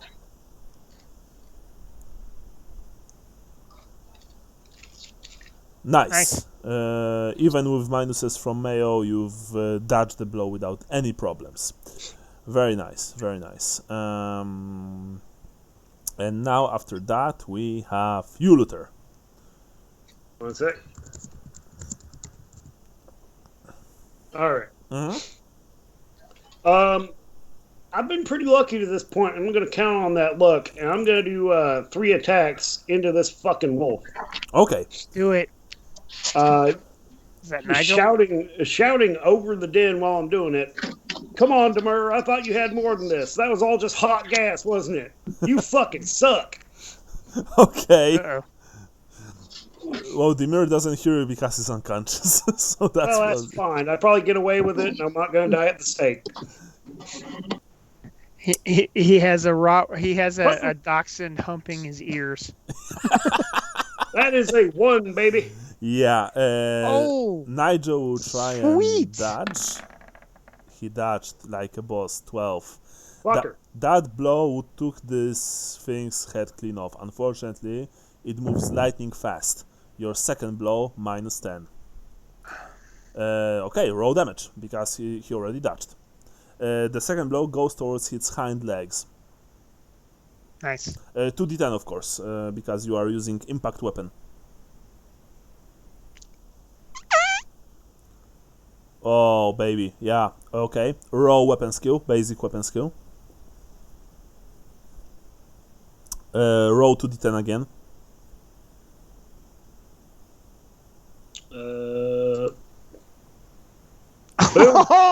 Roll basic weapon. No, don't roll basic weapon skill anymore. Just roll another 2d10.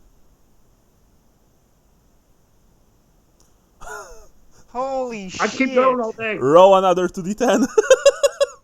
I want to see how. Okay. So that's fucking brutal. This is.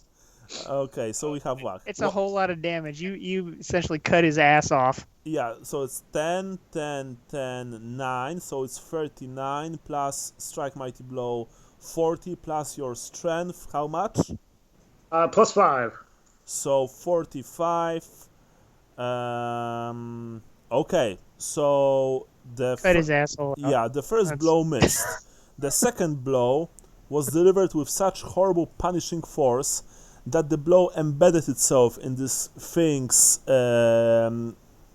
like hindside, and then you've simply used the halberd as a hook and you've pulled it towards you, opening Nigel Otterbaugh from his end to his front like an obscene rolled sausage, freshly rolled sausage. Everything spilled from inside him in a torrent of gore and viscera. The thing emitted somehow a horrible howl that was half feral, half human, and it fell to the ground and underwent a terrible transformation.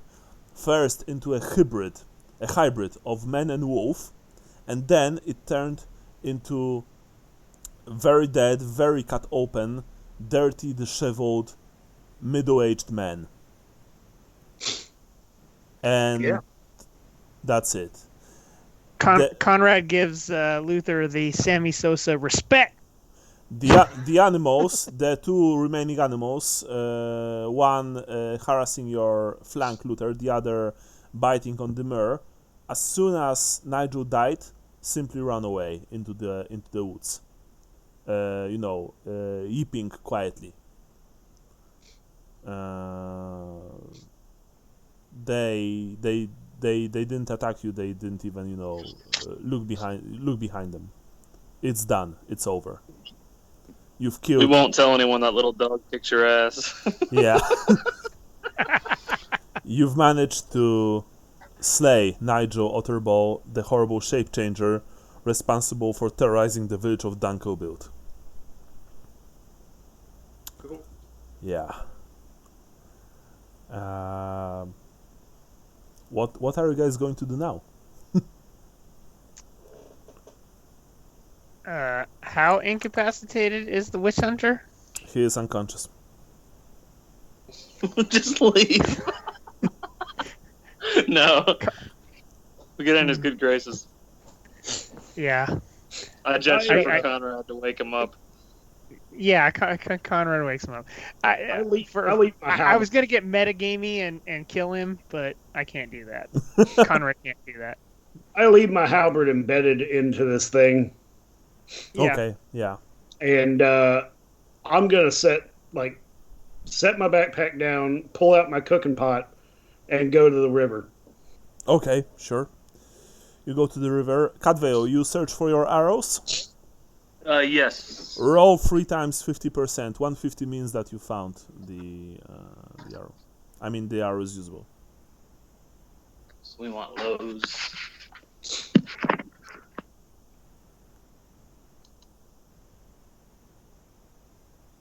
Okay, you have 2 usable arrows left. Okay. Cool.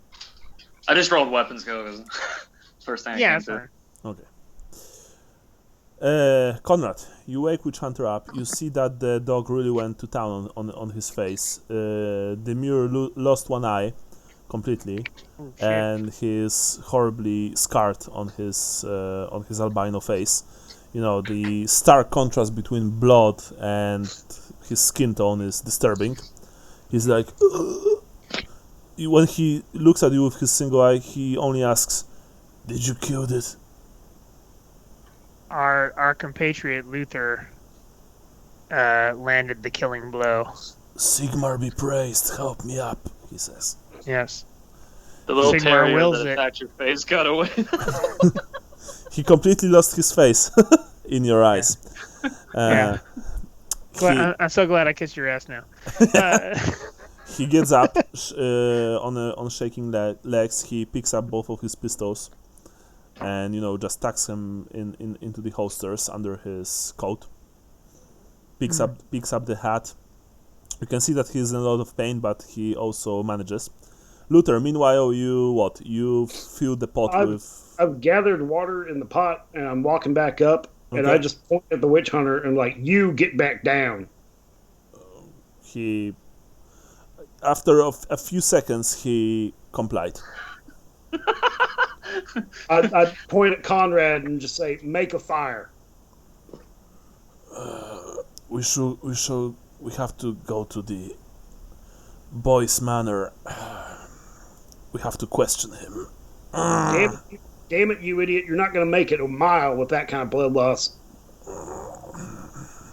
How far away are we from the manor, by the way? You're very close. You can see the manor from here. It's very close, actually. Okay. So I'm gonna. Conrad is going to leave the witch hunter in Luther's capable hands, and he's gonna go run to the manor.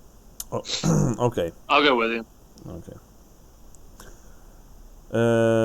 Conrad, Luther, I presume that you want to help the witch hunter. You want to... Yeah, I was gonna boil some water to try and clean it, and I really hate that I'm gonna have to use these spirits to clean some straightened fish hooks and use some fishing line to try and sew this guy up some. You can get us some cheese. But yeah, there's probably a nice piece of cheese in it for him if he stays quiet and maybe, just maybe, says, "Tall be praised." Okay. You are saying this to him? Yeah. Well, I respect all of the gods of the Empire, Tao included. And Close enough. Yeah. You guess that this is the closest that he'll be able to say something like that. But yeah, I'm gonna with that at hand, I'm gonna try and do some healing on him. Roll for healing in that case.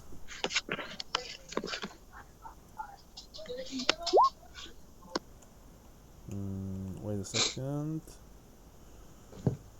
Okay. Yeah, you've passed. You've passed very well. You've stopped the bleeding. You've stitched him as best as you could.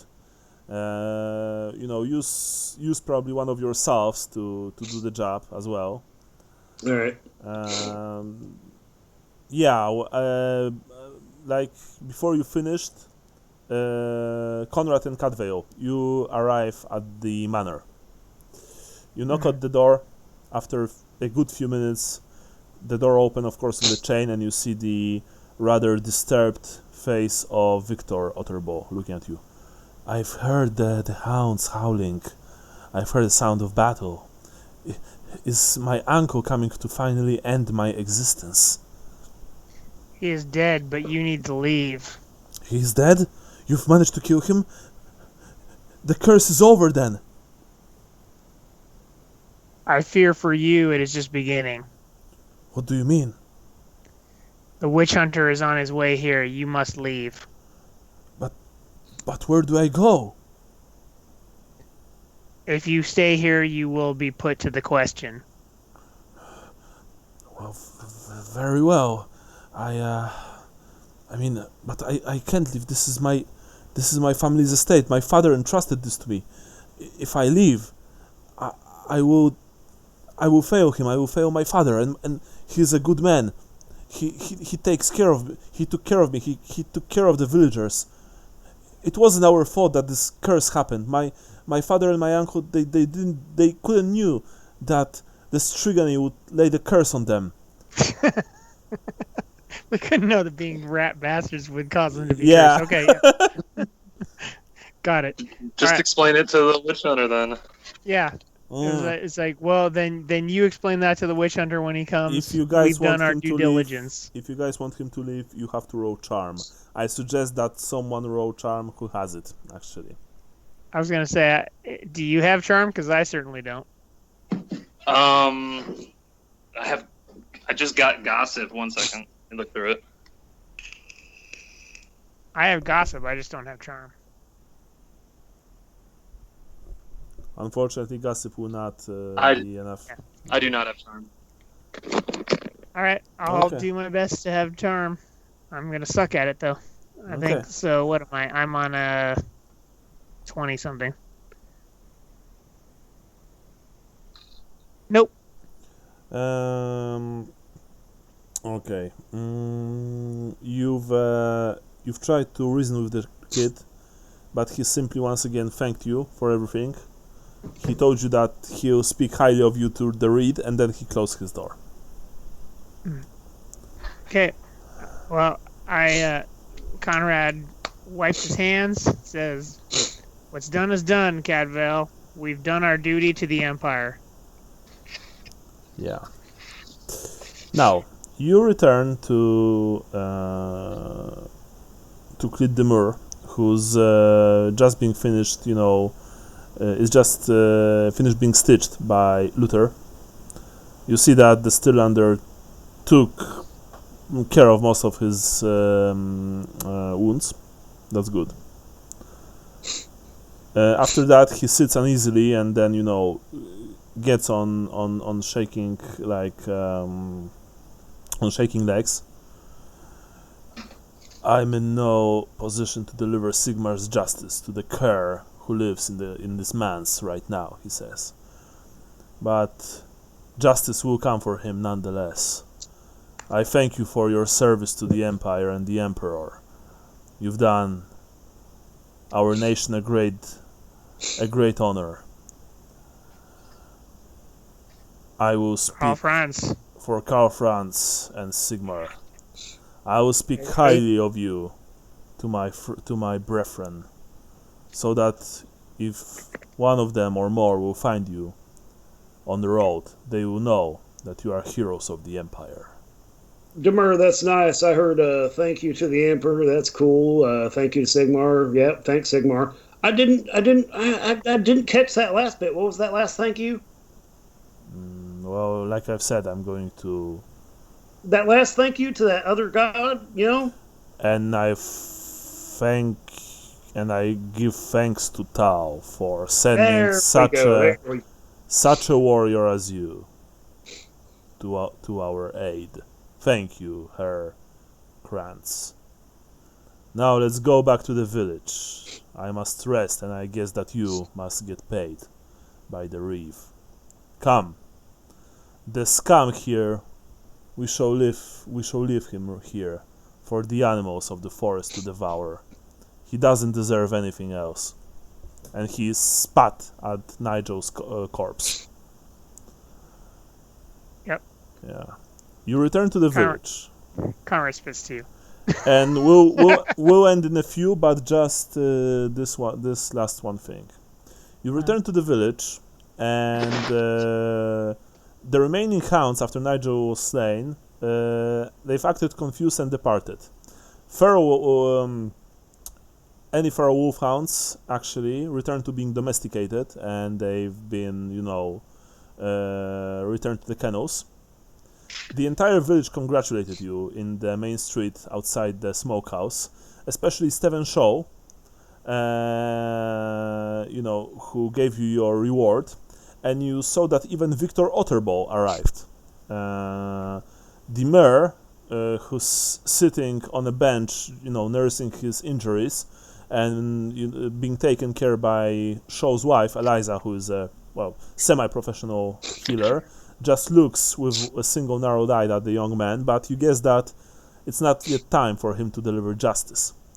Shaw told you that even though they can't afford to pay you more than they've agreed, they want to offer you a feast that night and gladly ferry you to wherever you desire, because they have a ferry nearby. There's a pier nearby. And if you guys want to say that, you want to take a river towards Kislev, Talabek towards Kislev, past Behafen, look at the map on Road 20. They can ferry you to this place. Yep. And from that here, looks reasonable. Yeah, from here you have to travel further north. And they say they, of course, do this free of charge. So, that's actually not only a very good deal, it's also very safe, because rivers in the Empire are generally safer than tracts. And oftentimes, it's faster to travel by the river. Yeah. The majority of the wolfhounds haven't been taken alive, so Stefan is a bit morose. He also asks you gently, Conrad, to return his armor to him. I do return the armor because Yeah, he was nice enough to give it to me, yeah, but and I figure with the money that we have, we can buy more. yeah, he is grateful. The village also prepares rations for all of you for the next 2 weeks. So all of you can add 2 weeks worth of good quality rations to your character sheets. And this is really good food for travel food, especially given that you are in a practically destroyed province. Where's that halfling at? The halfling congratulates you as well. He owes us a pie. Of course, he told you, "Wow, mine errand, I'll owe you many pies, and I'll be traveling with you. Actually, I'll be traveling further to Altdorf. So I'll catch. So I'll put my cart on the ferry and travel with you for a bit." He says. After all, you are Sounds heroes, and it will be good for business for me to say in Altdorf that I've traveled with a bunch of heroes of the Empire, right? Haha. Yes. That is correct. Yeah, basically the villagers told you that you can stay, in Dunkelbild as long as you wish. By the way, they've repaired your equipment. Luther, you have normal quality chainmail now. And just my skull cap is fine, so it'll stay fine, I imagine. Yeah. Did they fix my shield? Yes, of course they did. Your shield is back to normal. The feast, by the way, let's say that it took place the next evening. So you had time to recuperate, to just take a long, nice snooze, to eat and drink. This time completely on the house in the smokehouse. And finally, the evening of the feast arrives. Of course, Dondon is also present because he cannot pass such an event. The villagers celebrate and hold a feast for you outside the village on the fields. The fields, which were not long ago terrorized they were roamed by the feral dogs. Most villagers arrive here, bring food, all manner of meats, stews and sweets are brought to the festival. Even though those people don't have much, they share it all with you. Oil lanterns are hanging on long poles. Few of the villagers play some music, and there are a variety of ales and meats available to they are available to drink, courtesy of Bjorn. The village is full of gossip about the recent incursion. The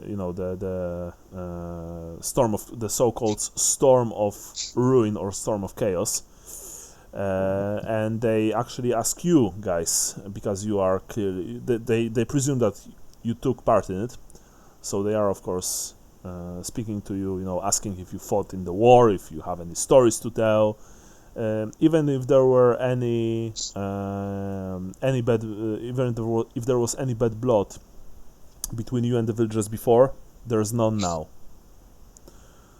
They are really grateful that you've helped them. No, you're not too drunk. You are actually, drinking responsibly, and even though the alcohols here are quite strong, you are eating a lot as well, and it's just it all goes down smoothly. Baby. What? That's just science, baby. Yeah. Cleet Demure is also present, and he's not looking too pleased. He stays to himself, and he's eyeing Victor grimly, but he's not making any moves yet.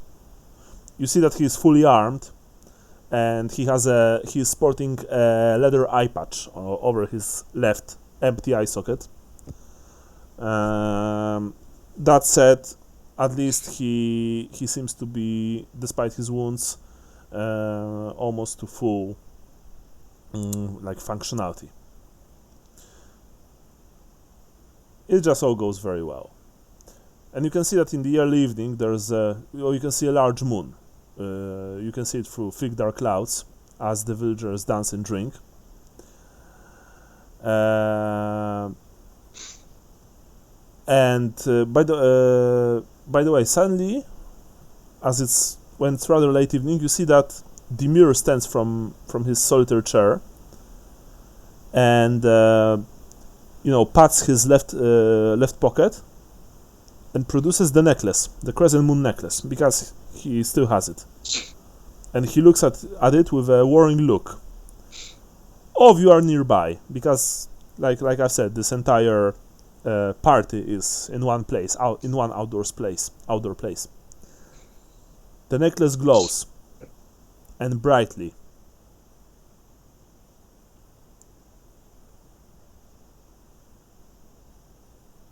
And? And you remember what Victor told you. The necklace glows only when his uncle is nearby. But his uncle is dead. So he can't be nearby, right? You see that Demure has this exact same look, has this exact look of, well, if he's dead, why is the thing glowing? And then he looks at the full moon, he looks at you, and he looks at the villagers.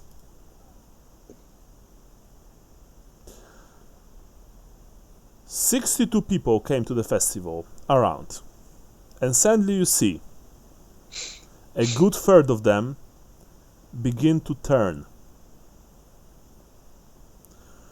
Muscles, powerful muscles, burst their tunics. Fur covers their hands, chests, and faces. No, not faces. Snouts. Yellow eyes begin to scan the entire party, their neighbors and you. And the horrible transformation of 20 or so people into skin changers occurs. I drop my beverage in slow motion. Yeah, you drop your beverage in slow motion.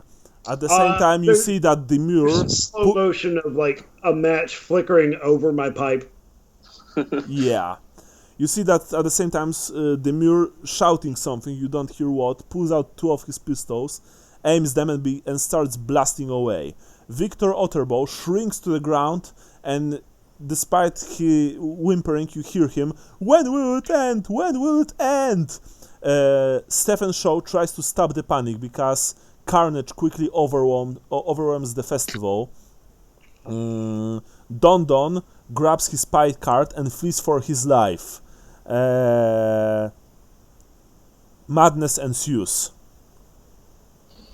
This is not over yet, but we'll have to find out the finale during the next session.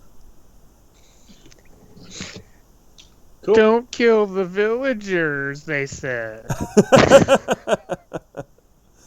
Okay, that's it for today, Oh, guys. and can I just say, who let the dogs out? Who? Sorry. Yeah, that's that. That was that's it. For today's game, it was a lengthy one, very difficult, so everyone gets 110 points for the game itself. Woo.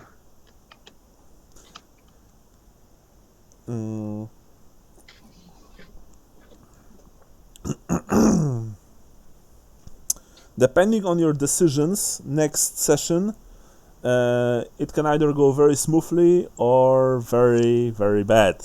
Remember what I've told you about, the village, the topography, stuff like that, and act accordingly, if you wish to, of course. For your characters, of course, everyone gets 10 points for this game. For the place of... How much from the long session again? 110. 110. Now, Catvale, what about your place of birth? I don't think I had anything specific to Atherloren or... No, you did mention singing a song to your people. Yeah, Oh, yeah. yeah. That's I can give you 5 points for that. That was pretty nice. Yeah. Conrad, Ostland. I feel like I said a couple things. I remember saying something like, that's how you kill dogs in Ostland, and what was the other one? Although that's a little weak, but you know. Yeah. What was the other thing? Jesus Christ. Remember that you can roleplay Ostlander, for example, according to their traits. So Ostlanders are stubborn, intolerant, headstrong, stuff like that. They are also. I will actually give you 10 points. You know why? Because you are Ostlanders are very pious Sigmarites, and the whole speech with the witch hunter today was very nice. It was very Ostlandy. Okay. You essentially acted as a loyal citizen of Ostland and the Empire. Yeah. So that was cool. So I'll give you that 10 points for that. Luther, Steel Land. I accuse the witch hunter of not knowing my local customs. Okay. When I pointed at him in the tavern and he said that was dangerous, and I told him, no, that's a sign of great respect. In Sterling. That's okay. That's good. For this, I can give you 5 points. That's nice. Religion, Cat Veil. I'll give you 10 points because that was a very nice discussion with the witch hunter. You know about Aisha and stuff like that. I liked how you like used religion in this case because you thought that he follows one of your gods. And later you've thought about that Sigmar is mighty, stuff like that. That also shows that you are respecting like the place that you are in. At least when it comes to religion, that's nice. So 10 points for you. Conrad, 10 points for being Sigmarite. Luther, 10 points for being Talite. Very nice. I really like the. I really like that you wanted to force the witch hunter to praise Tal. Very nice. Yeah, that was good. Star sign, Cat Veil. Dragonos the Drake. That's courageous. I think righteous, right? Wait a second. I have it in the. I've had several star signs. It's in the. Remember that your current star signs are in the star signs and combat 8 section. Yeah. So courageous, strong, doomed. You have 3 options here. I got nothing out of that. I didn't really do anything particular to any 3 of those today. Courageous, strong. Yeah. I think you didn't. I mean, you were a very good fighter today. You took down a lot of dogs, but you didn't do anything like too courageous, or too doomed. But okay. Conrad, what about you? 2 bullocks, fertile and skilled. I didn't work on the fertile part too much. I'm trying to think. Skilled, definitely. I think. Okay. I mean, I killed some shit for sure. Yeah, you did. You did, and you fought despite losing faith. So so definitely, I can give you 10 points because because what? It's courageous, right? Or no, it's skilled. Skilled. Yeah. No, sorry. So 5. Let's be fair. Yeah, that's fair. 5, but it's solid 5. Luther, what about your star sign? The broken cart, prideful and conceited. I was kind of an ass to this witch hunter during that final fight, just to show him how shit he is at his job. Yes, you are prideful, and you also talked shit, just as usual. So I will definitely give you 10 points for that. Doom, Cat Veil. The absence makes the heart grow weaker. I was trying to act like rejuvenated after the fight in the forest, and I was wanting a drink when we got back. Vodka. I said the next day, I hope we have the same fortune. Okay. That we did in the forest. Very nice. 10 points. Very cool. Conrad? The flashing blade shall carve the hand. I sort of ham-fistedly told the dog that he would not Yeah. kill me because he didn't have a blade. Okay. I'll give you 5 points. That Yeah, was that's good. I don't mind the the ham-fisted delivery. It would be cool if you would, for example, use it in context of his teeth. Ah, Like, these are not flashing blades. And then Yeah, you gotcha. knock out every single teeth from his, well, I maw. pissed on him. Yeah. So, Well, yeah. That's, Catsail, did you get any XP off that? Sorry, I got lost. 10. Yeah, he got 10. Yeah. Conrad gets 5, and you, Luther, Doom. What about your Doom? Your death comes from above, or thy death comes from above. I was using strictly chopping the entire time, swinging down this halberd on top of these hounds. Okay, but it's about your death. And, okay, about my death? Well, fuck it. No, I'm good. Your death comes from above. I will give you 5 points because I recall a few dogs attacking you, like jumping towards your eyes, towards your throat. If I recall correctly. I was going to go more metaphorical. I thought because I was tempting fate by being an asshole to the witch hunter. Okay, yeah, that works too. So I'll give you 5 for that. You were taunting Witch Hunter, but you were also taunting Witch Hunter when he was unconscious. That's, I mean, if he would be conscious, then yes, then that would be pretty bad for one of you anyway. I don't know which one. But I'll give you 5 points, and Catveil gets 5 for being an elf, and Conrad gets 5 for enlisting Witch Hunter to help you with your quest. And if you have any other ideas that push the adventure forward today, then tell me.